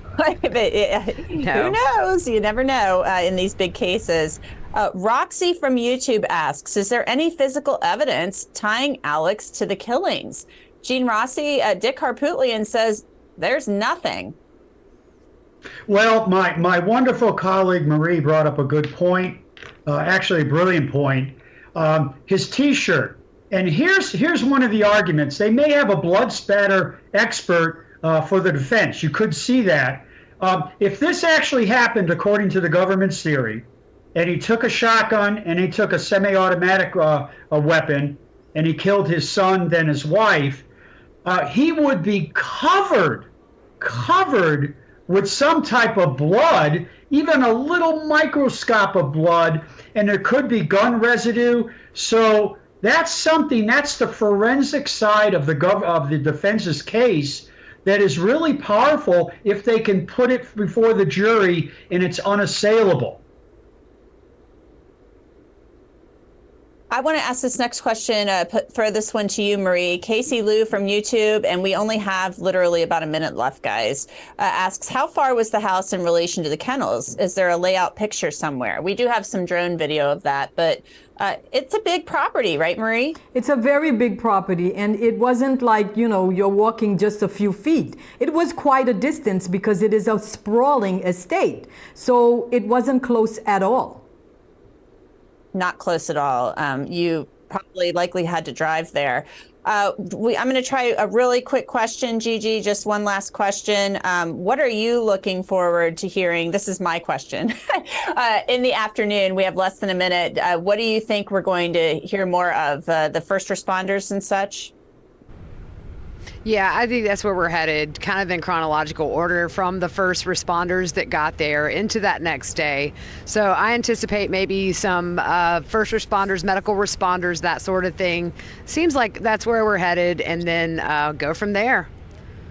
All right. Well, Gigi McKelvey, we are really looking forward to hearing more from you. Gene Rossi, former federal prosecutor, and Marie Pereira, thanks so much for being with us as we took the questions during the lunch break. And thank you for being with us as well.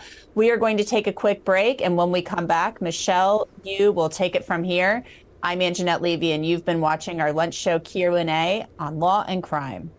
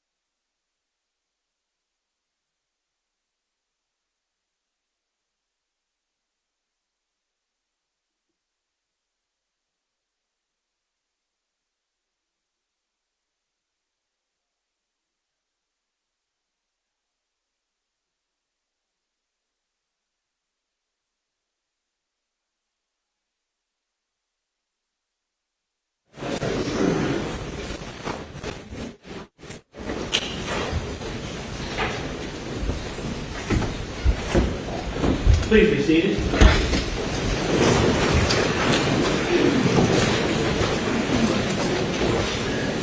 Anything before the jury comes?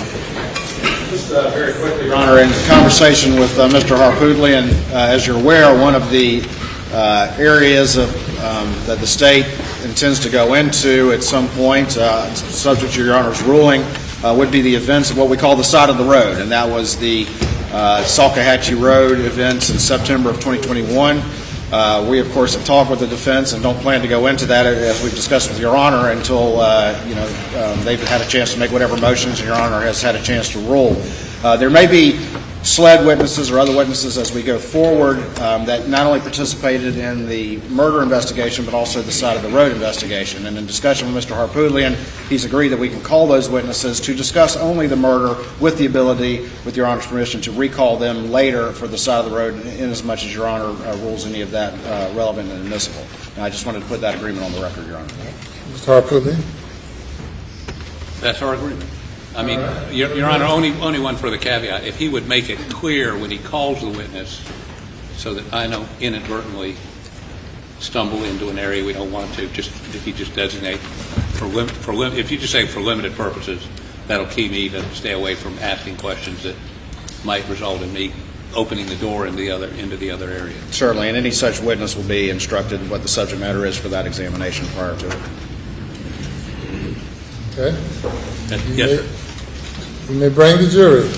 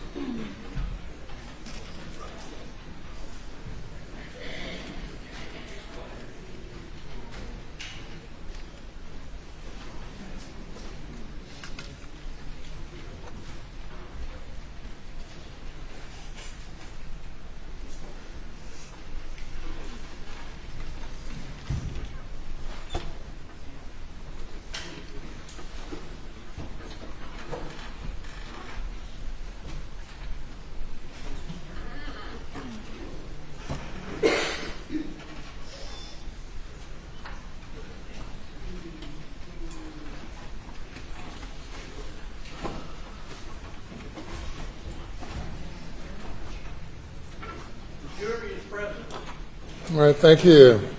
Your next witness. Tanish Bryson Smith.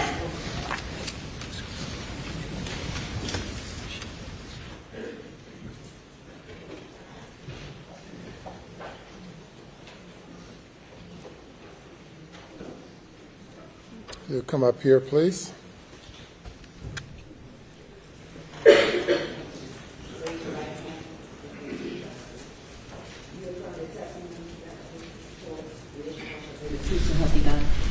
Thank you. Take a seat in the witness stand. State your name again for the record. Spell your last name.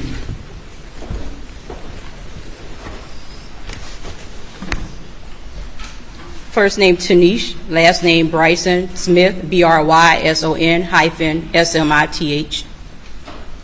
Good afternoon, Ms. Bryson Smith. Good afternoon. Could you tell the jury where you work? Hampton County E911. And how long have you worked for Hampton County E911? 17 years.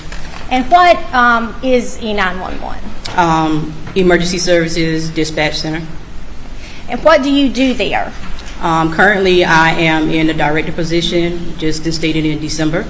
I am over the management of day-to-day operations of the 911 Dispatch Center for Hampton County, including budgeting, payroll, like I said, day-to-day operations, and record keeping, recordings, etc. Okay. Does the Hampton County 911 keep records in the normal course of business? We do. And what kind of recordings are these? We have audio recordings from 911 phone calls, administrative line phone calls, as well as video recordings from our radios from the field. Are all 911 calls recorded? They are. And how are these calls stored? They're stored on our NextLog data recording systems. How long are they stored for? As long as we need them. And who has access to those records? I do. Does anybody else? No, ma'am. Just you? Yes, ma'am. Okay. And how do you access the records? There is a database in my office that I have to log into to access any recordings that is requested. All right. Sometimes do calls from another county, such as Colleton County, come into Hampton County? They do. And why does that happen? Cell phones pick up on the nearest PSAP based upon the location of that cell phone at the time of call. PSAP meaning Public Safety Answering System. Okay. And why does it pick up on that on the location and send it to Hampton as opposed to Colleton? Due to the geographical location of a phone call or a phone when that call is made, that cell phone picks up at that tower, and the tower, wherever the nearest PSAP is where that cell phone will be routed to. And what do you do when you in Hampton County receive a call from Colleton that's supposed to be going to Colleton County? We transfer that call out to Colleton County. Okay. All right. Back on June 7th of 2021, did you receive a call from Alex Murdaugh? We did. And that call came into Hampton County, is that correct? That's correct. And what did happen to that call when it came in? Once it was determined that the call was the location of the emergency was Colleton County, we transferred that call out to Colleton County. And you determined the Colleton County location how? Based upon the numerics and the address that was given. Once we plug that information into our system, it populates in Colleton County.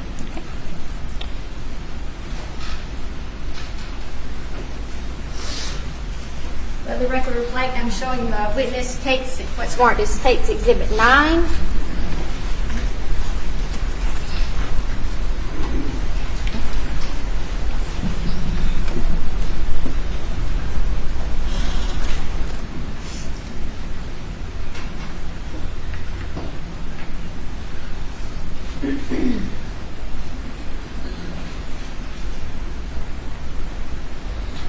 No objection, Your Honor.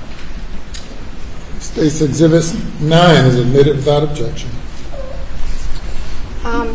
State's Exhibit 9 is a disc. Can you tell us what is on that disc? The initial 911 call that came in on the night in question. And how do you know that call is on that disc? I was able to listen to it, and I dated it and initialed on the 23rd of January. Your Honor, at this time the State would move Exhibit 9 into evidence. Already been admitted without objection. Thank you, Your Honor.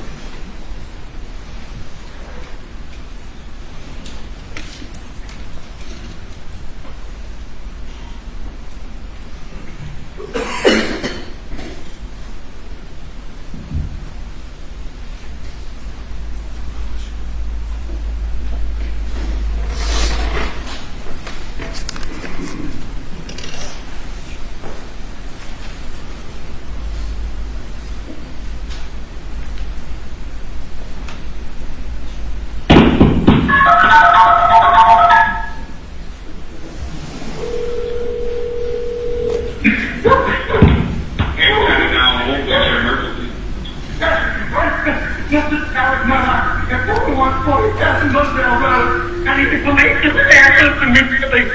My wife and child are stuck there. Okay, you said 4147 Moselle Road in Allison? Sir? You said 4147 Moselle Road in Allison? Yes, sir. 4147 Moselle Road. Stay on the line with me, okay? Yes, sir. Stay on the line with me, okay?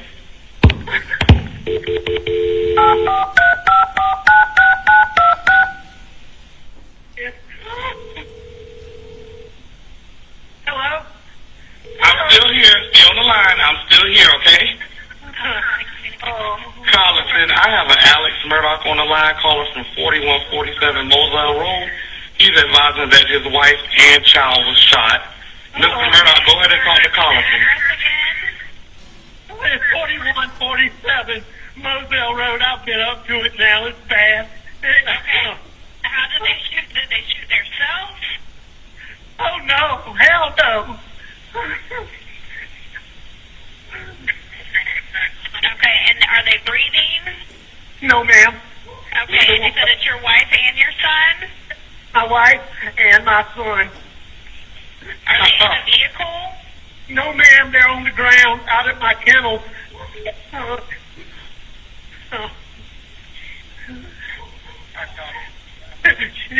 can tell that. And did I can tell that he shot in the head, and he shot really bad. He shot really bad.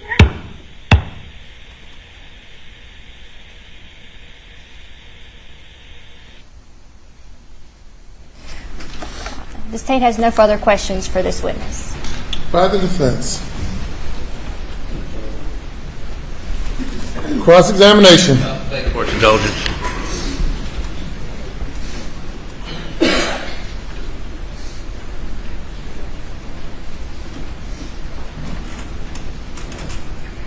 Just a couple of questions, Your Honor. So explain to me how this works. A call came into you in what county? Hampton County. Hampton County. Correct. And how, when you dial 911, how does it determine what county to send it to? When you dial 911, the cell phone company picks up that it's a 911 call being placed. They hit the nearest cell phone tower, and based upon the location of that cell phone tower, is routed to the nearest PSAP, or public safety answering system. Okay, so the nearest cell phone tower to Moselle would Was be? Walterboro Highway Tower. Okay. And you're from Hampton? I am. That's not you on the phone, is it? No, sir. Okay. Do you know the Murdaughs, or do you know Alex Murdaugh and his family? Not too much, yes. I mean, a little bit, but. Okay. Thank you. Anything further? You may step down. Thank you.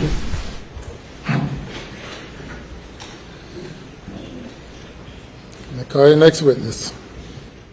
Angela Stallings.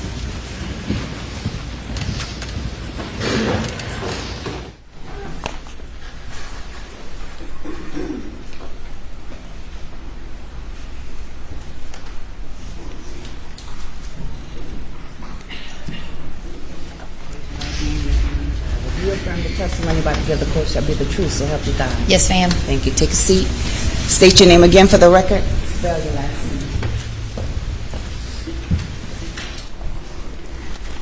Angela Stallings, Stallings. Hi, Captain Stallings. Good afternoon. Could you please tell the jury where you work? I work at the Colleton County Sheriff's Office. Okay. And how long have you worked there? I have approximately 15 years with the Sheriff's Office. What are some of your duties and responsibilities at the Sheriff's Office?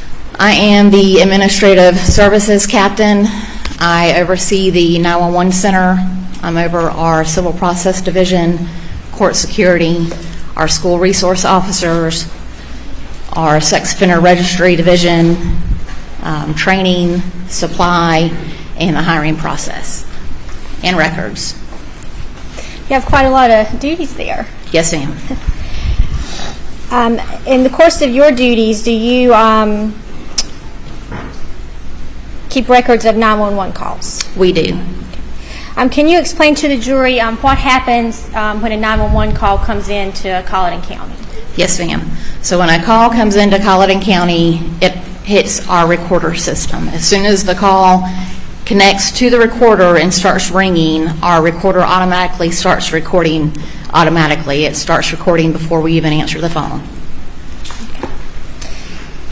And is a recording of all 911 calls that come into Colleton County Center kept?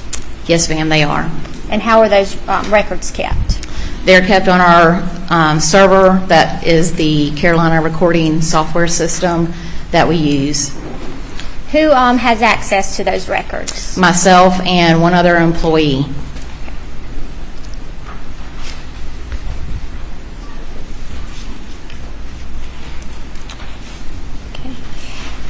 Is it normal for y'all to have calls routed from Hampton County to Colleton County? Yes, ma'am. Okay. And why does that happen? Depending on the location of the call within the county, we border several counties. Depending on if it's a cell phone that is calling 911, depending on the closest available cell tower, it will hit that tower. Wherever that tower is located, it routes to that PSAP. All right. On June 7th of 2021, did Colleton County receive a transferred 911 call from Hampton County? Yes, ma'am, we did. And what time did that call come in? May I look at my notes? Yes.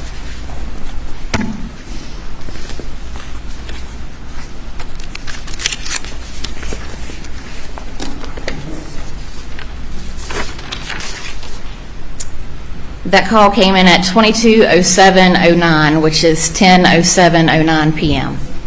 And the notes you're referencing up there, is that some kind of report that's generated when the call comes in, or what are you looking at? Yes, ma'am. This is a report that's generated through our recorder software. Okay. So you received a call from 10:07 p.m. Yes, ma'am. Who was that call from? Hampton County. Okay. And who was the caller? The caller was Alex Murdaugh.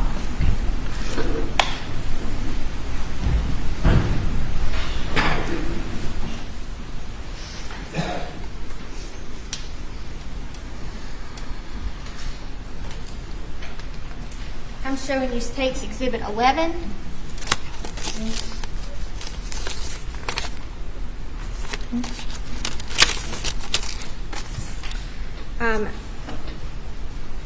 Do you recognize takes Exhibit 11? Yes, ma'am, I do. What is it? It is a disc of the 911 call. And how do you know that? It has my initials and date that I reviewed it. And this is a true and accurate depiction of the 911 call made by Alex Murdaugh? Yes, ma'am, it is. Your Honor, at this time I'd move takes Exhibit 11 into evidence. Okay, Your Honor. Submitted without objection. Thank you, Your Honor.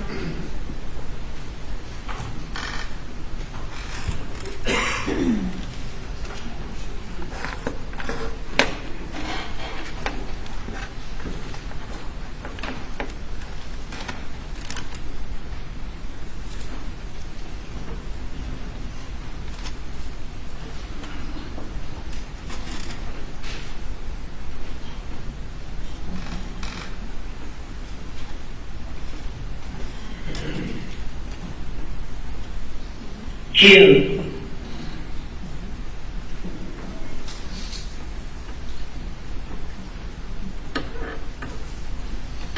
June 7th, 2021, 22 hours, 7 minutes, 9 seconds.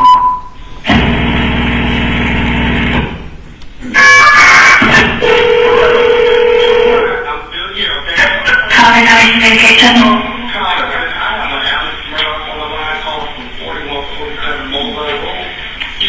That his wife and child was shot. Okay, and so give me the address again? It's 4147 Moselle Road. I've been up to it now. It's fast. Okay. How did they shoot? Did they shoot themselves? Oh, no. Hell no. Okay, and are they breathing? No, ma'am. Okay, and you said it's your wife and your son? My wife and my son. Are they in a vehicle? No, ma'am. They're on the ground out at my kennel.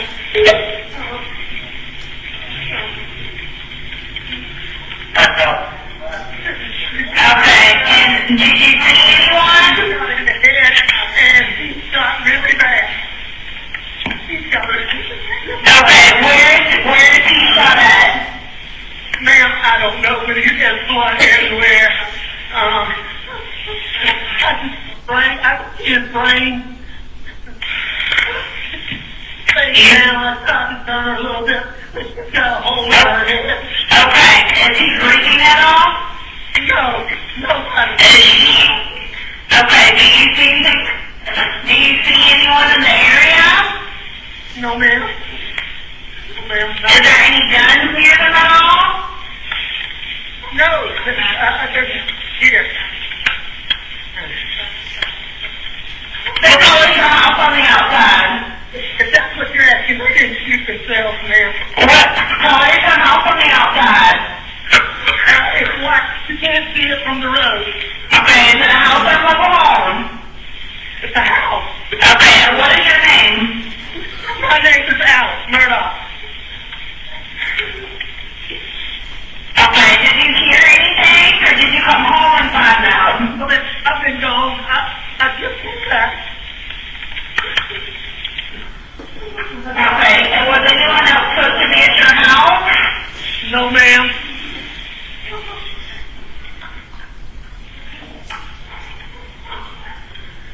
We've heard it. We're getting somebody out there to you.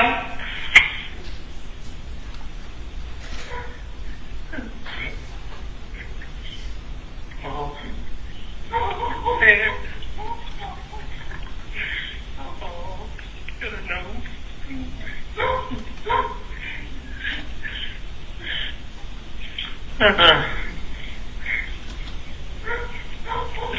Okay, so what is her name?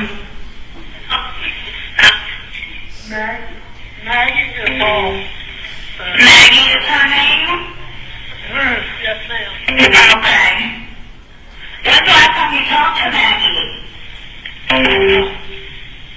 Hour and a half ago, probably 2 hours ago.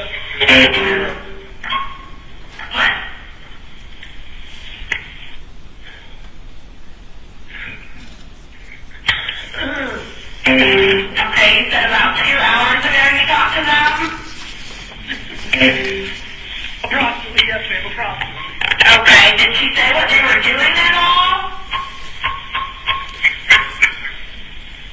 No, I talked to her in person. You talked to her in person? We're getting somebody out there too. We have to give you questions, don't slow them down, okay? And you sure they're not breathing? Is he moving at all, your son? I know you said that she was shot in the head, but what about your son? Nobody. They're not. They're going over through this.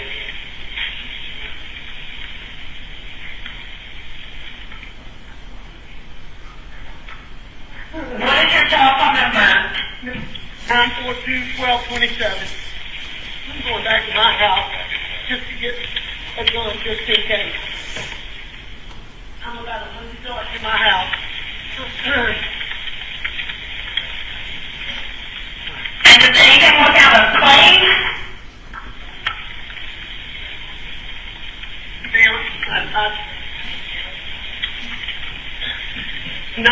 Not particularly, really, no ma'am. Okay.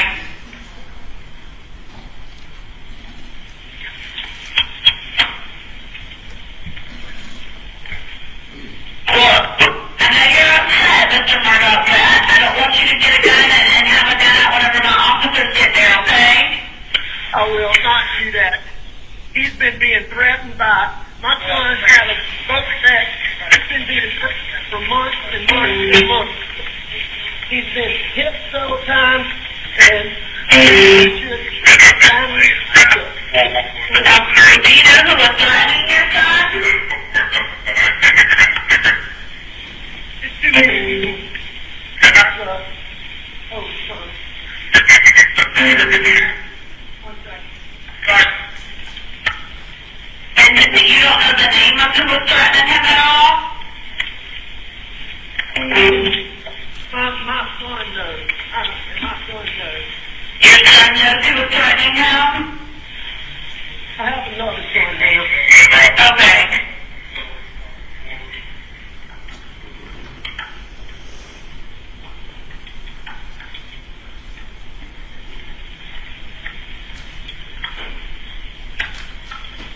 All right, I'm going back down there.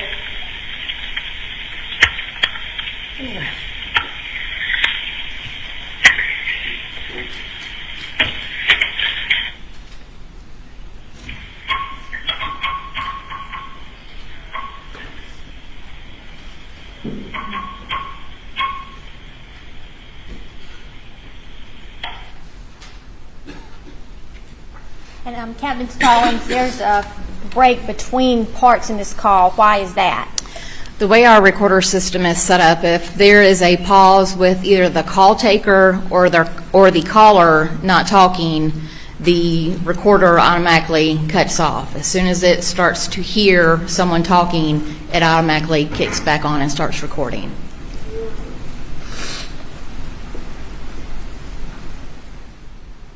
June 7th, 2021, 22 hours, 13 minutes, 58 seconds.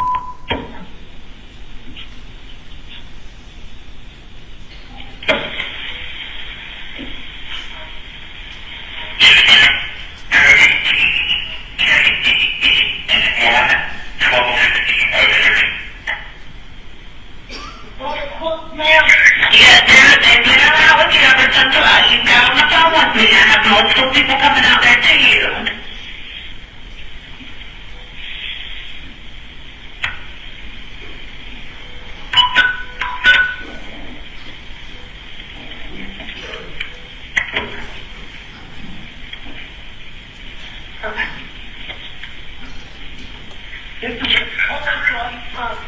Okay, can you do me a favor, Mr. Murdaugh, and turn on the flashes on your car so that way they can see where the kennels are?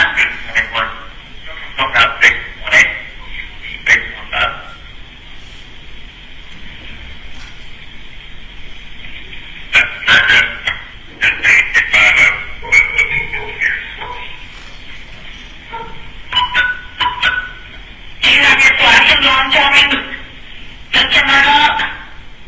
Yeah. Okay. I don't want you to touch them at all, okay? I don't know if you've already touched them, but I don't want you to touch them just in case they get any kind of evidence, okay? I've already touched them trying to get a pump to see if they were breathing. Okay. Well, I just don't want you to move anything just in case they can get any kind of evidence, okay?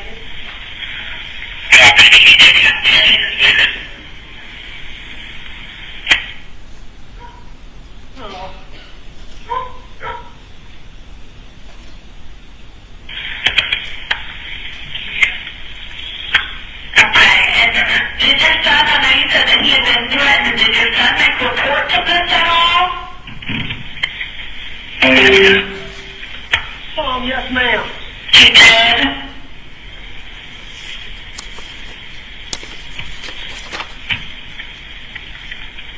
So what's your son's name?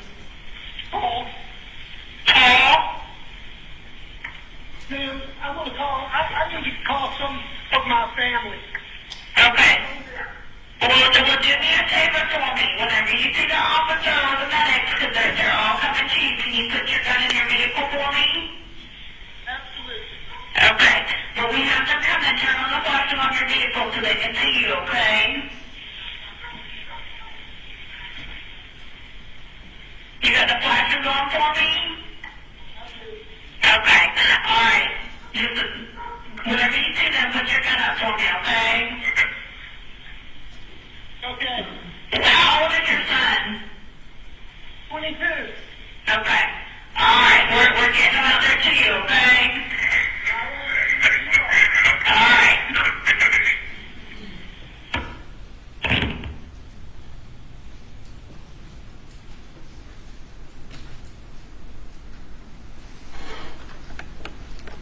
Thank you, Captain Stallings. The state has no further questions. Yes, ma'am. No question, Your Honor. All right, thank you. You may step down.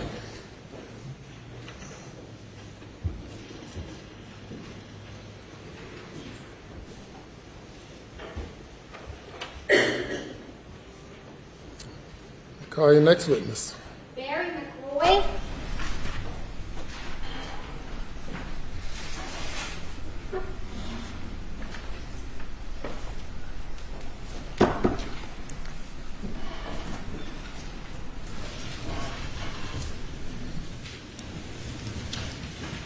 Hello. Raise your right hand, left hand on the Bible. You swear affirm that the testimony about to give the court shall be the truth, so help you God. I do. Thank you. Take a seat in the witness stand. State your name again for the record. Spell your last name. Barry McCroy, McRoy. Chief McCrory, could you please tell the jurors where you work? Work for Colleton County Fire and Rescue. And what is your position? I'm the fire chief. The fire chief of Colleton County Fire and Rescue? That is correct. And how long have you worked at Colleton County Fire and Rescue? 29 years. And about how many scenes do you think you have responded to over the years? I have no idea. Many thousand.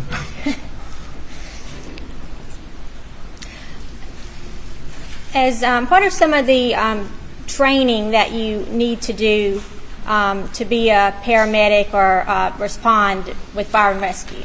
Well, that has changed greatly over the years, but presently, to be a paramedic, you have to have been an EMT for, we recommend 2 years, which that's about a 500-hour course, and then you take a paramedic course, which is about 1,500 hours.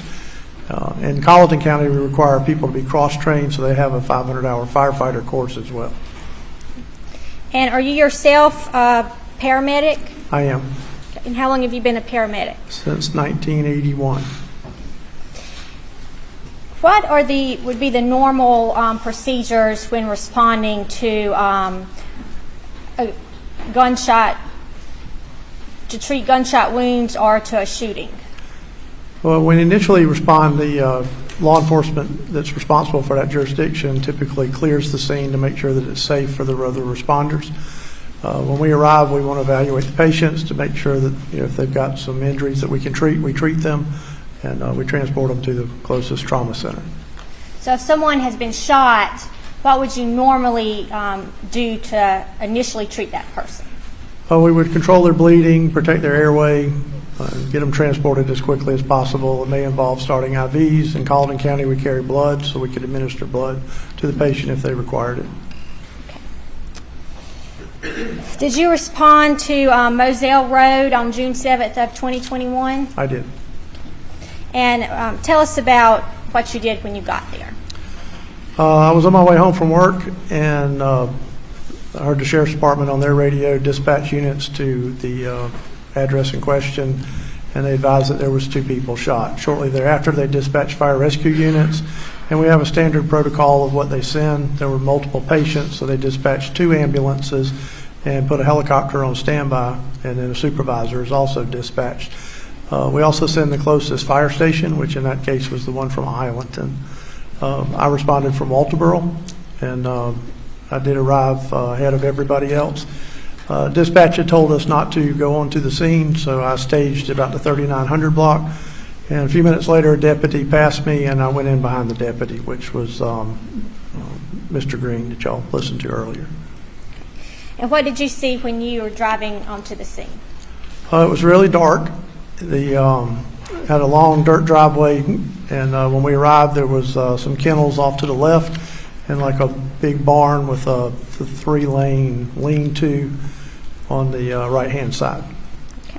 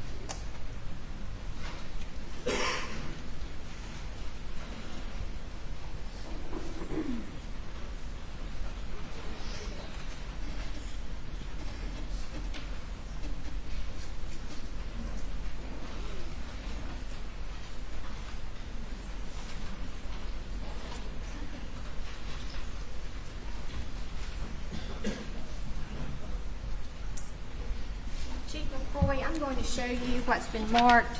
This takes exhibits 51, 49, 24, and 21. I just ask you to take a look at these pictures and tell me, are you familiar with those pictures? Yes, ma'am. This does appear to be the accident scene. And these are true and accurate depictions of the crime scene that night? Yes, ma'am.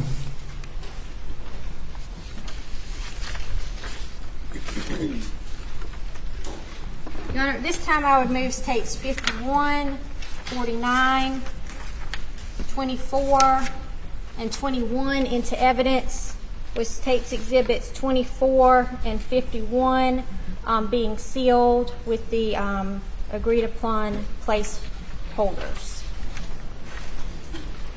No objection. You're admitted without objection.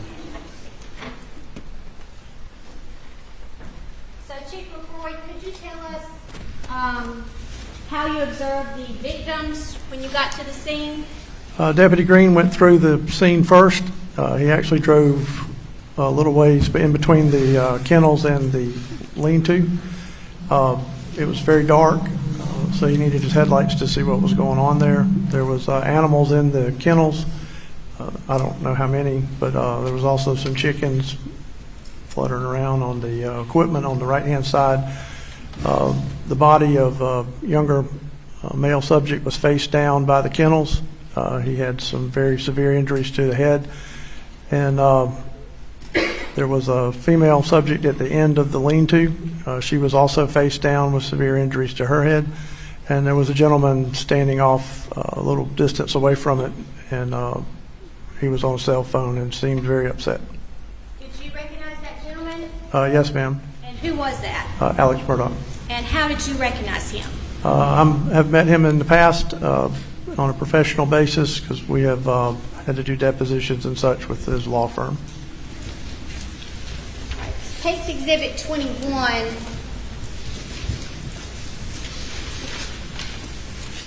Can you describe what the jury is looking at in this picture? On the left-hand side of the photograph is the covered body of Paul Murdaugh, and the down towards the end of the lean-to is you can see the covered body of Miss Maggie Murdaugh. And those bodies appear to be covered with pink sheets. Yes, ma'am. Now, were those sheets there when you got there? No, ma'am. We got those off the ambulance and covered up the bodies. And why did you do that? We typically do it to, to shield the bodies from the view of the public. There were a lot of people showing up there. The family was on the scene, and people just really don't need to see that.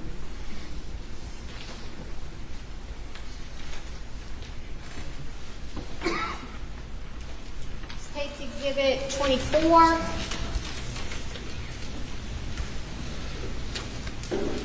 Please describe what the jury's viewing. That is the body of Paul, and he is laying face down at the entrance to, there's like a little utility room at the kennels.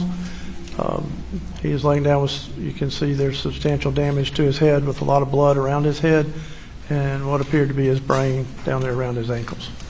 And this is how you found Paul? That is correct. Okay. And you said that appears to be his brain down there by his foot? Yes, ma'am. Okay. And at this point, did you check his pulse? I did not check his pulse. He and his mother both had injuries that we consider incompatible with life. There was a lot of coagulation there where the blood had congealed, and they were not currently bleeding, which would indicate they did not have a heartbeat. And obviously, with his type of injuries, he, is not any way you could sustain his life. And this takes Exhibit 51. That is Miss Maggie, and she also had severe injuries to her head. You can also see the congealed blood around the bottom where her face is, and she had a hole in her head to where you could actually see inside of her head cavity. Was it necessary to check Mrs. Murdaugh's pulse or perform any life-saving treatment? No, ma'am. And she also had injuries that were not sustainable. It takes Exhibit 49. That's just where... That's the lean-to, and that's Miss Maggie's body in front of the little side-by-side.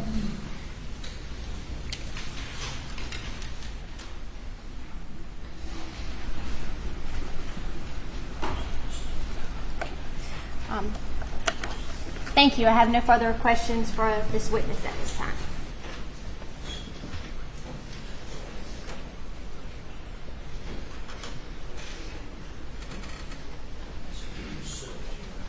Cross-examination. Just one moment.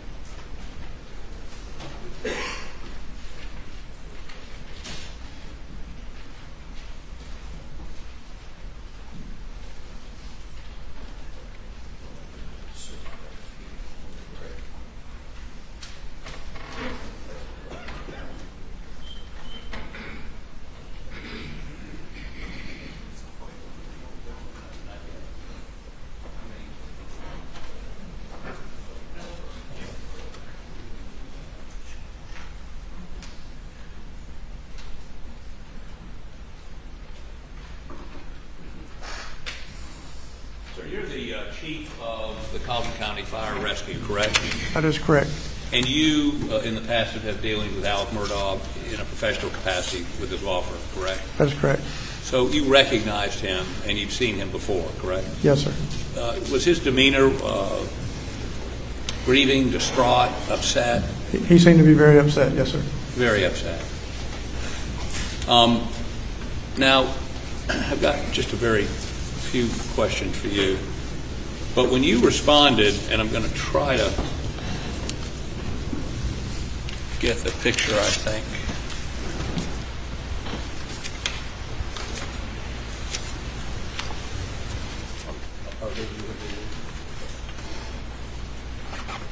There we go. This is that good.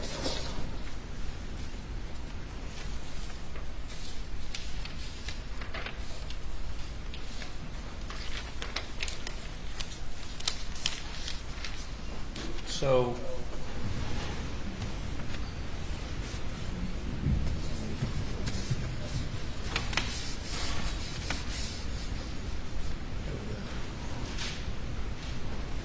do you recognize this from the night of June 7th? That is correct. And those headlights facing us, are those the headlights from the Suburban? That would be a vehicle that was south of the location, so the police car would have been north. Right, but is that Mr. Murdaugh's vehicle, or do you know? I have no idea. Okay. So when you got there, you indicated to somebody that they needed to preserve some tire tracks, correct? That is correct. Over to the right-hand side, there's 3 rows of I guess where they could park equipment underneath the lean-to. And the farthest one over, there was no equipment in it, but there were some tire tracks coming out of it. And, I mean, how did you come to see those? Did you drive? You drove in off of Moselle Road, correct? I drove in off of Moselle Road. The deputy parked in this little driveway here between the kennel and the lean-to. Right. I parked at the end of the lean-to. Where I was at, I activated my scene lights, which are all the way across the front of the light bar. The scene lights? They're high-intensity lights? High-intensity, bright white lights. Okay. So it was very dark, and I could see the tire tracks over to the right. So as we look at this view... They're not visible in this picture. I understand that, but Okay. would the area you were be to the... To the right. This side or the other side? Other side. Okay, over to this side. That is correct. And on the other side of the shed right here?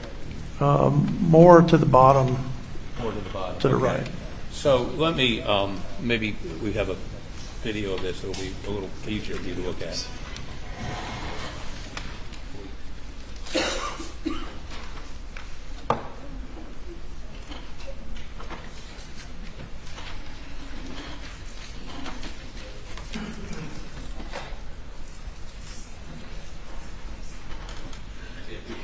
No signal.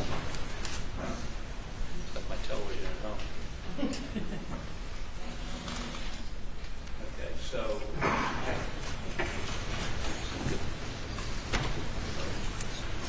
so as you look at, stop it 1 second. No, I'll go back the other way. Okay, back it up a little bit.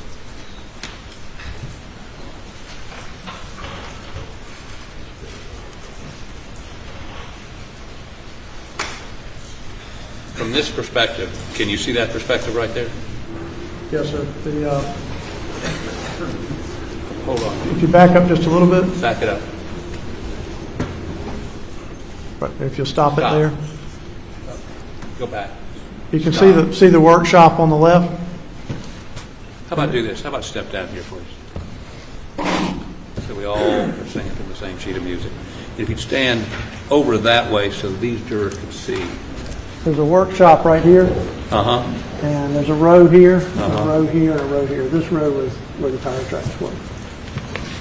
And the crime scene is where?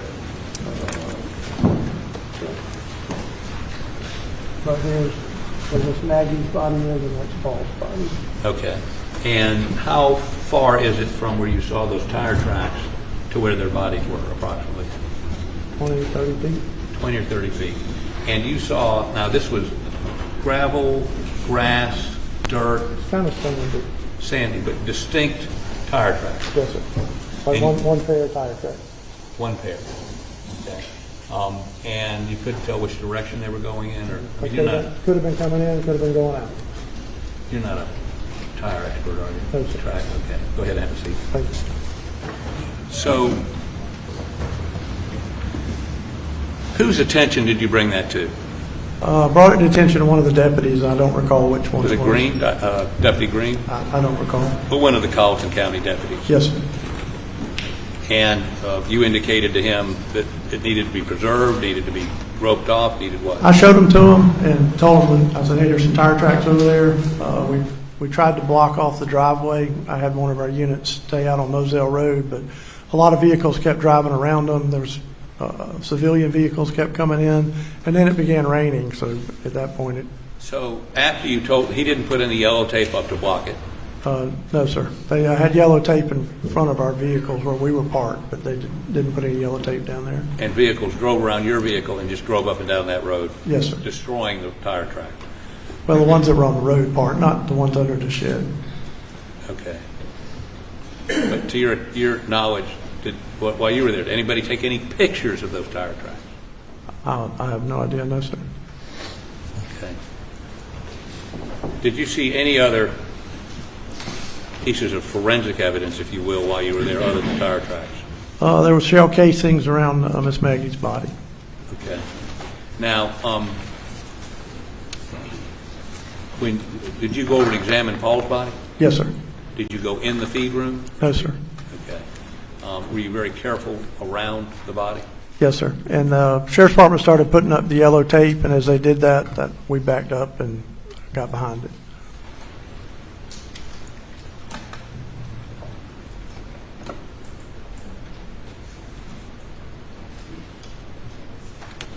Thank you, court's indulgence.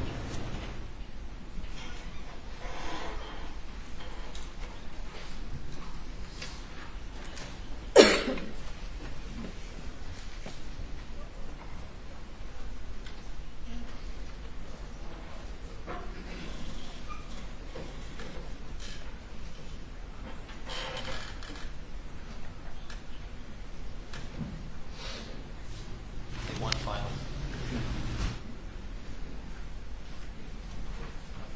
Indulgence, we need to go to another. No, it's right. Okay, watch this video, and then I need to ask you a couple questions.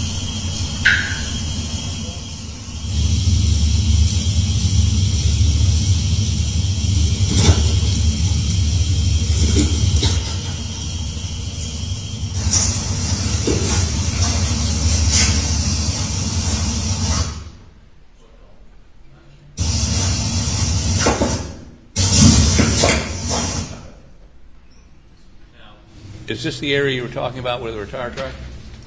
They're over to the left. I'm sorry? They're over to the left. Okay, but all these vehicles that are parked up there? That's the driveway coming in. Okay.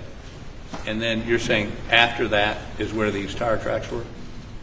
Yes, they're over to the left of this police car. You can see my vehicle was the red and white Tahoe. Right. Maybe 15 feet to the left of that was where the tire tracks were. And you pointed those out to the Colleton County Sheriff's deputy, said they needed to be preserved. I just showed them to him. I didn't tell them what to do with them. Thank you. No further questions, Your Honor. Be direct. Well, thank you, sir. You may step down. Thank you, Your Honor.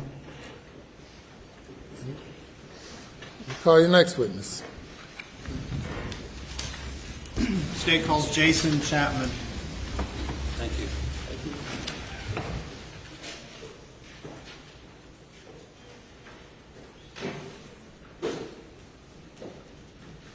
Lights on, or they turn them up?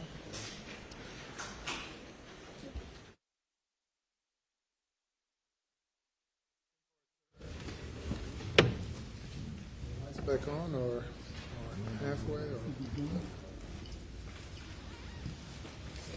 How you doing, sir? Do you affirm the testimony about the other court shall be the truth, so help you God? I do, ma'am. Thank you. Thank Take you. a seat in the witness stand. State your name again for the record. Yes, ma'am. Spell your last name.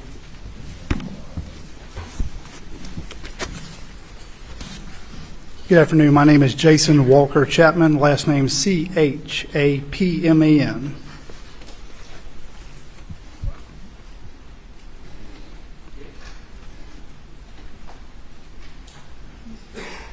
Mr. Chapman, Jason, just state your name for the record. Thank you. Tell us a little bit about yourself. Where'd you grow up, and what education did you obtain? Sure. I'm a native, born in Walterboro. I've lived here most of my life. Graduated from what was Walterboro High School at the time. I attended the College of Charleston and the University of South Carolina, Salkehatchie. Before starting my career in law enforcement, I actually joined the cadet program well before age of 21, then became a reserve deputy, dispatcher, and then a Class 1 officer. And I've now been doing law enforcement. I'm in my 26th year. 26-year career. Would you walk us through how you when you first got into law enforcement, and kind of the roles you've taken on and the training you've done in that? Certainly. In '97, I attended a reserve officer class. It was a joint class between the Collins County Sheriff's Office and the Walterboro Police Department. Had to actually wait until I turned 21 to take the final exam. Went down to the academy, took the exam, passed, began working as a reserve. I then got hired as a dispatcher at the Walterboro Police Department, where I worked a short stint as a dispatcher to fill in a hole. And in the spring of '98, I attended the South Carolina Criminal Justice Academy. I graduated later that year. I actually graduated as a distinguished graduate from the academy. Since then, I've been doing law enforcement. I did my first 16 years with the city of Walterboro, and I transferred over to the Sheriff's Office January 1 of 2013, where I have remained since then. My training I've worked through pretty much every division there is in law enforcement, probably with the exception of civil process. I have an extensive background in firearms. I'm a firearms instructor, less than lethal instructor, active shooter instructor. I've had training as a narcotics supervisor. I've been through schools for administration, pretty much everything. What's your current rank with the Sheriff's Department? Currently as captain. And how would you describe your responsibilities presently? So currently I oversee special operations. That includes our investigative division, our tactical team, search and rescue. Have you ever had an opportunity to testify as an expert in a trial? I have. Tell us about that. This past year in 2022, I testified in federal court in Charleston, South Carolina, on a case involving the city of Beaufort, and I was sworn in as a expert witness in general police procedures. I'm going to direct your attention back to the date of June 7, 2021. Are you familiar with that day? Yes, sir. What was your role with the Sheriff's Office back on that date? The same as it is currently. Supervising investigations? That's correct. Now would that include homicides? Yes, sir. All right. Did you have an opportunity, were you dispatched or were you noticed of an incident that occurred on that day? I was. I I actually heard the call and went in service before I was dispatched, but yes, sir. All right. What did you hear over the radio? Call coming out that a transfer from Hampton County had been received, in which the caller was reporting that his wife and child had been shot. Did you know a location at that point? I was given the location by dispatch, but I was not familiar at the time of the dispatch as to the parties involved. And at that point, did you decide that you were going to go to the scene? I did, sir. What was the dispatch location? I believe it was, I think it's 4142 Moselle Road in Arlington. Were you made aware of who this involved at that I was point? not at the time. Is 4147 Moselle Road within the limits of Colleton County? It is, sir. And walk us through what you did that night upon, learning of this incident and then making your way out there. Walk us through that process, if you would. Yes, sir. I had a brief conversation with Sheriff Hill by telephone while en route. He had been advised of the caller's identity as Mr. Alex Murdaugh. With my career, familiar with the Murdaugh family and Mr. Murdaugh, and Sheriff Hill advised me that if it was in fact confirmed to be Mr. Murdaugh, that he would likely notify SLED simply because of the conflict of interest with the family. And shortly before we arrived, I believe he was able to confirm that, and that call was made to request for assistance from SLED and to request that they actually assume primary in the investigation. Does your department, the sheriff's office, do you all work fairly closely with SLED? Is that a common thing? We do, sir. All right, describe that process. I mean, not including this particular investigation, but in general, how have you all worked with SLED as a law enforcement agency? As far as crime scenes, like response to crime scenes, my division works with the entire agency, but we work very well with SLED. The remote location, although we have a satellite office for SLED here in Colleton County, actually, for the Low Country, their crime scene unit still comes out of Columbia. So, middle of the night when they're notified that we may need assistance, or in this case that we wanted to take them to take primary in the investigation, even with the fact that they're emergency services, it's still going to be about an average of a 2-hour response for that crime scene unit once they're notified. So it's very common for us to begin the investigative process at that scene while we're waiting for their arrival, with them working jointly with us. And that investigative process usually begins with the acquisition of a search warrant, which we know will be required once the crime scene team arrives on scene. And that just comes from a long supported tradition of us working well together and obviously being capable to do so. As a captain and as a supervisor of the investigations, do you typically wear a body-worn camera? I do have one. At that particular night, I did not have it. It's on my my exterior ballistic vest, and the scene was secure prior to my arrival, so I did not have my vest on. Upon arrival at the scene, were you made aware, did you become aware of who in your department had already arrived? I was listening to the radio so that I knew that several patrol units had arrived prior to myself. And I believe myself, the sheriff, and one other detective arrived probably about 10, 12, 13 minutes after the initial officers. Do you remember the rough approximate time that you arrived on scene? I want to say it was around 10:35, 10:37 p.m. that evening. Walk us through what you observed upon arrival. Sure. So while en route, I reminded the shift supervisor, Sergeant Daniel Green, that to try to maintain the integrity of the scene as best as possible. I wasn't there, so I didn't know the magnitude of the scene. I don't know what he has, but just reminding him, limit personnel inside the scene, do what we can to preserve. Sheriff Hill came across the radio. I was trying to pull the weather up. In this particular area I was driving through, I did not have much phone signal, so he did, and realized that we had an approaching storm that was about 45 minutes out. So he advised over the radio, once he got his phone to pick it up, that we needed to secure a tent. I had not been there yet. He was requesting the tent to place over the deceased bodies of the two victims. I relayed that information to one of my lieutenants that was en route. I also turned one of my detectives around that has the longest drive in, which is Detective Rutland, and I informed her to head to the office to start working on a search warrant. Is that your common practice? Yes, sir. You spoke before about you all conducted joint investigations with SLED. Is it common for, describe for us what your roles might be in a joint investigation and what SLED's role might be and how that, played out in this case? Certainly. So the very first thing, obviously, is a notification for a request for assistance, and then the explanation of what exactly we're requesting.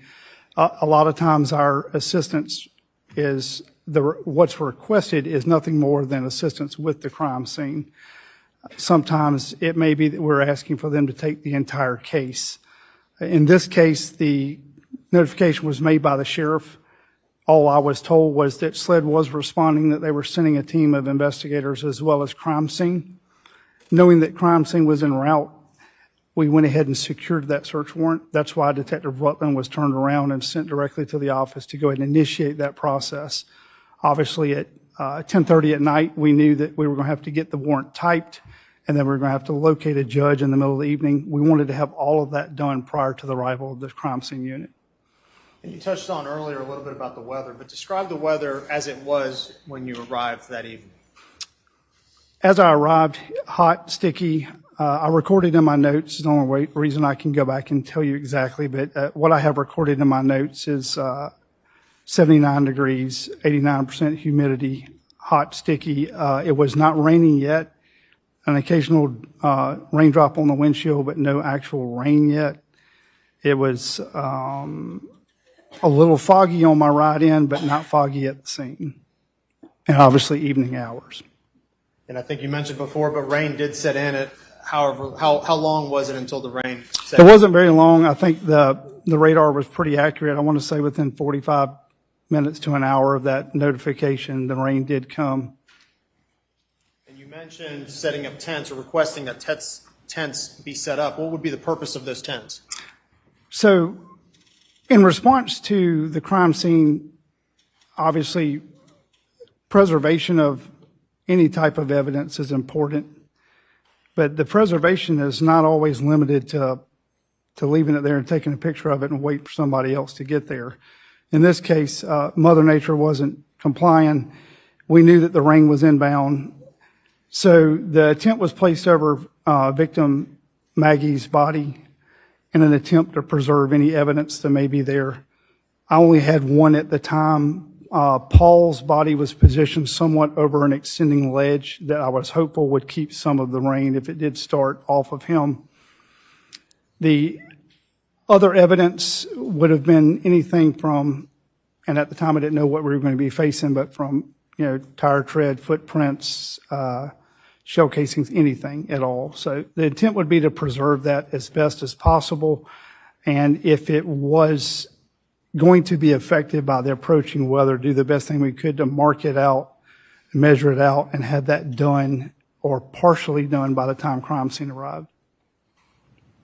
As far as safety purposes, when you arrived on the scene, would you have considered the scene to be secured at that point? I arrived pretty quick. I know that as far as the immediate, right there, the area that I'm sure that you ladies and gentlemen have seen with the tape and the videos that were played earlier, the immediate scene, yes, the outside, the property's approximately like 1,700 acres, and it's not just that property. It sits in the middle of nowhere. At the time, we did not know what we had. I don't know if we had a active shooter, didn't know if we had a murder-suicide, didn't know if we had people in the woods. We don't have any idea. So inner perimeter secure, I would say yes, sir. Outside, in the woods, across the street, I wasn't sure yet. I didn't know. Is it fair to say that there was a lot of unknowns at that point when you first arrived? A lot of unknowns when I first arrived. Very little known other than at the time what they had gotten as initial information from Mr. Murdaugh and the fact that we had 2 deceased. Tell the jury, if you will. Well, first of all, let me ask you this. As part of your law enforcement training throughout the years, have you had any experience with or training in life-saving techniques, if needed, if someone needed CPR or something like that? Are you trained in that? Oh, yes, sir. Yes, sir. And arrival on the scene, did you physically observe the two bodies that were present, both of Maggie and Paul? I did, sir. And in your estimation, was it clear to you that they were deceased? Yes, sir. Yes, sir. Did you consider that life-saving techniques would be possible or would have any result? I did not. Paramedics were there shortly before me. Got great fire rescue. I was assured that if there had been anything that could have been done, it would have been initiated prior to my arrival. But from what I saw, it was well beyond that.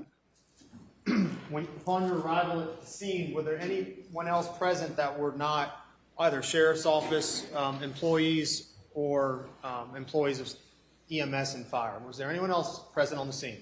The two victims, Mr. Murdaugh and emergency services. And you mentioned Mr. Murdaugh. Is that Alex Murdaugh? Yes, sir. Is he present here today? Yes, sir. He's seated at the defense table, blue blazer, white shirt, and glasses.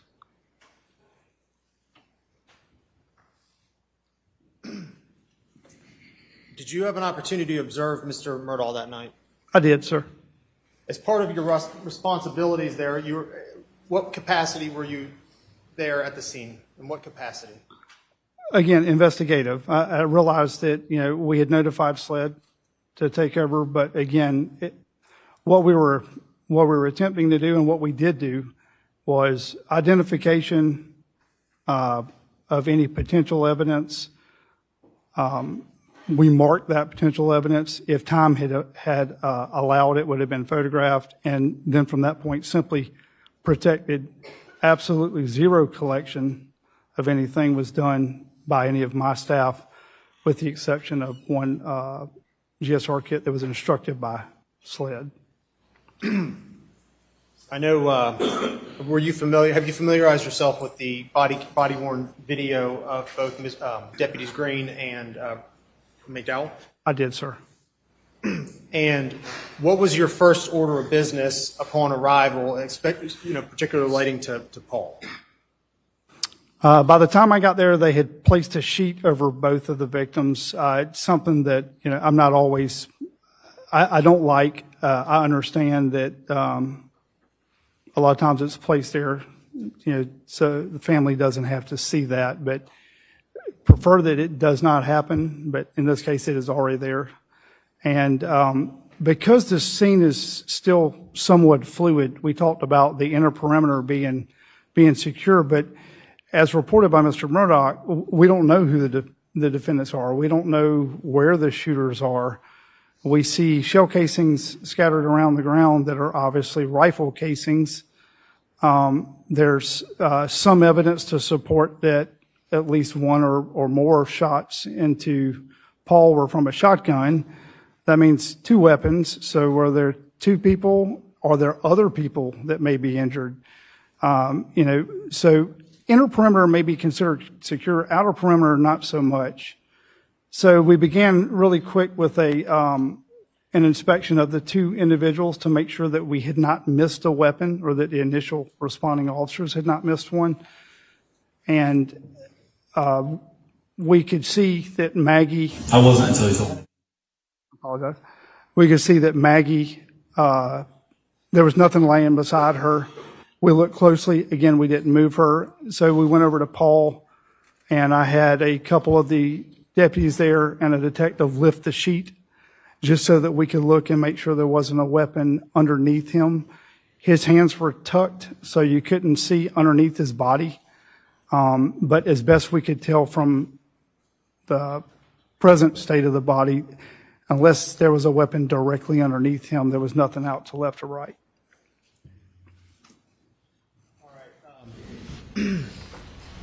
Captain Chapman, I'm going to direct your focus to the monitor in front of you. I'm going to play what's been marked as State's Exhibit.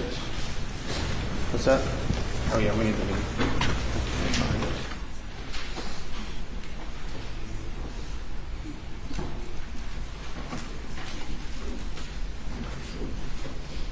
State's Exhibit number 1. Yes, sir. marked it to the 28-minute mark on that. Just looking at the still image right now, are you familiar with the scene there? And could you describe what's going on? Yes, sir. So that's myself, Detective Tyndall, Chief McRoy from the Colleton County Fire Rescue. Lieutenant Lonnie Nettles in the background near the perimeter, inner perimeter tape. And victim Paul Murdaugh's body to our left there in the open doorway to the feed room. And what are you preparing to do here? At this point in time, double checking to see if there is a weapon. Yeah, I told you before we weren't sure whether we're talking about a full murder, a murder-suicide, active shooter scenario. Are there other suspects that may be in the woods? We knew we had the casings that matched to a rifle with some evidence to support it possibly a shotgun. So when asking if any other weapons had been found, everyone stated no. So I had them lift the sheet to make sure there wasn't the barrel of a gun or anything sticking out underneath the body. A little bit about the scene here and your observations of what you're looking at. The kennels directly to the left. If I could direct your attention to those. Yes, sir. Did you notice animals in those kennels? I believe in the 1, 2, 3. There's a couple kennels closest to the feed room that did have dogs in them. And possibly one towards the end. They weren't all full, but the ones closest to the feed room, I think there was a dog in at least 1 or 2 of them. And was the area wet? The area directly in front of the feed room was like wet. There was also water that tailed out of at least the first 2 kennels. The rest of the sidewalk was not wet. That water, I never saw a hose, so I'm not sure if it was leaking from something, but it was actually standing water. And was that water present consistent with the weather at the time? No, sir, it hadn't rained yet. Not enough to leave anything. It was a drizzle here and there. When you observed the body of Paul, was it physically wet as well? For the clothing he was wearing? He was saturated with obviously blood tissue, and his clothes did appear to be wet, but almost as if like absorbed from the ground up. Not saying that someone had sprayed him with a hose or anything. Please observe the video if you would, and we'll have a few questions afterwards.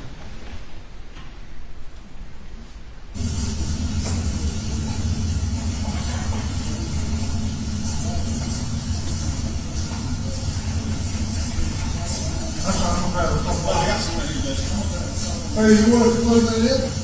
Sir? Was that? You want us to close it in? Yeah.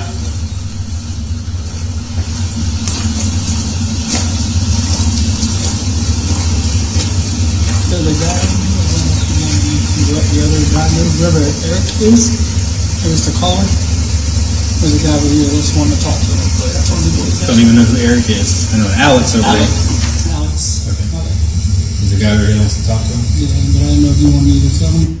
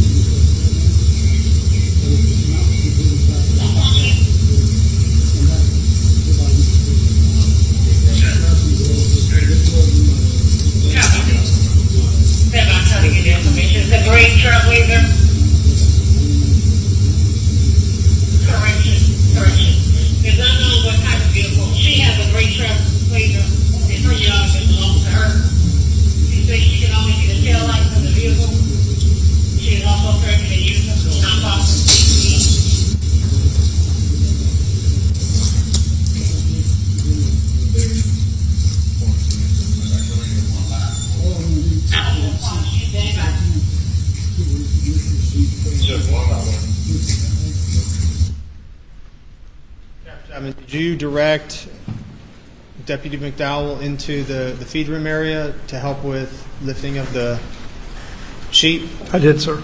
And why would you do that? I want the sheet lifted directly up, not drug across the body. again, I told you I'm not really a proponent of sheets, but since it was there, I would prefer that it be lifted straight up. I had already walked through to see what, if anything, right there. You can see I'm cautiously stepping there, but I'd already checked to see if we were going to be able to step to the inside of it. The spot right inside of the door frame. I had looked, and I felt like he would be able to step straight in, pick the sheet up, put the sheet back down, and step back out. And is preservation of a scene important? It is important. In your line of work? Absolutely.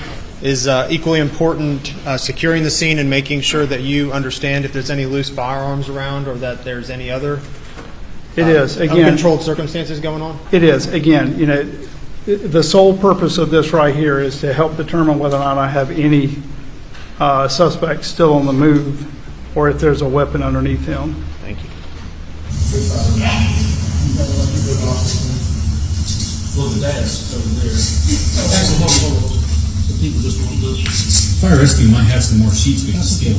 That's why it shouldn't be like 550 Is this you looking for the gun? It is, sir. What do you notice about the body physically laid there, Paul's body? Feet towards the feed room, head towards the driveway, hands tucked underneath the body, fairly saturated in blood. Majority of the head is gone. There's a lot of tissue, what appears to be at least some of the brain or most of the brain lying on the opposite side from me to the victim. Wet, again, I'm assuming probably from soaking up rain or water, whatever that is, off the sidewalk, and a smartphone sitting propped up on the back of him. Was Paul's person saturated in physical matter and blood? Yes.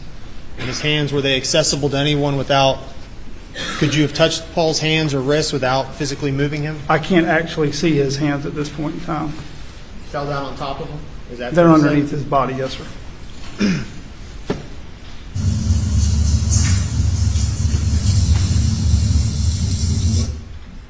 What did you observe that was laying on top of Paul's body right there? Again, it was a smartphone. Did you have a chance to examine that smartphone and get fairly close to it? I got close to it. I didn't pick it up. I was present when it was actually collected later, but it was not collected at this point. And later on, it was describe the collection process that occurred after this. It was collected by myself and Agent David Owens. I believe he's going to be your case agent. As far as collection of that, I stood by as a witness as he collected. He had on rubber gloves. It was picked up. He didn't actually do any manipulation of the device in front of me. It was bagged as evidence and placed in the vehicle. Was the phone physically bloody? I don't recall any blood or water on the phone. I'm not saying that microscopically there wasn't, but I don't recall from the naked eye seeing anything. That's what I'm asking about. No, sir. From your observations, was it wet from either water or blood? No, sir. And when it was lifted off of Paul's shorts, did it leave like a mark of blood or water or anything like that? Not that I recall, no, sir.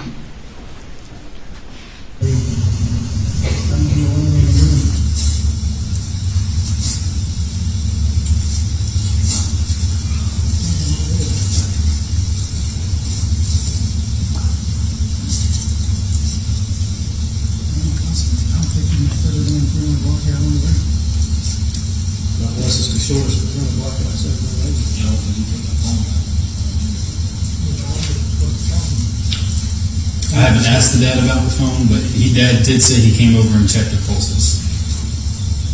Beyond that, I don't know what else to do.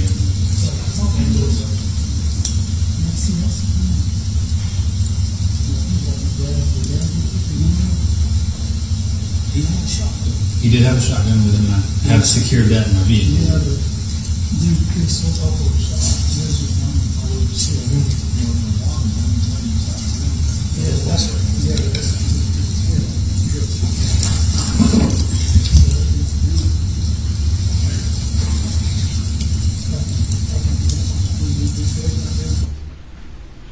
Were you able to locate a firearm underneath the body of Paul?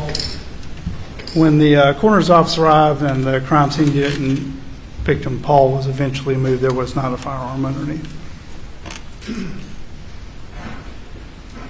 Are you familiar with the rifle round called 300 Blackout? I am, sir. Is that in your 26 years of experience, is that a caliber that you come across with any frequency? In the last couple of years, probably more than ever, but in all the crime scenes that I've worked, I believe this was, at the time, the second ever in my career that had a 300 Blackout as far as being involved in a homicide. As supervisor on the scene, is it part of your responsibility and your duties to sort of direct what people do? You're the person in charge? It is, sir. Does that free you up to do other things if you have your deputies doing the tasks that you've assigned them? If possible, yes, sir, sometimes. And on this particular instance and this night, were you able to observe Mr. Murdaugh and see what he was up to? Oh, yes, sir. I spoke to him on a few occasions.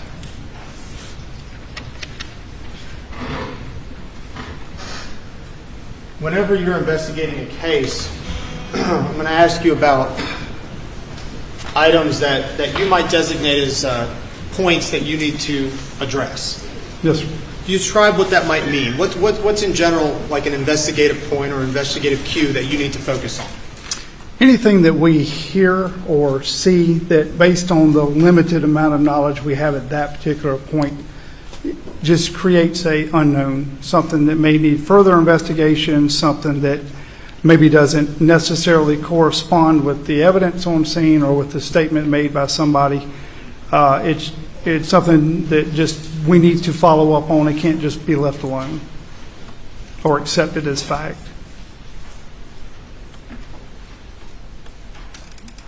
What are some of the physical observations? I'm going to ask you about physical observations of Mr. Murdaugh. Did he appear to be, at least outwardly, did he appear to be upset? Yes, sir, he did. Were you close enough to observe whether or not he actually cried or had tears in his eyes? He was upset, definitely upset. I got up to him, again, like I said, I spoke to him on at least 2 different occasions, and he was breathing hard. You know, his facial expressions were that of, torment. But did I physically see him crying? I did not. He was sweating, but he wasn't crying. What did you observe about his clothing?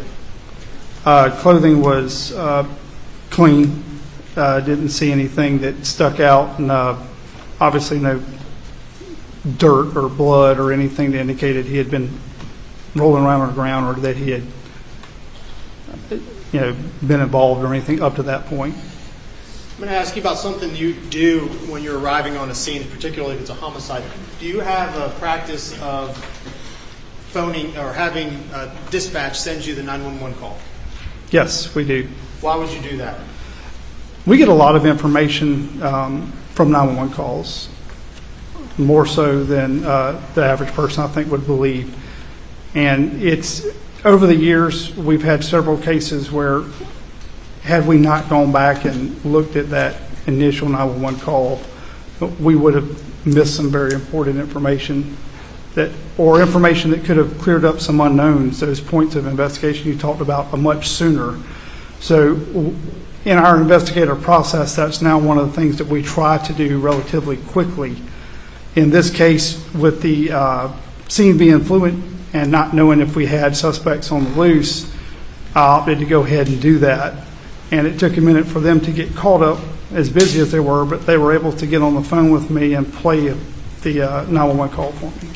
So were you able to hear the 911 call? I was. And are you listening to that 911 call both for content but also critically and trying to examine the things that are said? Oh, absolutely. We're listening for noises in the background, exactly what is said versus what we see, so forth. So with that awareness of everything that was said on the 911 call, do you then take that information and apply it to the scene? Yes, sir. And are you applying that information to try to see if it checks out, to see if things are consistent with what you heard on the 911 call? Yes, sir. And on the 911 call, did Mr. Murdaugh indicate that he had tried to examine the bodies or check their pulses? Yes, I believe dispatch stated, do not touch if you haven't. And Mr. Murdaugh replied that he had touched them, checking them. To check and see if they're breathing? And which would be expected, absolutely. Upon examination, Mr. Murdaugh, did you have a chance to look at his hands? Again, I did talk to him, yes, sir. Did you have a chance to look at his shirt? I did. And did you see any indication that there was any blood on any part of his body?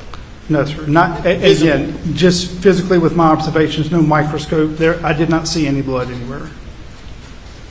And in your experience with viewing Paul's body, had you physically touched Paul, would there have been blood left on your hands? Objection, Your Honor. Speculation. Response. Physically saw the body, and he cannot testify to the locations that would be touched and whether it would transfer. Does he know what location he touched? I'll lay a foundation. I'll ask a few more questions. Yes, sir. Mr. Chapman, Captain Chapman, going back to your experience in life-saving procedures, are there common areas that someone might touch to check the pulse if they were indicating their check breathing? Objection, Your Honor. The question is, where did Mr. Murdaugh touch the body for a pulse? Was it the neck? Objection is overruled. The prosecutor is asking the question. Go ahead. Thank you, Your Honor. Is there common areas that someone might check a body to check for, if they've indicated they're checking for breathing, are there common areas that someone might check? I believe the most common is the neck and the wrist that you see that people with limited training would probably use. I'm sure there are others with medical training. So the neck and the wrist. And please tell me where Paul's wrists were located when you discovered his body. They're up underneath his body. And was Paul's neck accessible? If his wrists were underneath his body, was his neck accessible? I think you can get the portions of his neck. I don't know that you'd be able to get under. I mean, he's face down, and I didn't try to get a pulse, but where I know that you would check would be difficult without manipulating the body in some fashion, I guess. And if you had to manipulate the body, and if you were going to try to check his pulse via wrist or neck, with what you saw that night, would your hands be bloody? If I had attempted, they would have been, yes.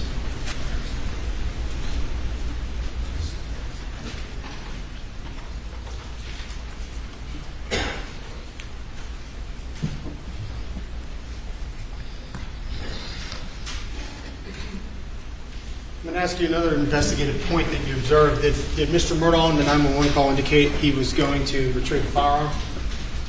Yes, sir. That actually came out while I was en route as a caution from the dispatcher, but it was also present on the call when I monitored the call.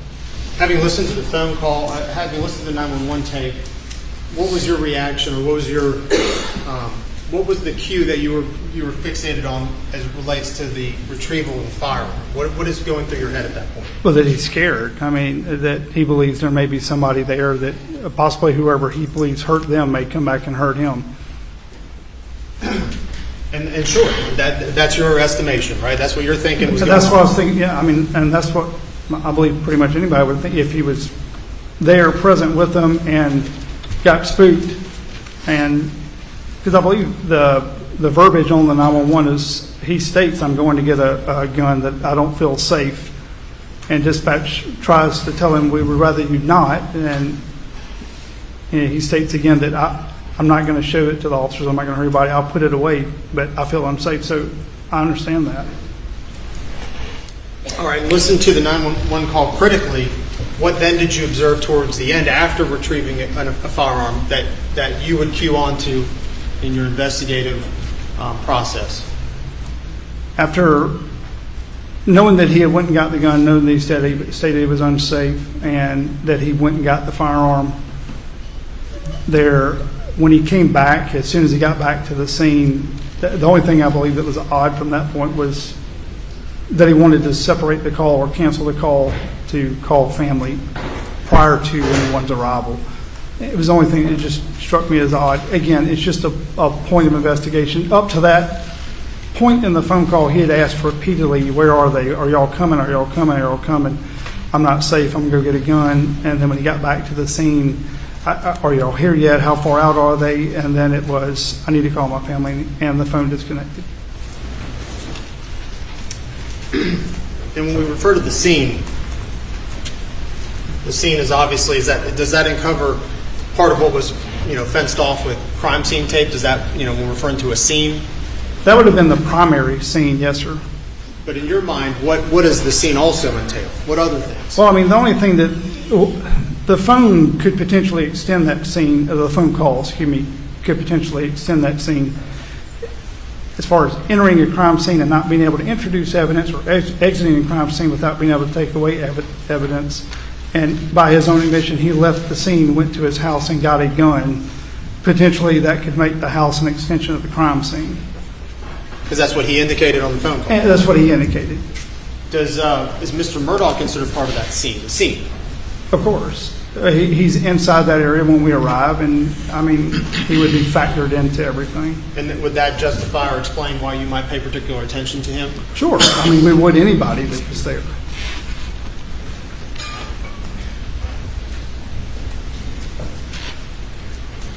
Now and I'm asking you this again, I know you've answered, but you've had a chance to review the body-worn camera from both Deputy Green and McDowell, correct? Yes, sir. Did after those videos cease recording because the crime scene had been secured, did you have an opportunity then to continue your investigation and continue your line of work? We did. And these activities would not have been captured on the video because it had been shut. Is that correct? That's correct. Did you have an opportunity to physically observe, meaning watch Mr. Murdaugh while your deputies and your officers were performing their tasks? I did. What were a couple of the things that you noticed that stuck out to you when physically observing Mr. Murdaugh and how he was either behaving or what he was doing? Again, I mean, he was emotional. Distress on his face. I didn't see him cry. Not everyone cries. I don't have an issue with that. There were times that when we got to certain places or asked certain questions that you could see a slight demeanor change or body language shift. And, I took note of that, but again, just as a point of investigation. But he remained at the scene. He wasn't forced to say. He was cooperative, but he did, there were times that you could see reaction to different things. Okay. Did you notice a reaction? Did you ever notice him tracking your movements or your officers' movements? I know when I was there when I ordered Detective Barnadoe to take a GSR kit and explain how the kit worked, and while we were taking it, he was very cooperative with giving the kit, and we really didn't have an issue there. Later, was looking at some, I wouldn't call them tire tracks, I'd call them tire impressions because there's no dirt there, it's just grass, but we noticed there was quite a bit of tire impressions that ran around the back side of the hangar. And we'll get to the tire tracks in a second. You mentioned a term just a second ago called GSR. Yes, sir. If you wouldn't mind, could you explain to us just what I that is? apologize for that. So a gunshot residue kit is just a kit. We use specific kits provided by SLED because the kits are then sent off for testing, but it's meant to test for the presence of gunshot residue. They're very non-invasive. They have little ampules. You open up a sterile kit, put a set of gloves on, open the kit up, and you'll dab one of the sterile collectors around on the front and back of the hand of an individual, package those up, tape it off, seal it, date it, time it, case number, and then that's eventually sent off to SLED. We were asked, I spoke earlier and said the only thing that my detectives physically collected prior to SLED's crime scene's arrival was that GSR kit. It was done by us because there is a time limit on those, and you can't always wait. I know everybody sometimes thinks why don't we just wait and do all this tomorrow, but GSR has a 6-hour limit on it, so we had to collect that night, and we did so And that's what I was referring to when I say GSR, is a gunshot residue test kit. And Captain Chapman, related to the GSR retrieval, I know you mentioned that time limit, the expiring time limit. Is it your understanding that time, or does that time limit refer to humans or just things in general, objects in general? That refers to when we collect a GSR sample from an individual. That is our restriction from the SLED lab, is that it has to be collected within 6 hours of the estimated time of firing the weapon. And again, that kit's, it's just as much for any type of exculpatory as it is conviction. We use it a lot of times to exonerate someone as much as we would to convict. Going back to Mr. Murdaugh's observations that you had, did he appear to fixate on one body or the other that were there? Especially watching the camera footage, I didn't notice quite as much in person, but later scrutinizing the body cam footage, he does appear to fixate more on his son than his wife, but that's in that limited amount of body cam footage that I have. All right, you mentioned before the tire tracks that you observed. Yes, sir. Or tire impressions. Tire impressions. Yes, okay. sir. Let's set the scene. Set the scene for us, if you would, please. Sure. Describing the grass, and we've heard a lot about, there's rain, but moisture. Describe the scene, if you would, on that grass. So if you come into the property and you go down the dirt road with Paul on your left, as you see in the picture before y'all, that gravel or dirt road between the kennels and what's referred to as the airport or the airplane hangar eventually ends in grass, a large grass area that separates that hangar from another shed. And in that area is where Mr. Murdaugh's Suburban was parked with the flashers and the headlights were pointed towards Paul's body. But that entire area there is grass as opposed to the dirt or gravel lane between the two structures. And there's some very obvious at that time impressions in the grass, but they're not tracks like you think of that we could cast a track out of dirt, but you can't cast an impression that's laid over wet grass from the dew. You're not going to be able to do anything with that other than to document it. And I did notice them, and I actually asked Mr. Murdaugh if he could tell me, because I was unaware of the body cam footage at the time. Could you tell me what direction you came from? And he told me that he pointed and said he had come from the residence and pulled up here, turned around and went back the same route, confirming that the tracks around his vehicle, the Suburban, were his. And he said there should be two sets from where I arrived the first time, left and got the gun and came back. And I asked about the other sets that you could see. And there was one in particular that appeared to come close to Maggie's body, possibly. You had to have the light just right. And it just happened to be that I noticed it looking at the ground in front of Mr. Murdaugh's vehicle, because the lights were shining on Paul, that you could see that.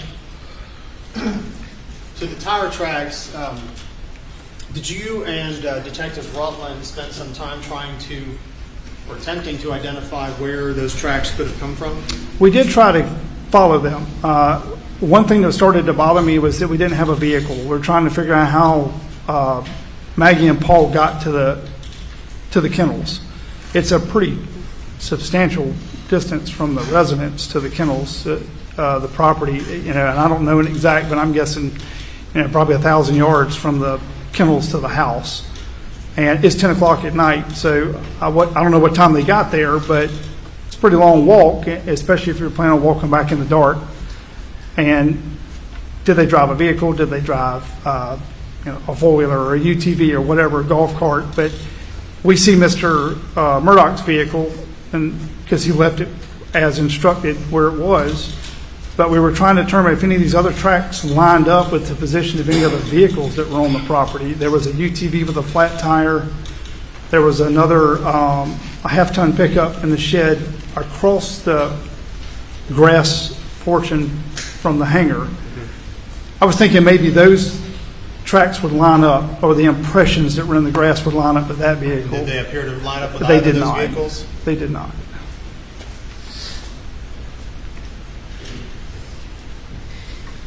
As part of your investigation, flash forward in just a little bit, did you operate and record 2 drone videos of the property? I did. Yeah, I'm going to show you.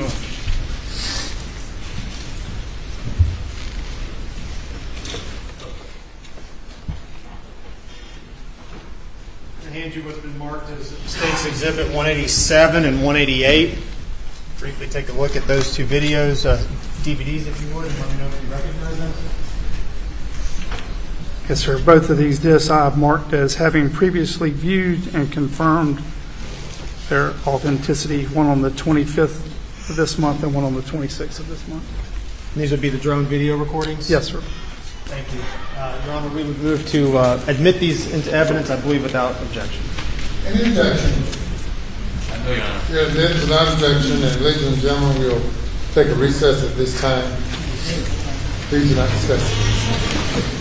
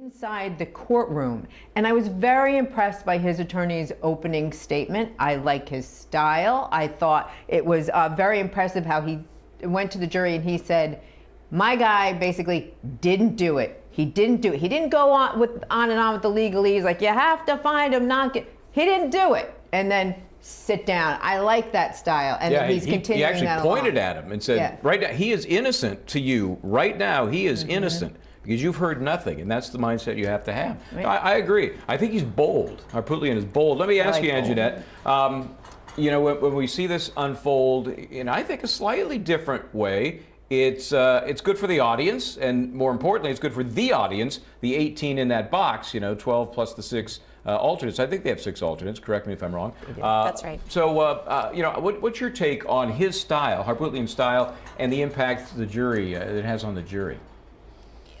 I kind of was noting this yesterday, and I agree with Jonna. I think that his opening was effective, and I liked that he exudes confidence. And even in his just demeanor in the courtroom, sitting at counsel table next to Alex Murdaugh, I feel like he's just like, we are here, my guy didn't do it, we're going to just attack this evidence. And I feel like he's raised some very good points. And you've got to keep in mind, this is a guy who's been doing this type of work for decades now, and he's revered. I was told by Eric Bland, the attorney for Gloria Satterfield's children, she was the nanny / housekeeper for the Murdaughs. She's the one who slipped and fell and later passed away at the Murdaugh home or after that accident. He told me Dick Harpootlian's a master trial attorney, and he is great at cross-examining witnesses. So I think that his style is very good. He doesn't seem flummoxed or anything like that. Creighton Waters, though, on the other hand, the prosecutor, he seems like a good attorney as well. So I think we're in for a battle of two good attorneys here leading these teams. Yeah, I agree. And I think their styles are just different enough that they're very distinct, and you know who's working when they're working. I was wondering about the cross-exam coming up, and I'm sure it will be of this officer, but they're on a break right now. And so while they're on that break, one of the things, and Johnny, you mentioned this, was maybe how your perception might be changing on the defendant. Listen to the 911 call. You know, this has been talked about so much because it is one of the things that we had a little taste of before the trial began. But here it is as it was presented to the jury, the 911 call. Copy, how are you vacation?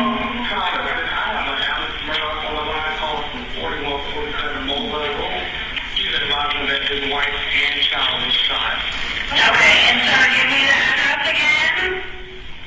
It's 4147 Moselle Road. I've been up to it now. It's fast. Okay. How did they shoot? Did they shoot themselves? Oh, no. Hell no.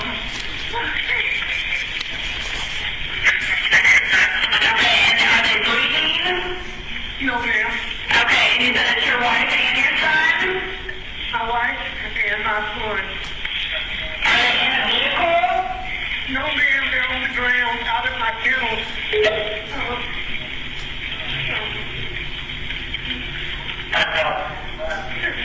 Okay, and did you see anyone? Shot in the head, and he shot really bad. He shot it. Okay, where is he shot at? Ma'am, I don't know, but he has blood everywhere.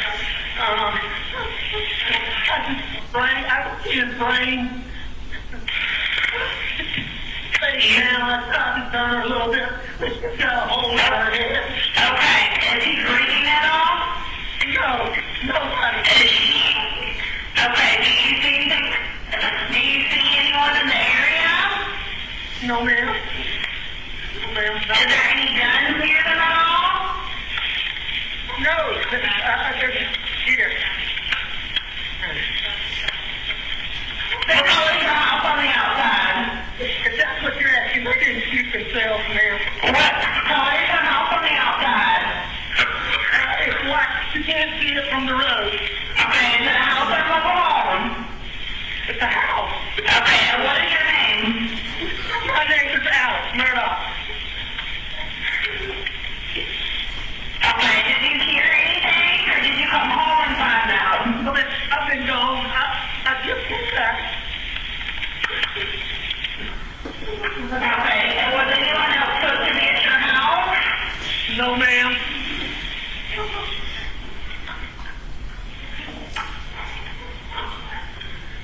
Please hurry. We're getting somebody out there to you.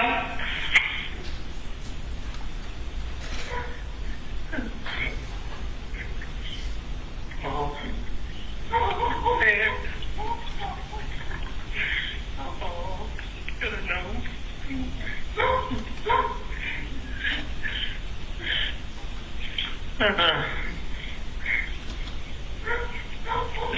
Okay, so what is her name?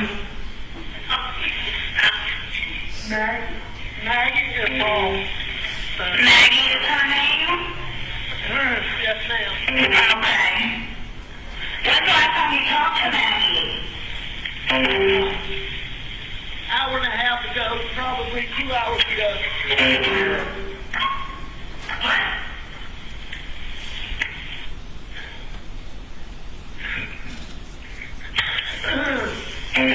Okay, you said about 2 hours ago you talked to them? Approximately, yes, ma'am, approximately. Okay, did she say what they were doing at all? No, I talked to her in person. You talked to her in person? We're getting somebody out there to you. We have to give you questions. Don't slow them down, okay? And you sure they're not breathing?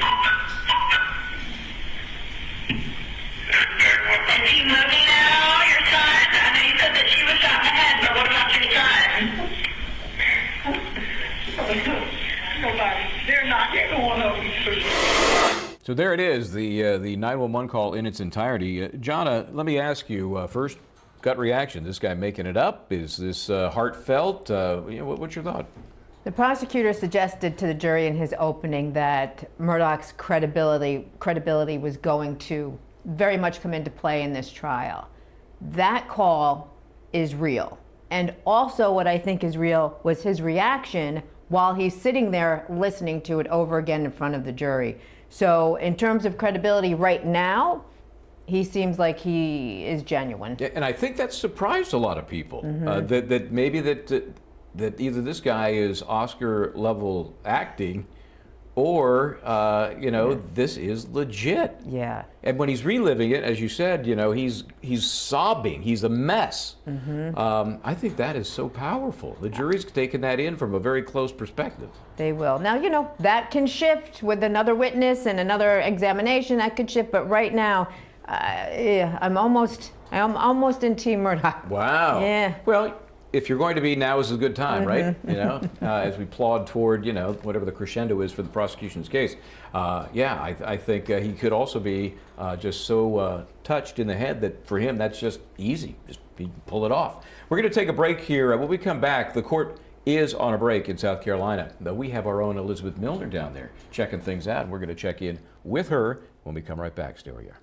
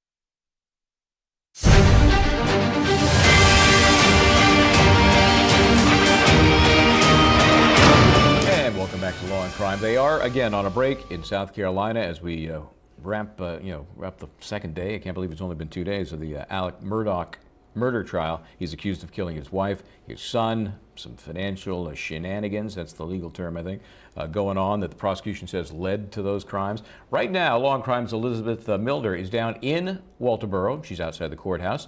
Welcome, Elizabeth. Good to have you along. How are you? What's the atmosphere been like outside during this trial? Hey, Michael, how are you doing this afternoon? Well, the atmosphere has actually been pretty quiet, a lot quieter than a lot of people had expected for a murder trial of this magnitude here in the low country of South Carolina. You know, we in the media have been camped out here since jury selection had started. We had been out here since Monday, of course, going back to our hotels later at night, but again, returning in the morning. So the atmosphere is a lot quieter. You know, our very own Gigi McKelvey's inside that courtroom right now. I was with her for part of jury selection and even during opening statements, and we're kind of just seeing all of this go along. Now, I spoke to some people who had been in the community, and they kind of, you know, are on both sides of kind of wondering if Alex Murdaugh guilty of this or not. You know, some people are telling me they 100% believe he did it. Some people are telling me there's no way that he could have done this. And then some people just straight up just wanting to be inside that courtroom, watch everything fold down, and watch all the evidence come out to play. You know, across the street, we have the Wildlife Center, which is doubling as our media center as well too, and a wedding is even going on out there. So you can tell, like, even though it's a murder trial of just such great magnitude with all this media presence out here, there are still people who are just living their normal day-to-day lives. I even spoke to some food truck vendors who had told me they plan on actually being here for the whole duration of the trial, whether it takes, you know, weeks or, you know, albeit maybe months, but we won't go there very much. But of course, they plan on staying here throughout the duration. Boy, a wedding. I mean, I've heard of destination weddings, but that's bizarre. You know, the Murdaugh family, obviously huge in that area, and it sounds like there are people that have maybe run up against them and don't have great thoughts to say about them, and then others that just think they're the best thing ever. Have you seen any of the members of the Murdaugh family out and about there? Yeah, Michael, just yesterday we were all kind of surprised that we saw Buster Murdaugh, who is the only surviving son of Alex Murdaugh. He was right there. He was present inside the courtroom, you know, during jury selection and even during the motions hearing a little earlier this week. We even saw Alex Murdaugh's sister as well, too. You know, when Alec had come back from the lunch break on that day, he looked his sister right in the eyes, and I could kind of tell that they were having just like kind of a loving exchange, typical of a brother and sister. But of course, that brother being on trial for a double murder of his wife and son. But when the entire extended family was kind of out here, now that included Alex Murdaugh's brother, John Marvin, as well as his brother Randy, again, that surviving son, Buster, as well as Buster's girlfriend, who we know to be Brooklyn White, and again, Alex Murdaugh's sister, you know, they were all sitting behind the defense table, which, you know, for the most part, we all, you know, kind of decide or may think that they are on Alex Murdaugh's side. You know, when Alex had seen his extended family, I saw him look each and every one of them in the eye,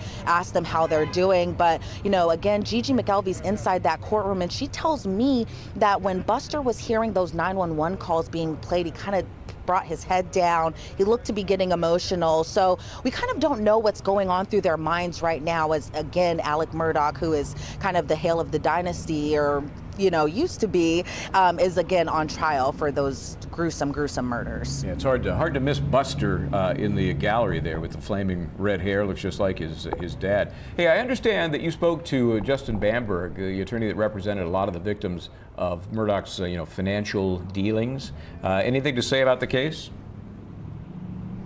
Yeah, it was very interesting to kind of hear Justin Bamberg's take. Now, he is a South Carolina representative as well as an attorney here in this area. And like you had just mentioned, Michael, he did represent some of the victims of Alex Murdaugh's alleged financial schemes that happened when he was still at his private practice, which many around here just know as the firm. But he had told me that, you know, as far as like opening statements goes, he thought both sides presented great evidence. You know, he thought it was very good to kind of see these titans go up together against each other, those titans being Dick Harpootlian on the defense and Creighton Waters on the prosecution. He knows them as very great South Carolina attorneys here in this area. But he says he's still kind of watching and waiting to hear all the evidence unfold. But he did say, you know, the Murdaugh family does hold that that huge name here in the Low Country area of South Carolina, and he kind of sees it and even described it as Olympus falling, just watching that dynasty crumble. You know, he had mentioned that his great-grandparents had been here in South Carolina, of course,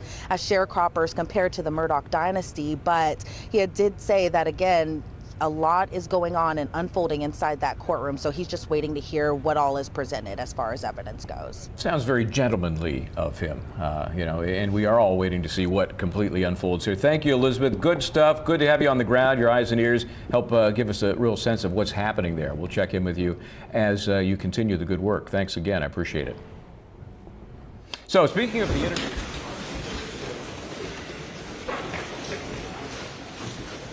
You may bring the jury.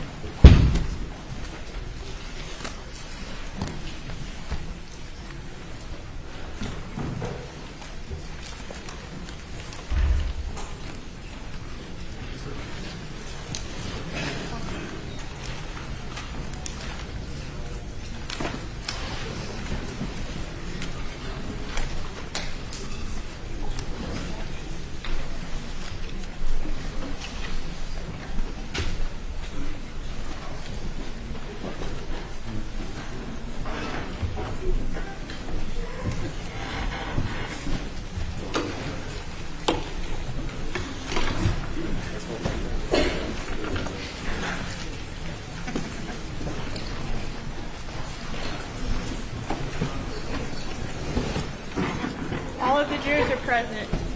All right, thank you. You may proceed.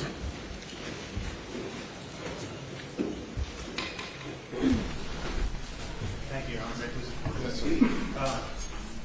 Madam Chaplain, resuming our testimony, I'm going to show you a handful of pictures. I'm going to mark. I've marked and I'm identify. I ask you to please identify them. No objection. You offer them all into evidence? I am. They are admitted without objection. Okay, permission to publish? Yes. I could have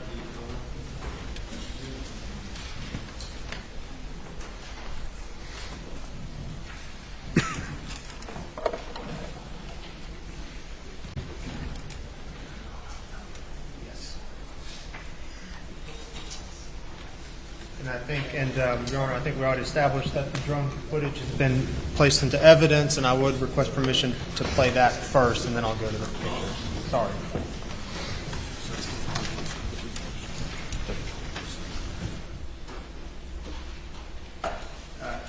Captain Chapman, as we were discussing earlier, you did describe the process of what you did with the drones and why you would have surveilled the area. Took pictures with our drone just to give an overall. Some of the agents have different job descriptions that day. Some of my personnel had different job descriptions that day. In order to have something as a reference point to go back and work with later, we took the department-issued drone and took a couple aerial videos so that we could use them for reference later. And Your Honor, request permission for the witness to sort of direct the geography of the drone footage. If you would please step down. Sure. And if you could identify for the jurors as the video is played what we're actually looking at. I appreciate it. In the image currently, what we see is the main house, the Murdaugh residence. And left of that structure with between the trees would be the main driveway that comes out. all right. If you could identify that on the video, the driveway that you're referring to. I'll show you here, then I'll walk up. Yes, sir. So this would be the main structure and the main driveway that comes out from it with the trees. Ladies and gentlemen, the main structure, or residential structure, and the driveway, the main driveway that comes away from it with the trees. All right. And now looking down the road a bit, Captain Chapman, This road that veers to the left or turns left, what is that road? So that would have been the route that was described by Mr. Murdaugh as how he left his residence and came to the dog kennels, coming up the road with the planted trees, making a left here, ladies and gentlemen, there. And if you play the video a little farther, that road ends at the incident location with the dog kennels. And if you would, please describe for us what we're actually looking at with this dog kennel area, identifying the structures and the entry point for the road, the main mailbox area. Absolutely. So this would be the area coming from the main residence. When we arrived on scene that night, or at least when I arrived, right here, positioned with the headlights facing down this way, would have been Mr. Murdaugh's vehicle. You keep hearing reference of the airplane hangar or the main shed. That would have been the large structure here. The dog kennels are the smaller one you see in the background that run perpendicular, and the driveway goes out to the road. Do I need to show you, ladies and gentlemen, here?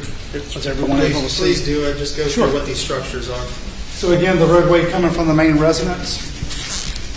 Here you have what's been referred to as the hangar. Mr. Murdaugh's vehicle was parked in this general area here with the headlight shining down this direction. This would have been the dog kennels. This is the large grass area that we were referring to when we were talking about the tire impressions in the dew. And this is a separate structure that sits off to the side.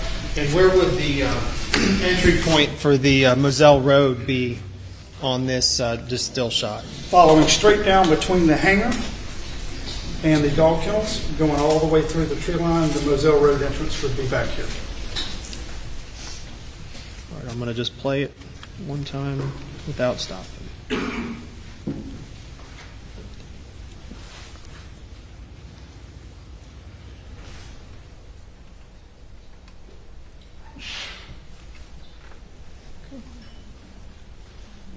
All right, thank you, Captain Chapman.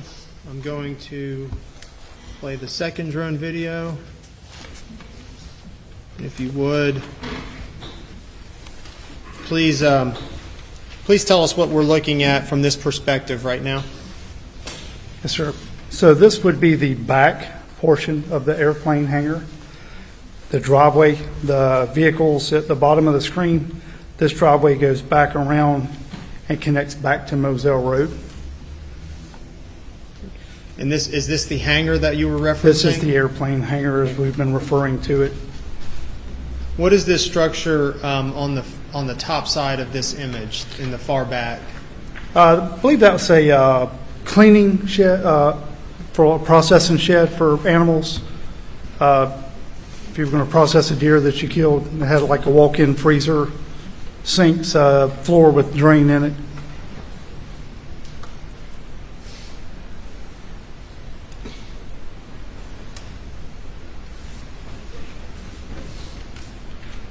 All right. Describe to us what we're looking at from this perspective, if you would.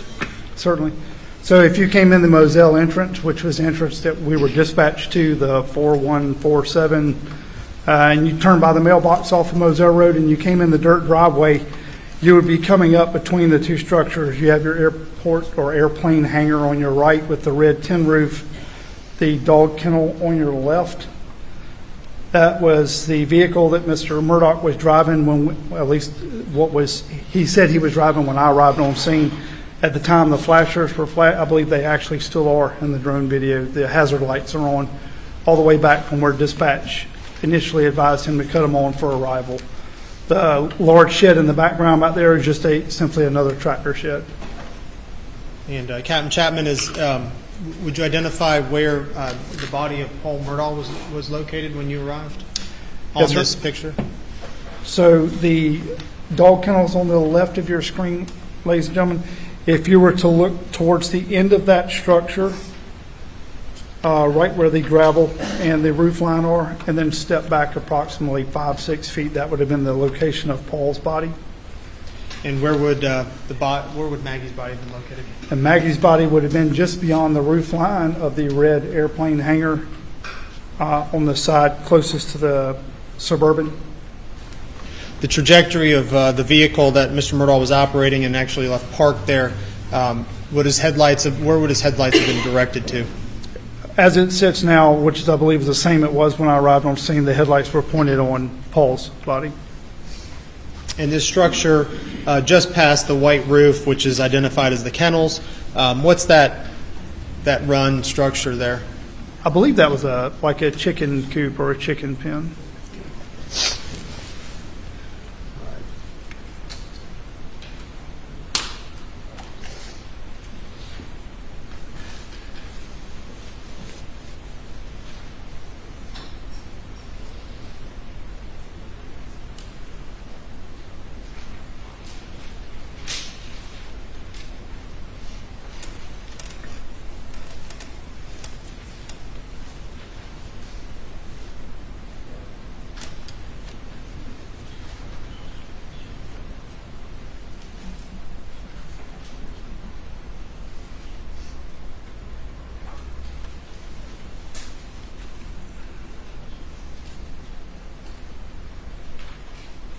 Mentioned before when we were talking about the tire tracks that you noticed in the dew of the grass, that you were trying to identify the location of those tracks. As part of your investigation in conjunction with Detective Rutland, did you identify this black truck that we see pictured here? We did. Was the black truck, did any of the tracks line up to that black truck? No, sir. That's what got us back to that location looking at the tire impressions, was that we were trying to determine if that was the vehicle we believed that Paul may have driven to the kennels. And did you check the truck to see if it was physically warm to the touch or had been turned on? It was not.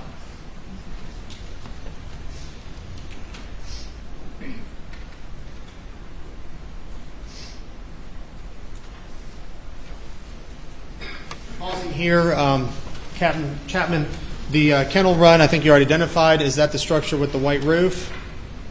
Yes, sir. The silverish white roof in the background on this image? And the feed room located where Paul actually was sort of straddled, where would that feed room be in this image? If you look at the right corner of that building, and you can see the white frame door just above the red roof, that would be the area of the feed room. And with the court's permission, I'd ask the witness to identify that on the screen, if you would. Yes. Thank you, Your Honor. This would have been the area of the feed room here.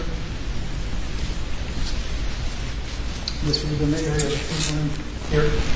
And while you're there, Captain Chapman, would you please identify in this angle where Maggie Murdaugh would have been located? Yes, sir. Maggie was in this area here.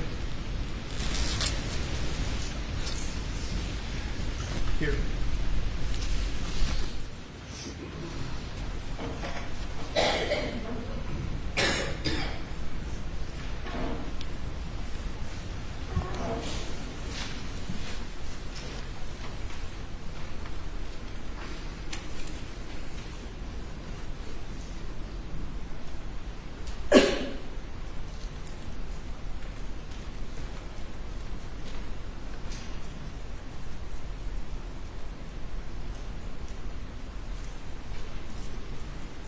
Did you become aware through the course of your investigation of footprints on the side of the hangar? Yes. How did that occur? What brought your attention to that first, and what did you do as a result? Detective Rutland approached me at some point in time after her arrival with the search warrant that she had located a set of prints. The prints appeared to be a flat style print, like a flip-flop or a sandal of some type, and that they were to the left of this hangar door in the dirt underneath the left lean-to of the hangar.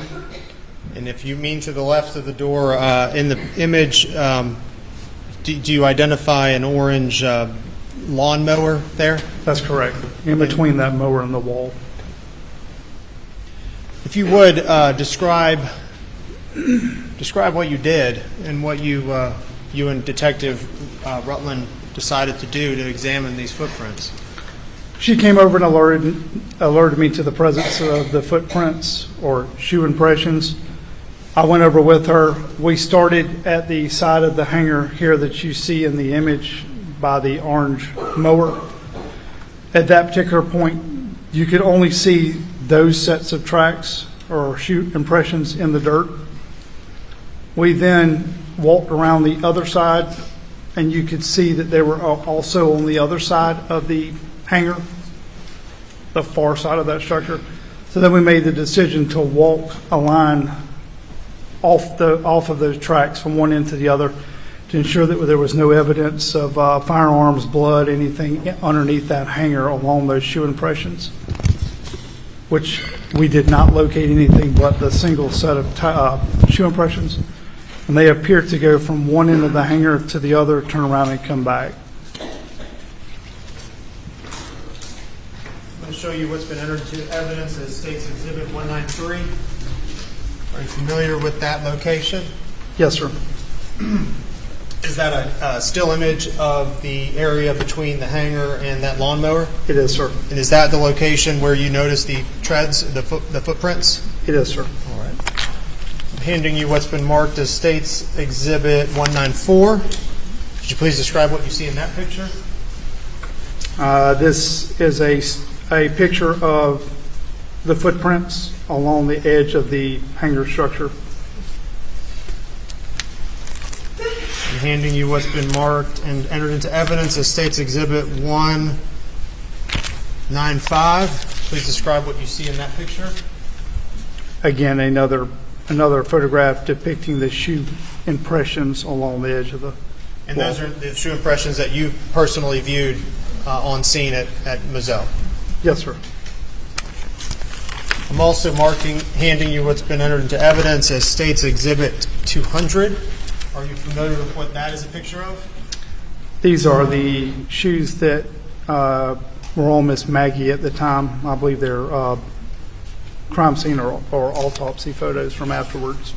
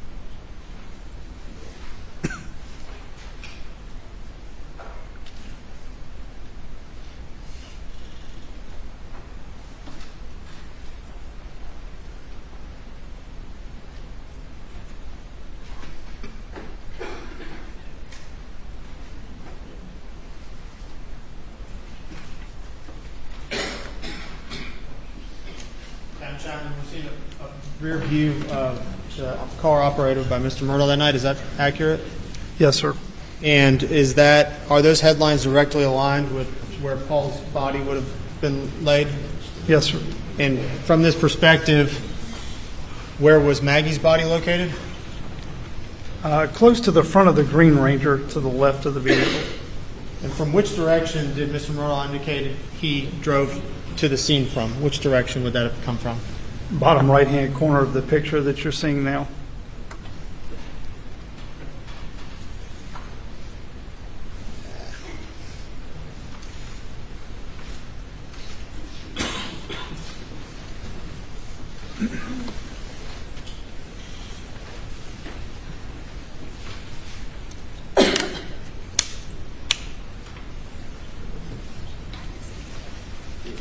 I could switch to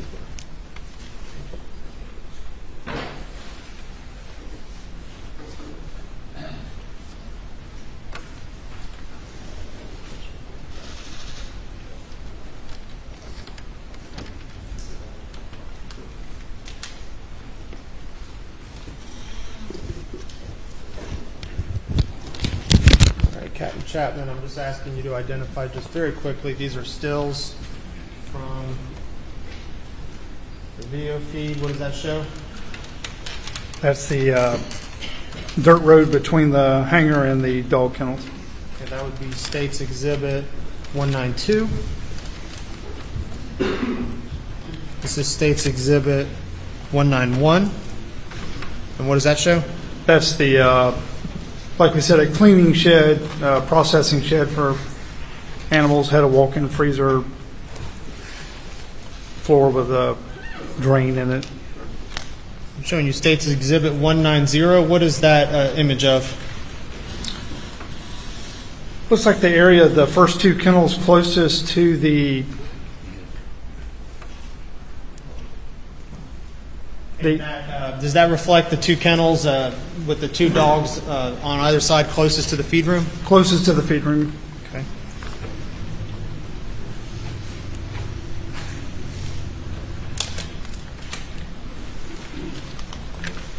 And I'm showing you what's marked as State's Exhibit 189.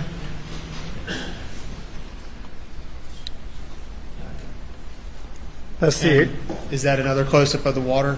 That's close-up of the water just outside the feed room.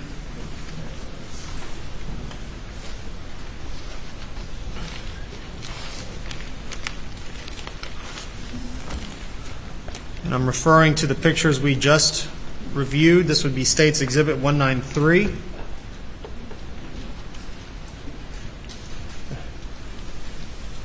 Is that where you physically walked with Detective Rutland? It is, sir. And to be clear, when you observed the footsteps in the sand there, were they the only footsteps present?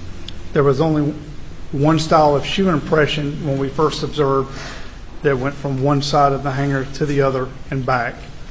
And it was that smooth style shoe impression. And you say there and back, does that mean the footprints to you indicated they had walked one direction and then walked the opposite direction back? Is that what you're referring to? Yes, sir. We weren't able to tell at which side they entered initially, but they walked completely from one side of the hangar all the way underneath the lean-to the other side of the hangar, or turn around and come back. I'm now showing you what's been marked as State's Exhibit 194. Describe the types of treads we're seeing in this picture, if you could. Certainly. If you remember, I stated earlier that after locating the shoe impressions, Detective Rutland let me know that the impressions were there. I went over, we checked both sides and realized that they ran what we could tell with a flashlight from one side to the other. So we made the decision to walk straight through, keeping the shoe impressions that we were concerned about in between ourselves and the wall of the hangar structure, never crossing those actual shoe impressions. We went from one end to the other just to see if they were joined by any other shoe impressions, if there was any blood, if there were any weapons, so forth. We made one trip down and back, and we did not locate anything. And I'm now showing you what's been marked as State's Exhibit 195. Would that be a close-up of these impressions that you observed? It is, sir. And specifically the items in the middle with the flat tread, those would those be the footprints that you noticed that night? Those were the ones initially identified by Detective Rutland and pointed out to myself. The ones with the shoe impressions with the actual designs that would be left of those in this photograph, those are myself and Detective Rutland.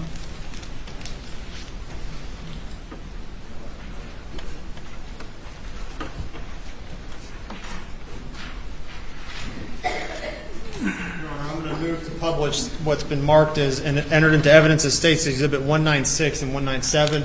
These are images of sensitive nature, have the cover sheet. I've advised counsel and our table to obscure the monitors. Showing you what's been marked and entered into evidence as State's Exhibit 196. Are you familiar with what this is an image of? Yes, sir. What does this show? That's the lower portion of victim Maggie's body. And specifically referring to the lower portion of her body, but her footwear. Are these the footwear that you observed on her that evening? Those are they appear to be an accurate reflection of what she was wearing the night I was there. Were you able to compare the general size and shape of those foot treads to the ones that you personally observed on the side of that hangar? General impression. They are similar in nature and design and size. There were no measurements physically taken by myself or Detective Rutland. Thank you.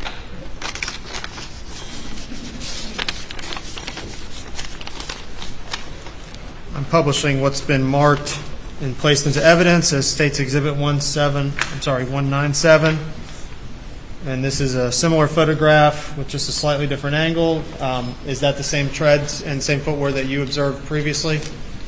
Again, we believe that what we saw on the side of the building is a very close match as far as design and size as to those.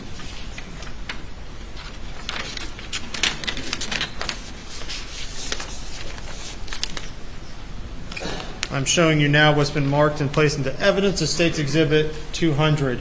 Are you familiar with that? I know you already described it, but tell us again what we're looking at. Again, those were the shoes that were removed from victim Maggie's body at the scene, and the ones that we were visibly comparing the shoe impressions to. Thank you. Okay. Let me turn the lights on.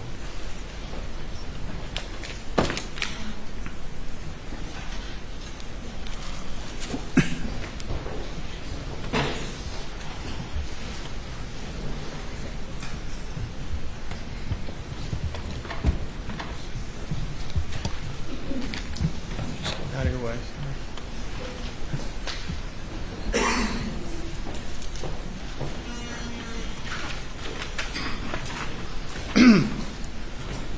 Did you at one point have a be on the lookout or a bolo placed on any in particular vehicle that night? Yes, sir. I believe I explained earlier that we had asked if anything was missing from the scene and trying to determine how Maggie and Paul got to the dog kennels.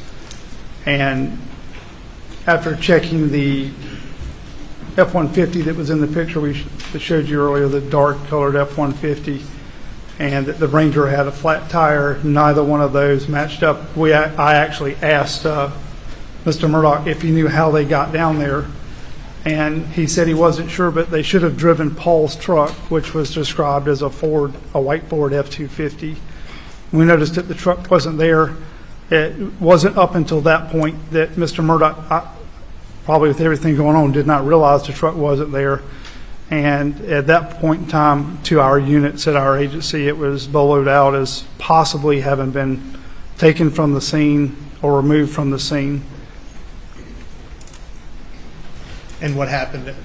Were you able to locate the car eventually? That was done sometime that night while we were on scene the very following morning, and I'd have to look back at notes to tell you exactly, but I believe it was around 10:30, 10:45 the next morning. That vehicle was located just inside Hampton County off of Highway 63. Captain Chapman, referring back to the tire tracks, I know you spent some effort trying to identify the source and origin of those tire tracks. When you were attempting to investigate those tire tracks with Detective Rutland, did you have a chance to then observe Mr. Murdaugh's demeanor? Yes, sir. And we discussed, there were changes at the time. What kind of changes? Again, he did appear very upset, heavy breathing, distraught. When we asked the specific questions in regards to the tire impressions and we began looking at the tire impressions, it was just a change. The breathing slowed and he began to watch us work more closely, sometimes out the corner of his eye. And after we moved away from that area with the tire impressions, the demeanor change returned back to upset.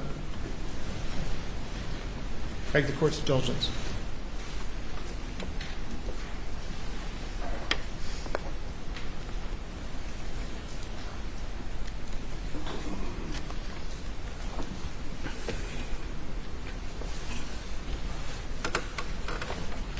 No further questions from the state. Thank you, Captain Chapman. Sir.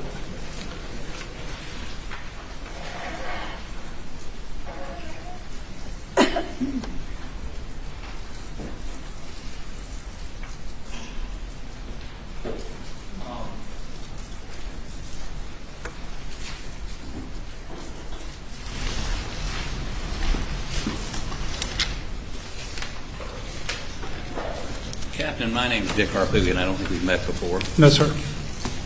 I represent Alex Murdaugh. And Let me ask you a couple questions. One, and let me deal with these in a different order.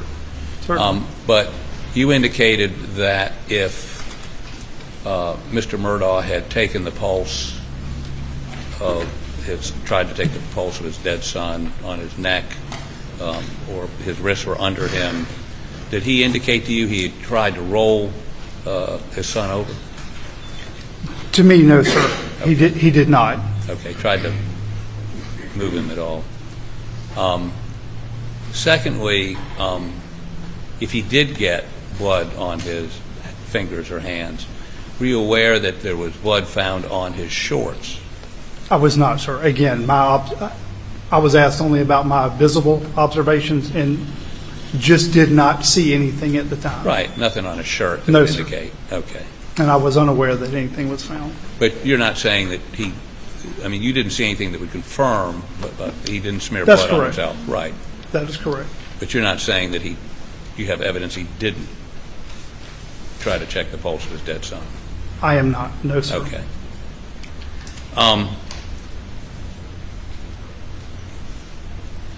So, and I think you indicated that his demeanor was consistent with somebody who had just found his wife and son butchered. His demeanor upon my arrival and initial conversation with him was someone who was upset. Okay, now let's talk. Just a moment ago you said something about when you started looking at the tire tracks in the grass. It was a change of demeanor, yes, sir. Well, a change of demeanor that perhaps he thought you had some evidence that would point to the killer of his wife and child? Are you asking me if that was the change? Was the demeanor consistent with that?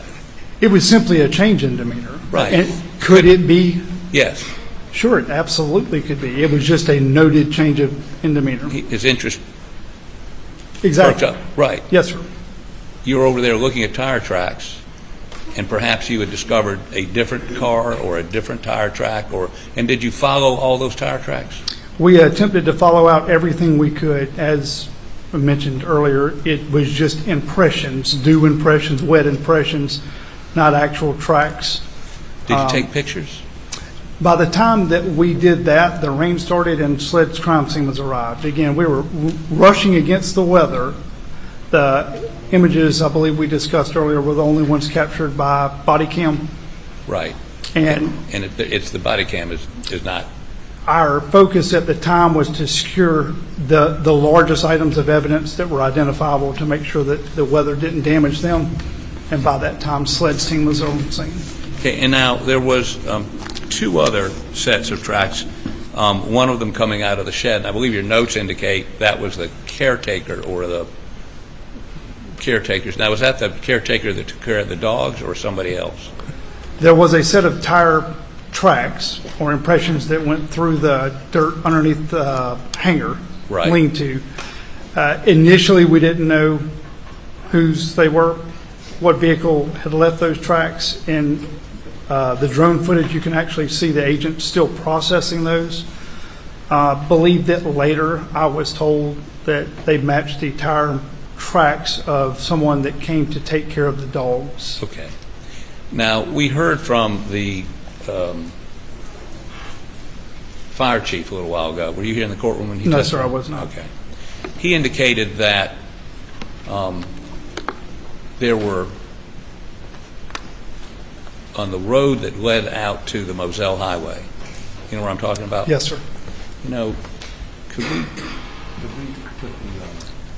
drone?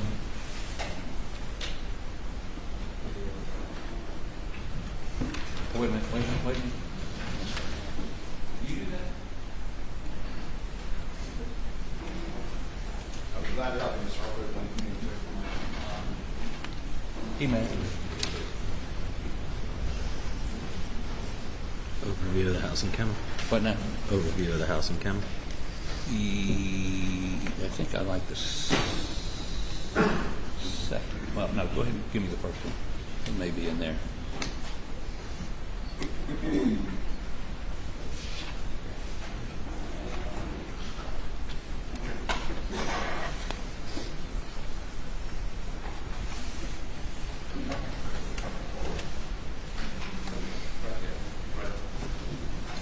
Okay, so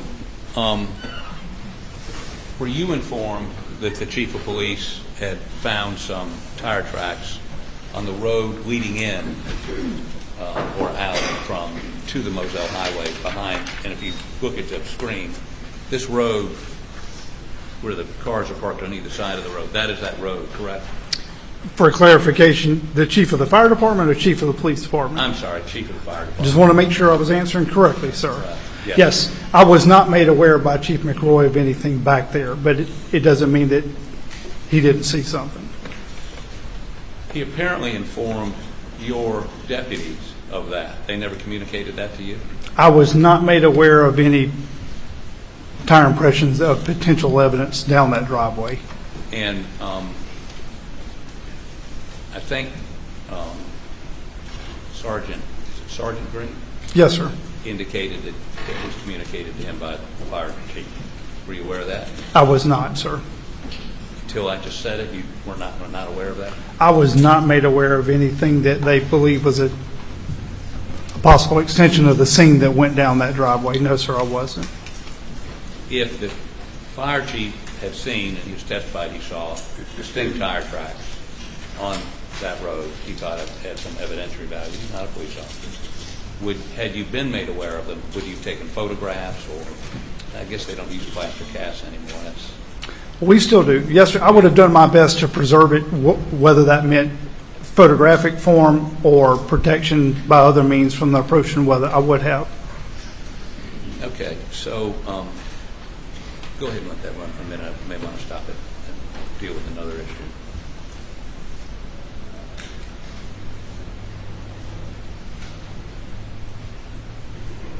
Okay, stop it right there. Okay, yeah, right there's good.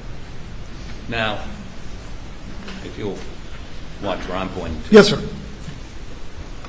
These are that's the dog shed right there, right? That is correct, sir. And right around in here would have been where Paul's body was. Close to the end of that structure, Right. yes, sir. And Maggie's body would have been on which side of Alex's car? The end of the red roof on the driver's side. Right. Now, are you aware that he discovered the bodies, called 911, drove back up to the house, and then came back down? From listening to his statement and from the 911 call, I was aware of it. And yes. he went and got a shotgun, came back. Yes, sir. And the shotgun was there, which sort of corroborates his statement, right? I was made aware of that, yes, sir. That Sergeant Green took the shotgun from him upon his arrival and secured it. And you can also hear the seatbelt dinging going on as he drives away, can you not? You can hear that in the background of the 911 call. Right.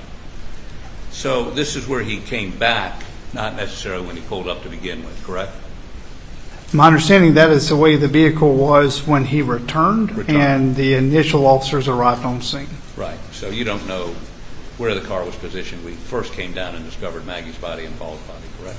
My knowledge to it would be limited to his description of having taken a very similar route back to the house. Right. But close but not exact, yes, sir.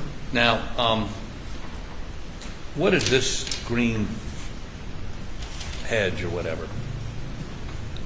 If I'm not mistaken, it was a grapevine, but the structure on the other side of it, a chicken coop. Okay. And you remember how tall that grapevine was? I don't know exactly, but looking at the image, it's fairly tall. 10 feet?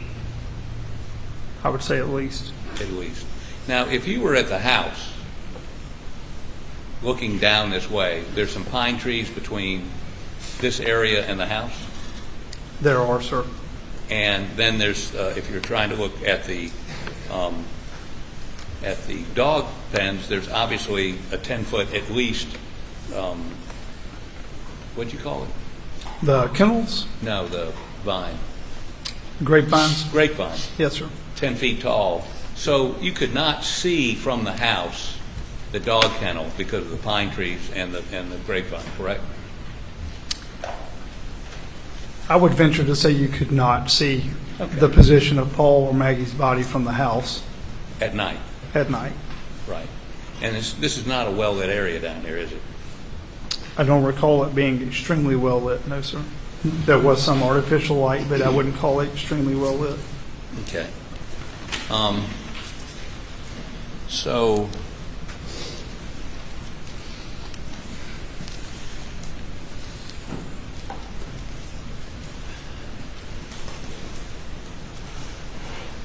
go ahead and continue running the video, please.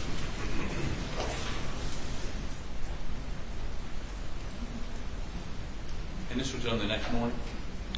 Yes, sir. Okay. Keep going.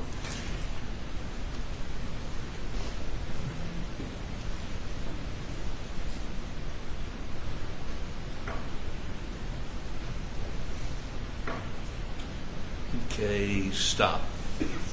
That black truck, whose black truck is that? That's the vehicle that we checked that evening that I believe was titled as a farm truck, just around the farm truck. And is that the one you checked to see if it had been driven lately? That's the one that Detective Rutland and I looked to see if those wet tire impressions matched up to the position of that vehicle when we arrived. Those particular impressions did not, and the vehicle was not warm to the touch. Okay, but that would have been the previous night? The night of the incident, Right. when we arrived, yes, sir. The night prior to this. But that could Paul have driven that truck down there? It would depend on what time he drove the truck down there, but the impressions that we were looking at, that we referenced when asked earlier by the Assistant Attorney General, they did not come to the back of that vehicle. They didn't come from that vehicle. Did he drive that vehicle to the scene? I can't tell you that, yes or no, but the impressions that she and I were looking at did not match the position of that vehicle. Right. Yes, sir. But Paul earlier could have driven that down there. He could. It's very feasible he could have driven anything out there that night or earlier in that day, but just not that vehicle for those particular set of impressions. Okay, go ahead.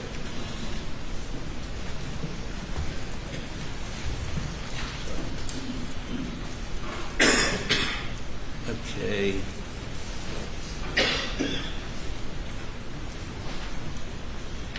Back that up just a little bit, please.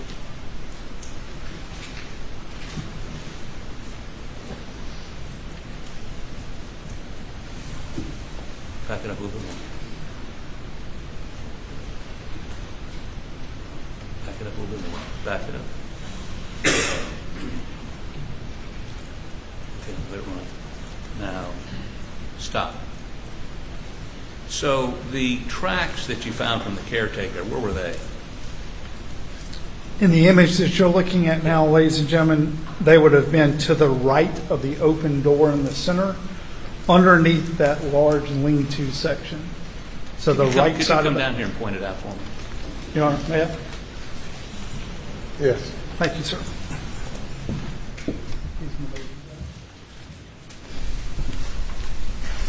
This section, you can actually see the agent's feet there, where she's still actually processing. Okay.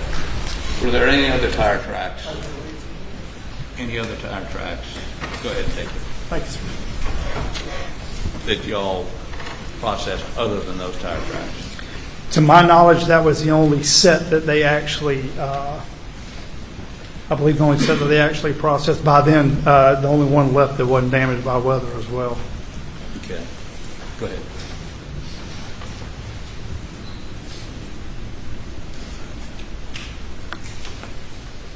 Keep going. Stop. So, and this road here goes out to Moselle Highway, right? If you were to take the right T there, Yep. by the silver trucks, Yep. if you took the right, that would go out to Moselle Road. The left just loops around the airplane hangar. Okay. And if the fire chief had indicated there were tire impressions back here in the dirt, you would have taken pictures or gotten plastic ass or something, right?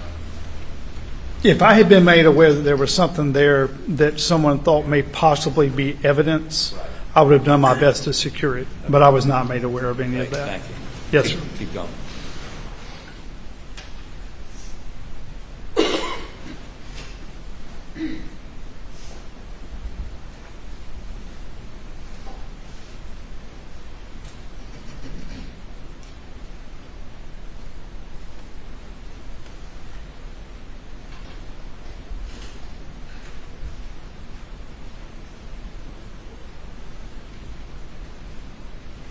Okay, I'm done with this one. Can you put the other one up, please?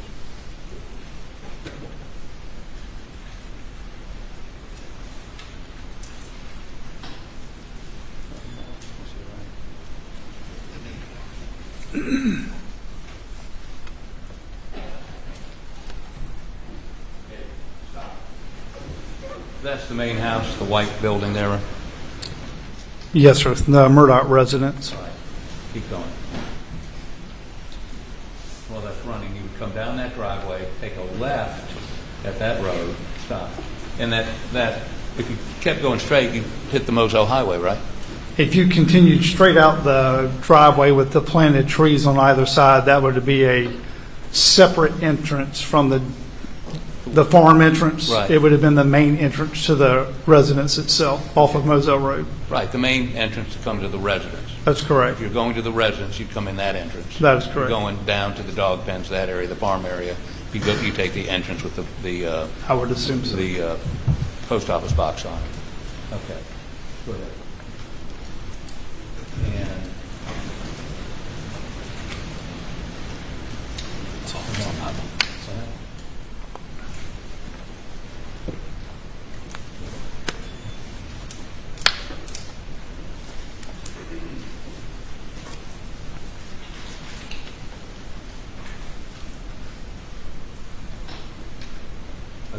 so that's actually all I need out of that. Thank you. Let me ask you a few more questions. If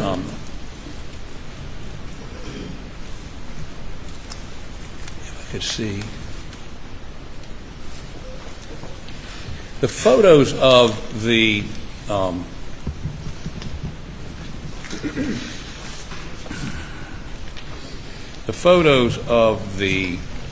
footwear, I think the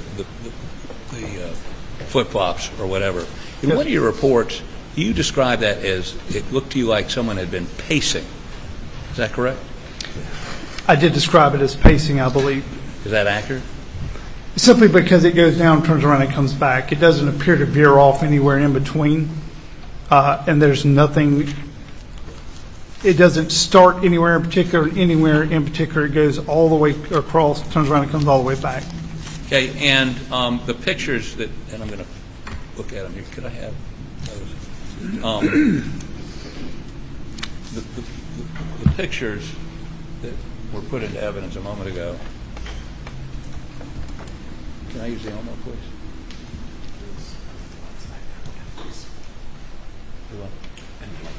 Right. Okay. I can't see this. Huh.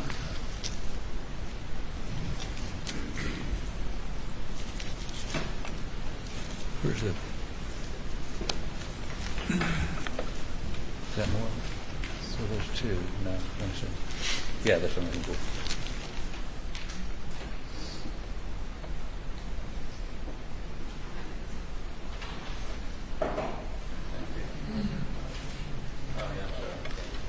This is 195. See, are there other pictures in there?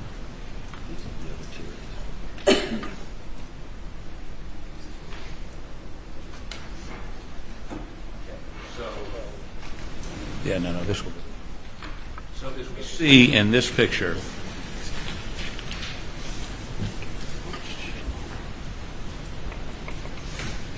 there you go. Yeah, that's good.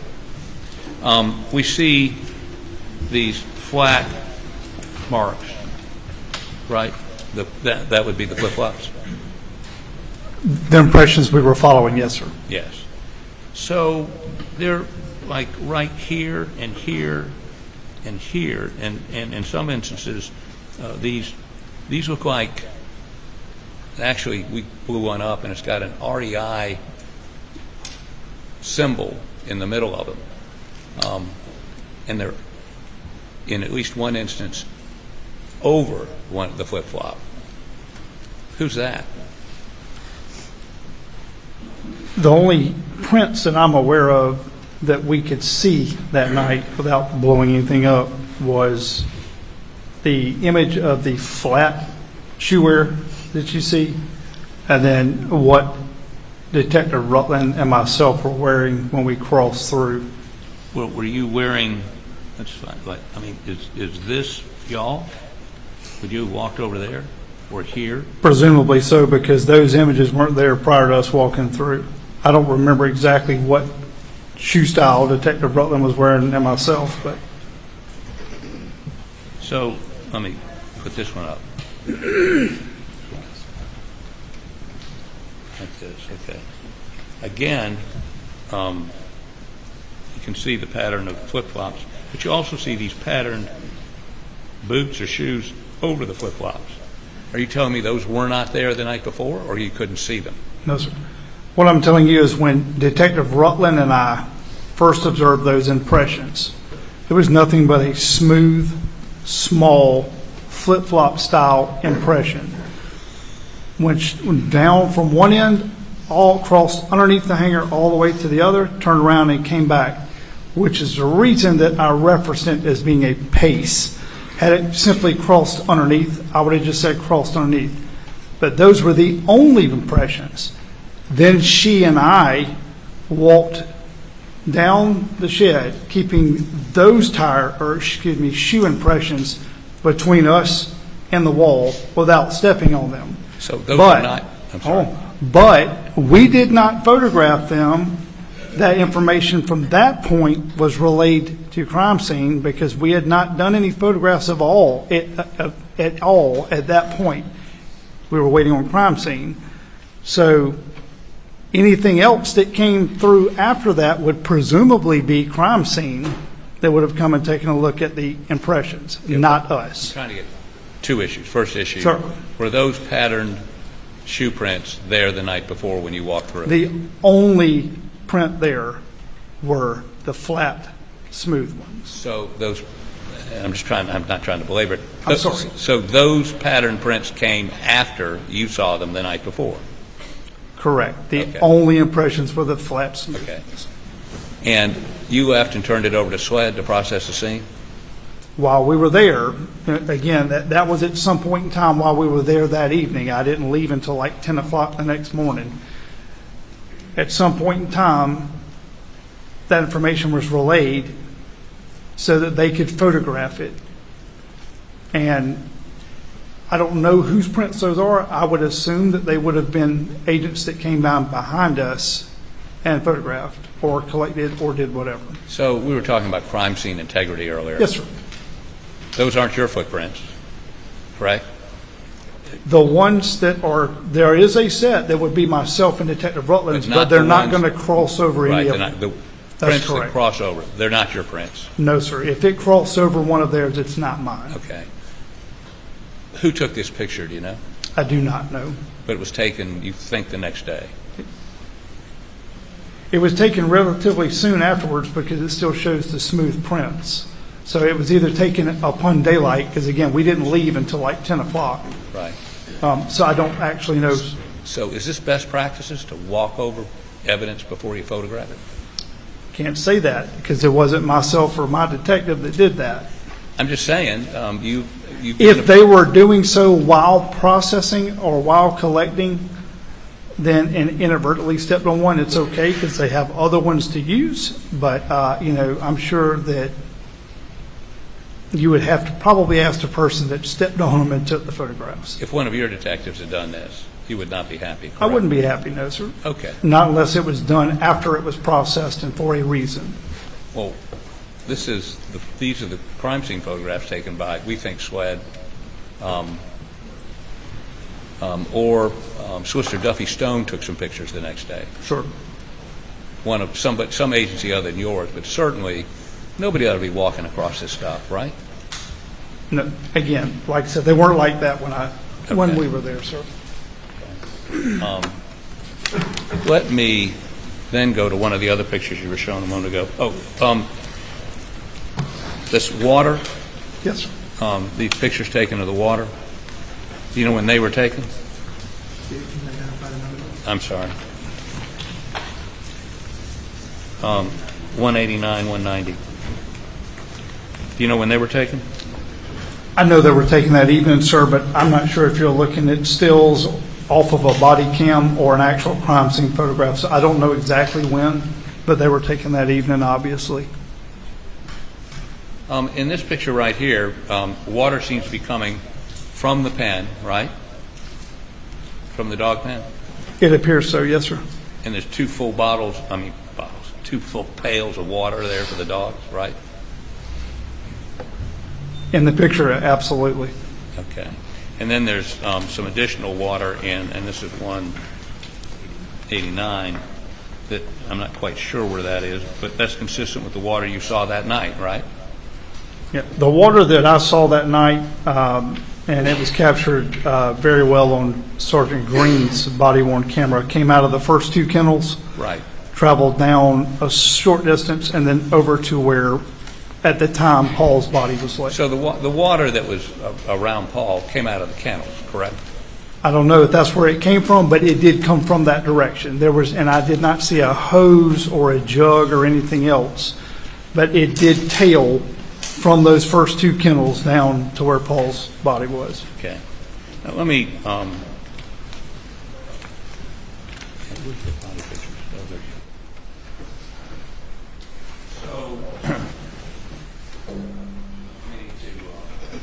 This is an item under seal. 196.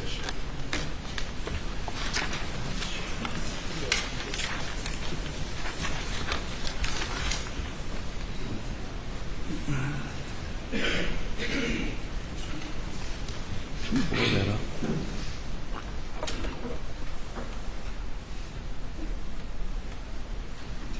Keep going.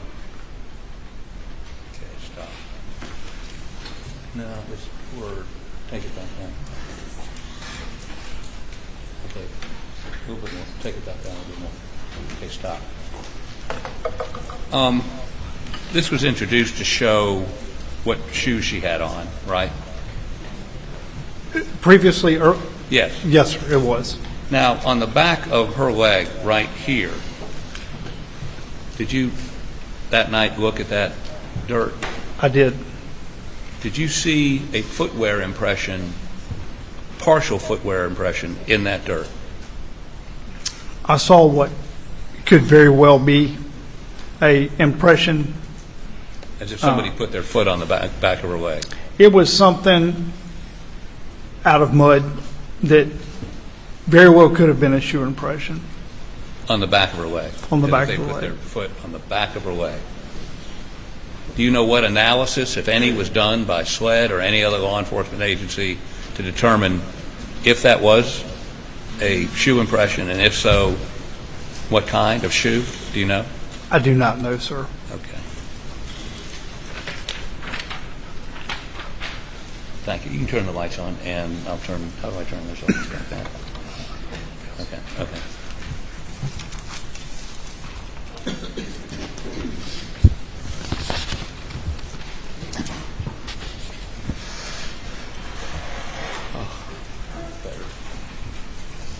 So let me ask you. I got just a couple more questions, maybe. Sure.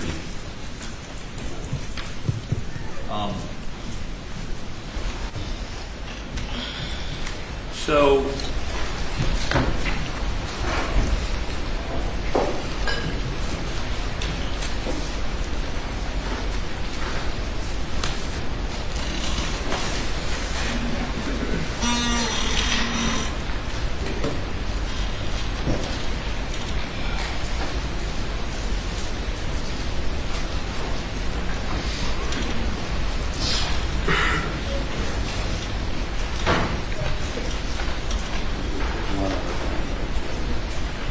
okay, so when you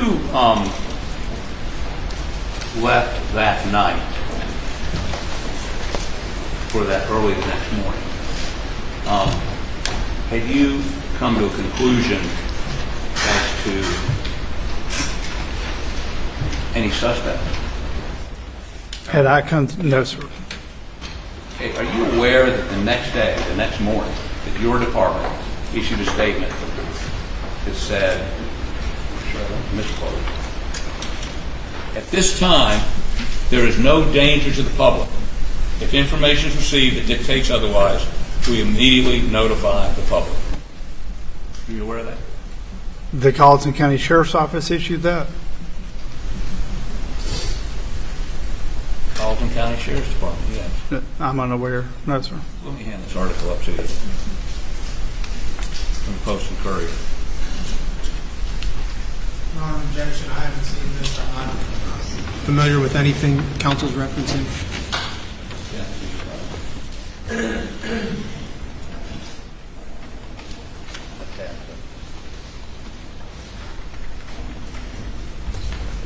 Let's stand for a moment.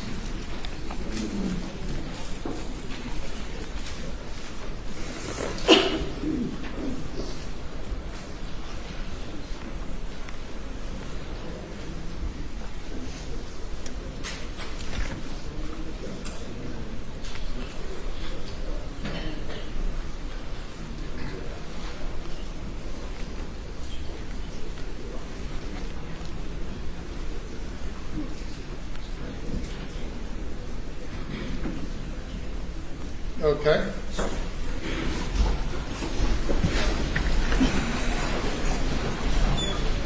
Opportunity to look at that article. Media article. Question posed was whether he was familiar with the statement made. He said no. The media article contains all sorts of information not in the record and not. I haven't heard any exhibit being offered into evidence. Your Honor, I offer into evidence the Post and Courier story of June 8th, the next morning, 2021, which contains the quote, which I've just read. In case he's not familiar with it.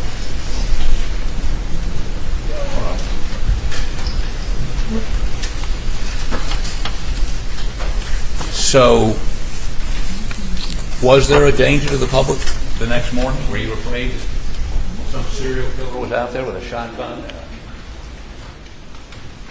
and AR type weapon?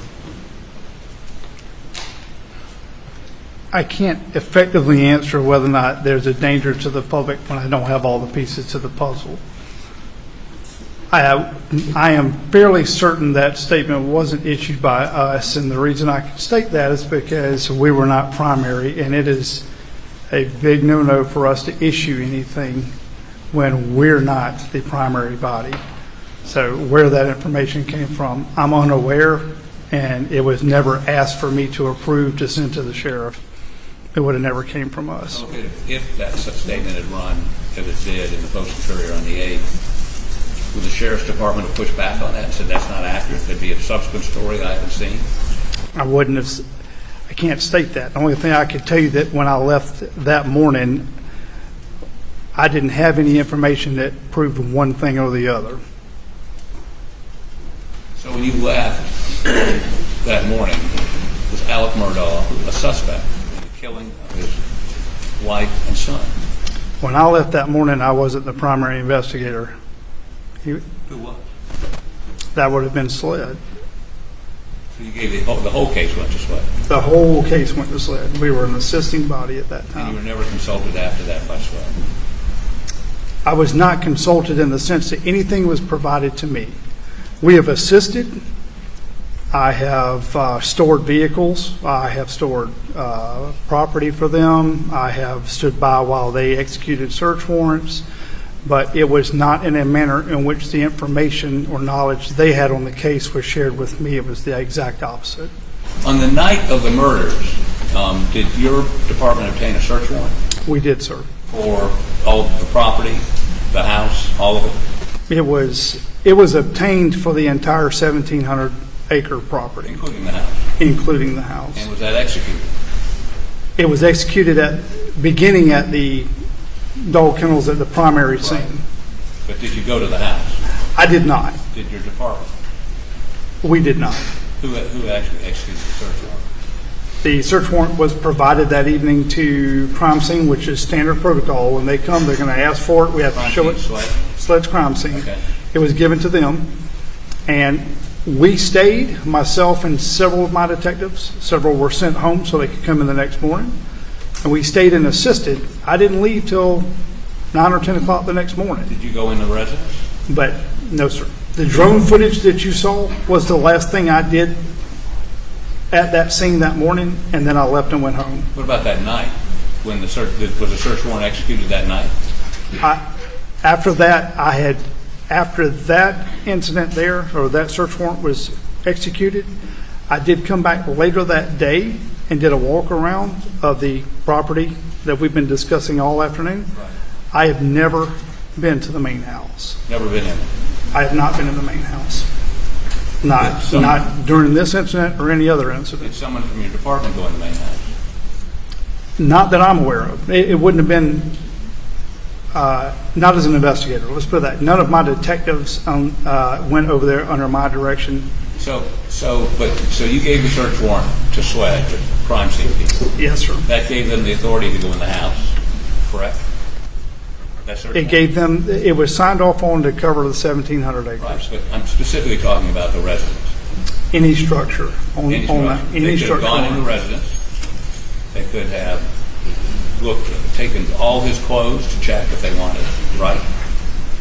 They could have. I don't know that they didn't. Well, we're going to talk about that later on. They could have. You're familiar with trace evidence. Many cases where they check showers or sinks to see if there's trace evidence of blood, right? Am I? Yes, sir. Yes. And do you know whether they did that or not? I do not. Again. Do you know that you can, with the appropriate technology, look at microscopic evidence, see whether it be blood or tissue, or if somebody tried to wash something, you can actually still, in a washed piece of clothing, detect blood or detect tissue, even after it's been washed. You aware of that? Am I aware of that? Yes, I am. Do you know whether SLED did that? I do not, again. But they could have that night done all of those things under that search warrant. Presumably so, and I'm not saying they didn't. Again, Mr. Harper. But they could have. I'm not saying they didn't either. We're going to find out. Sure. But under the search warrant your department obtained, they had the authority to go in the house, any of the buildings, anywhere on that property, and look for guns, evidence of any sort of crime, evidence of, again, in the shower, in the sinks, trace evidence. They had the authority to do that.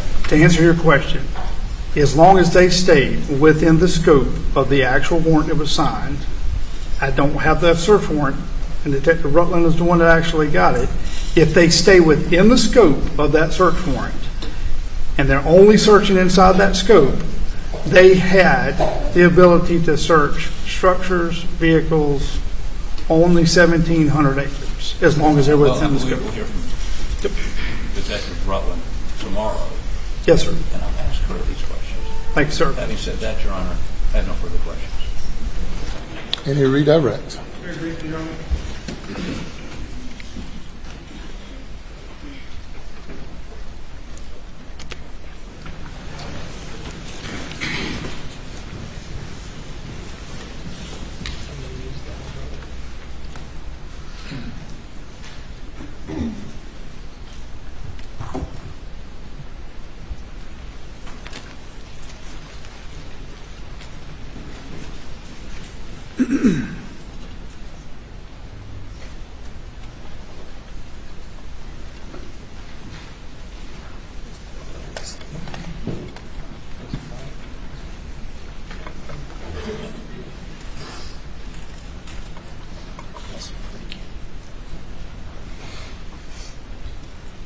Captain Chapman, the footsteps that you noticed, I know we've been through quite a bit of it, but counsel raised this issue.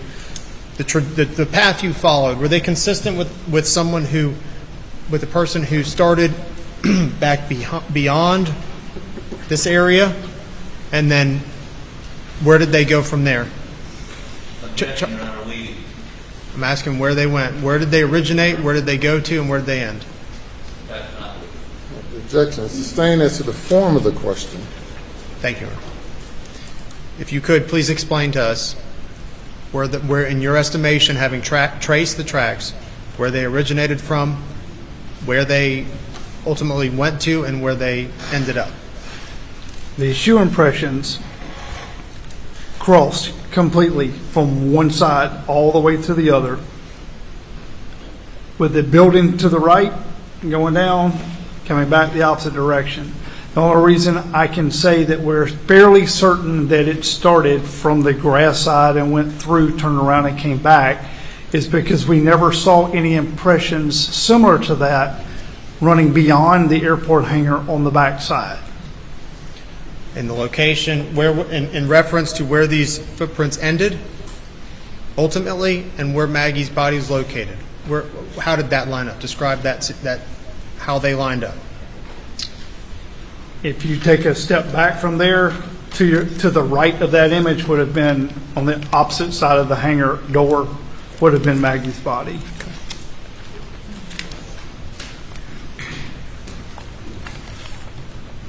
Referencing State's Exhibit 190.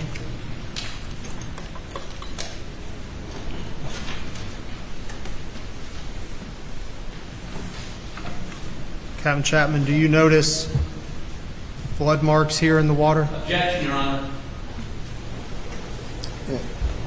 The objection is sustained.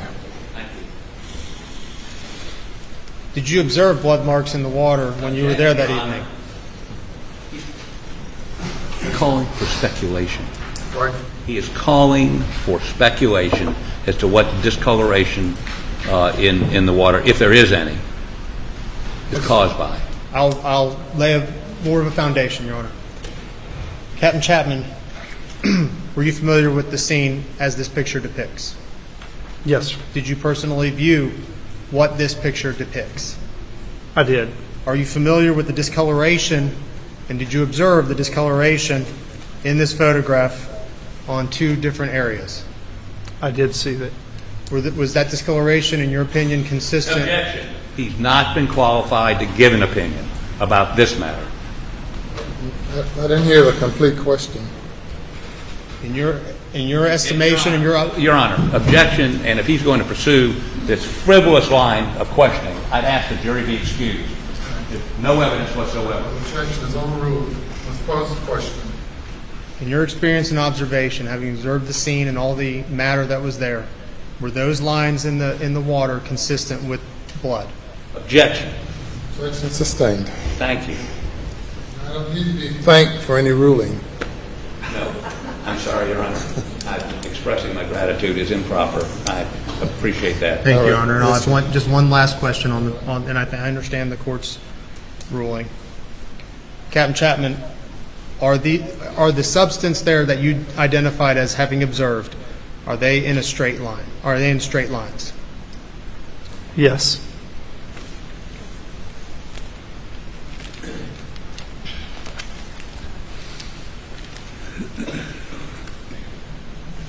Thank the court's indulgence. I'd like to make a motion to strike his questions about blood from the record, and the jury be instructed to disregard those questions. I've informed the jury that they are to disregard any question when I sustain the objection.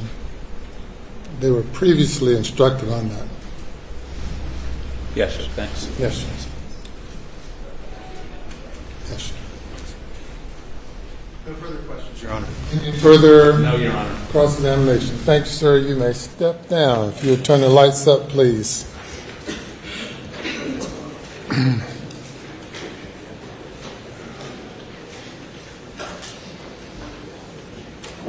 Ladies and gentlemen, we've come to the end of this day. Thank you all very much.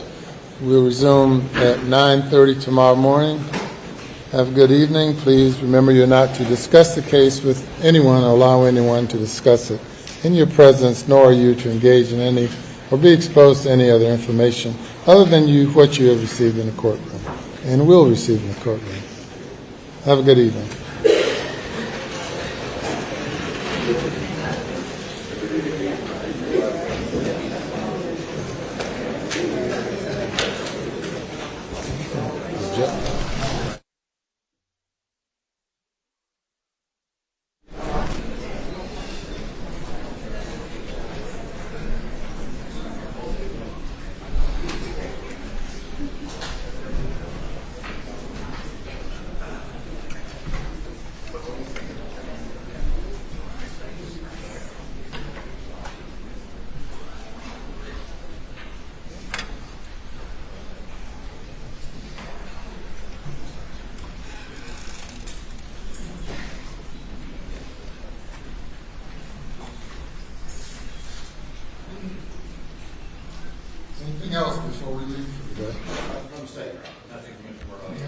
All right, we're in recess till 9:30 tomorrow morning.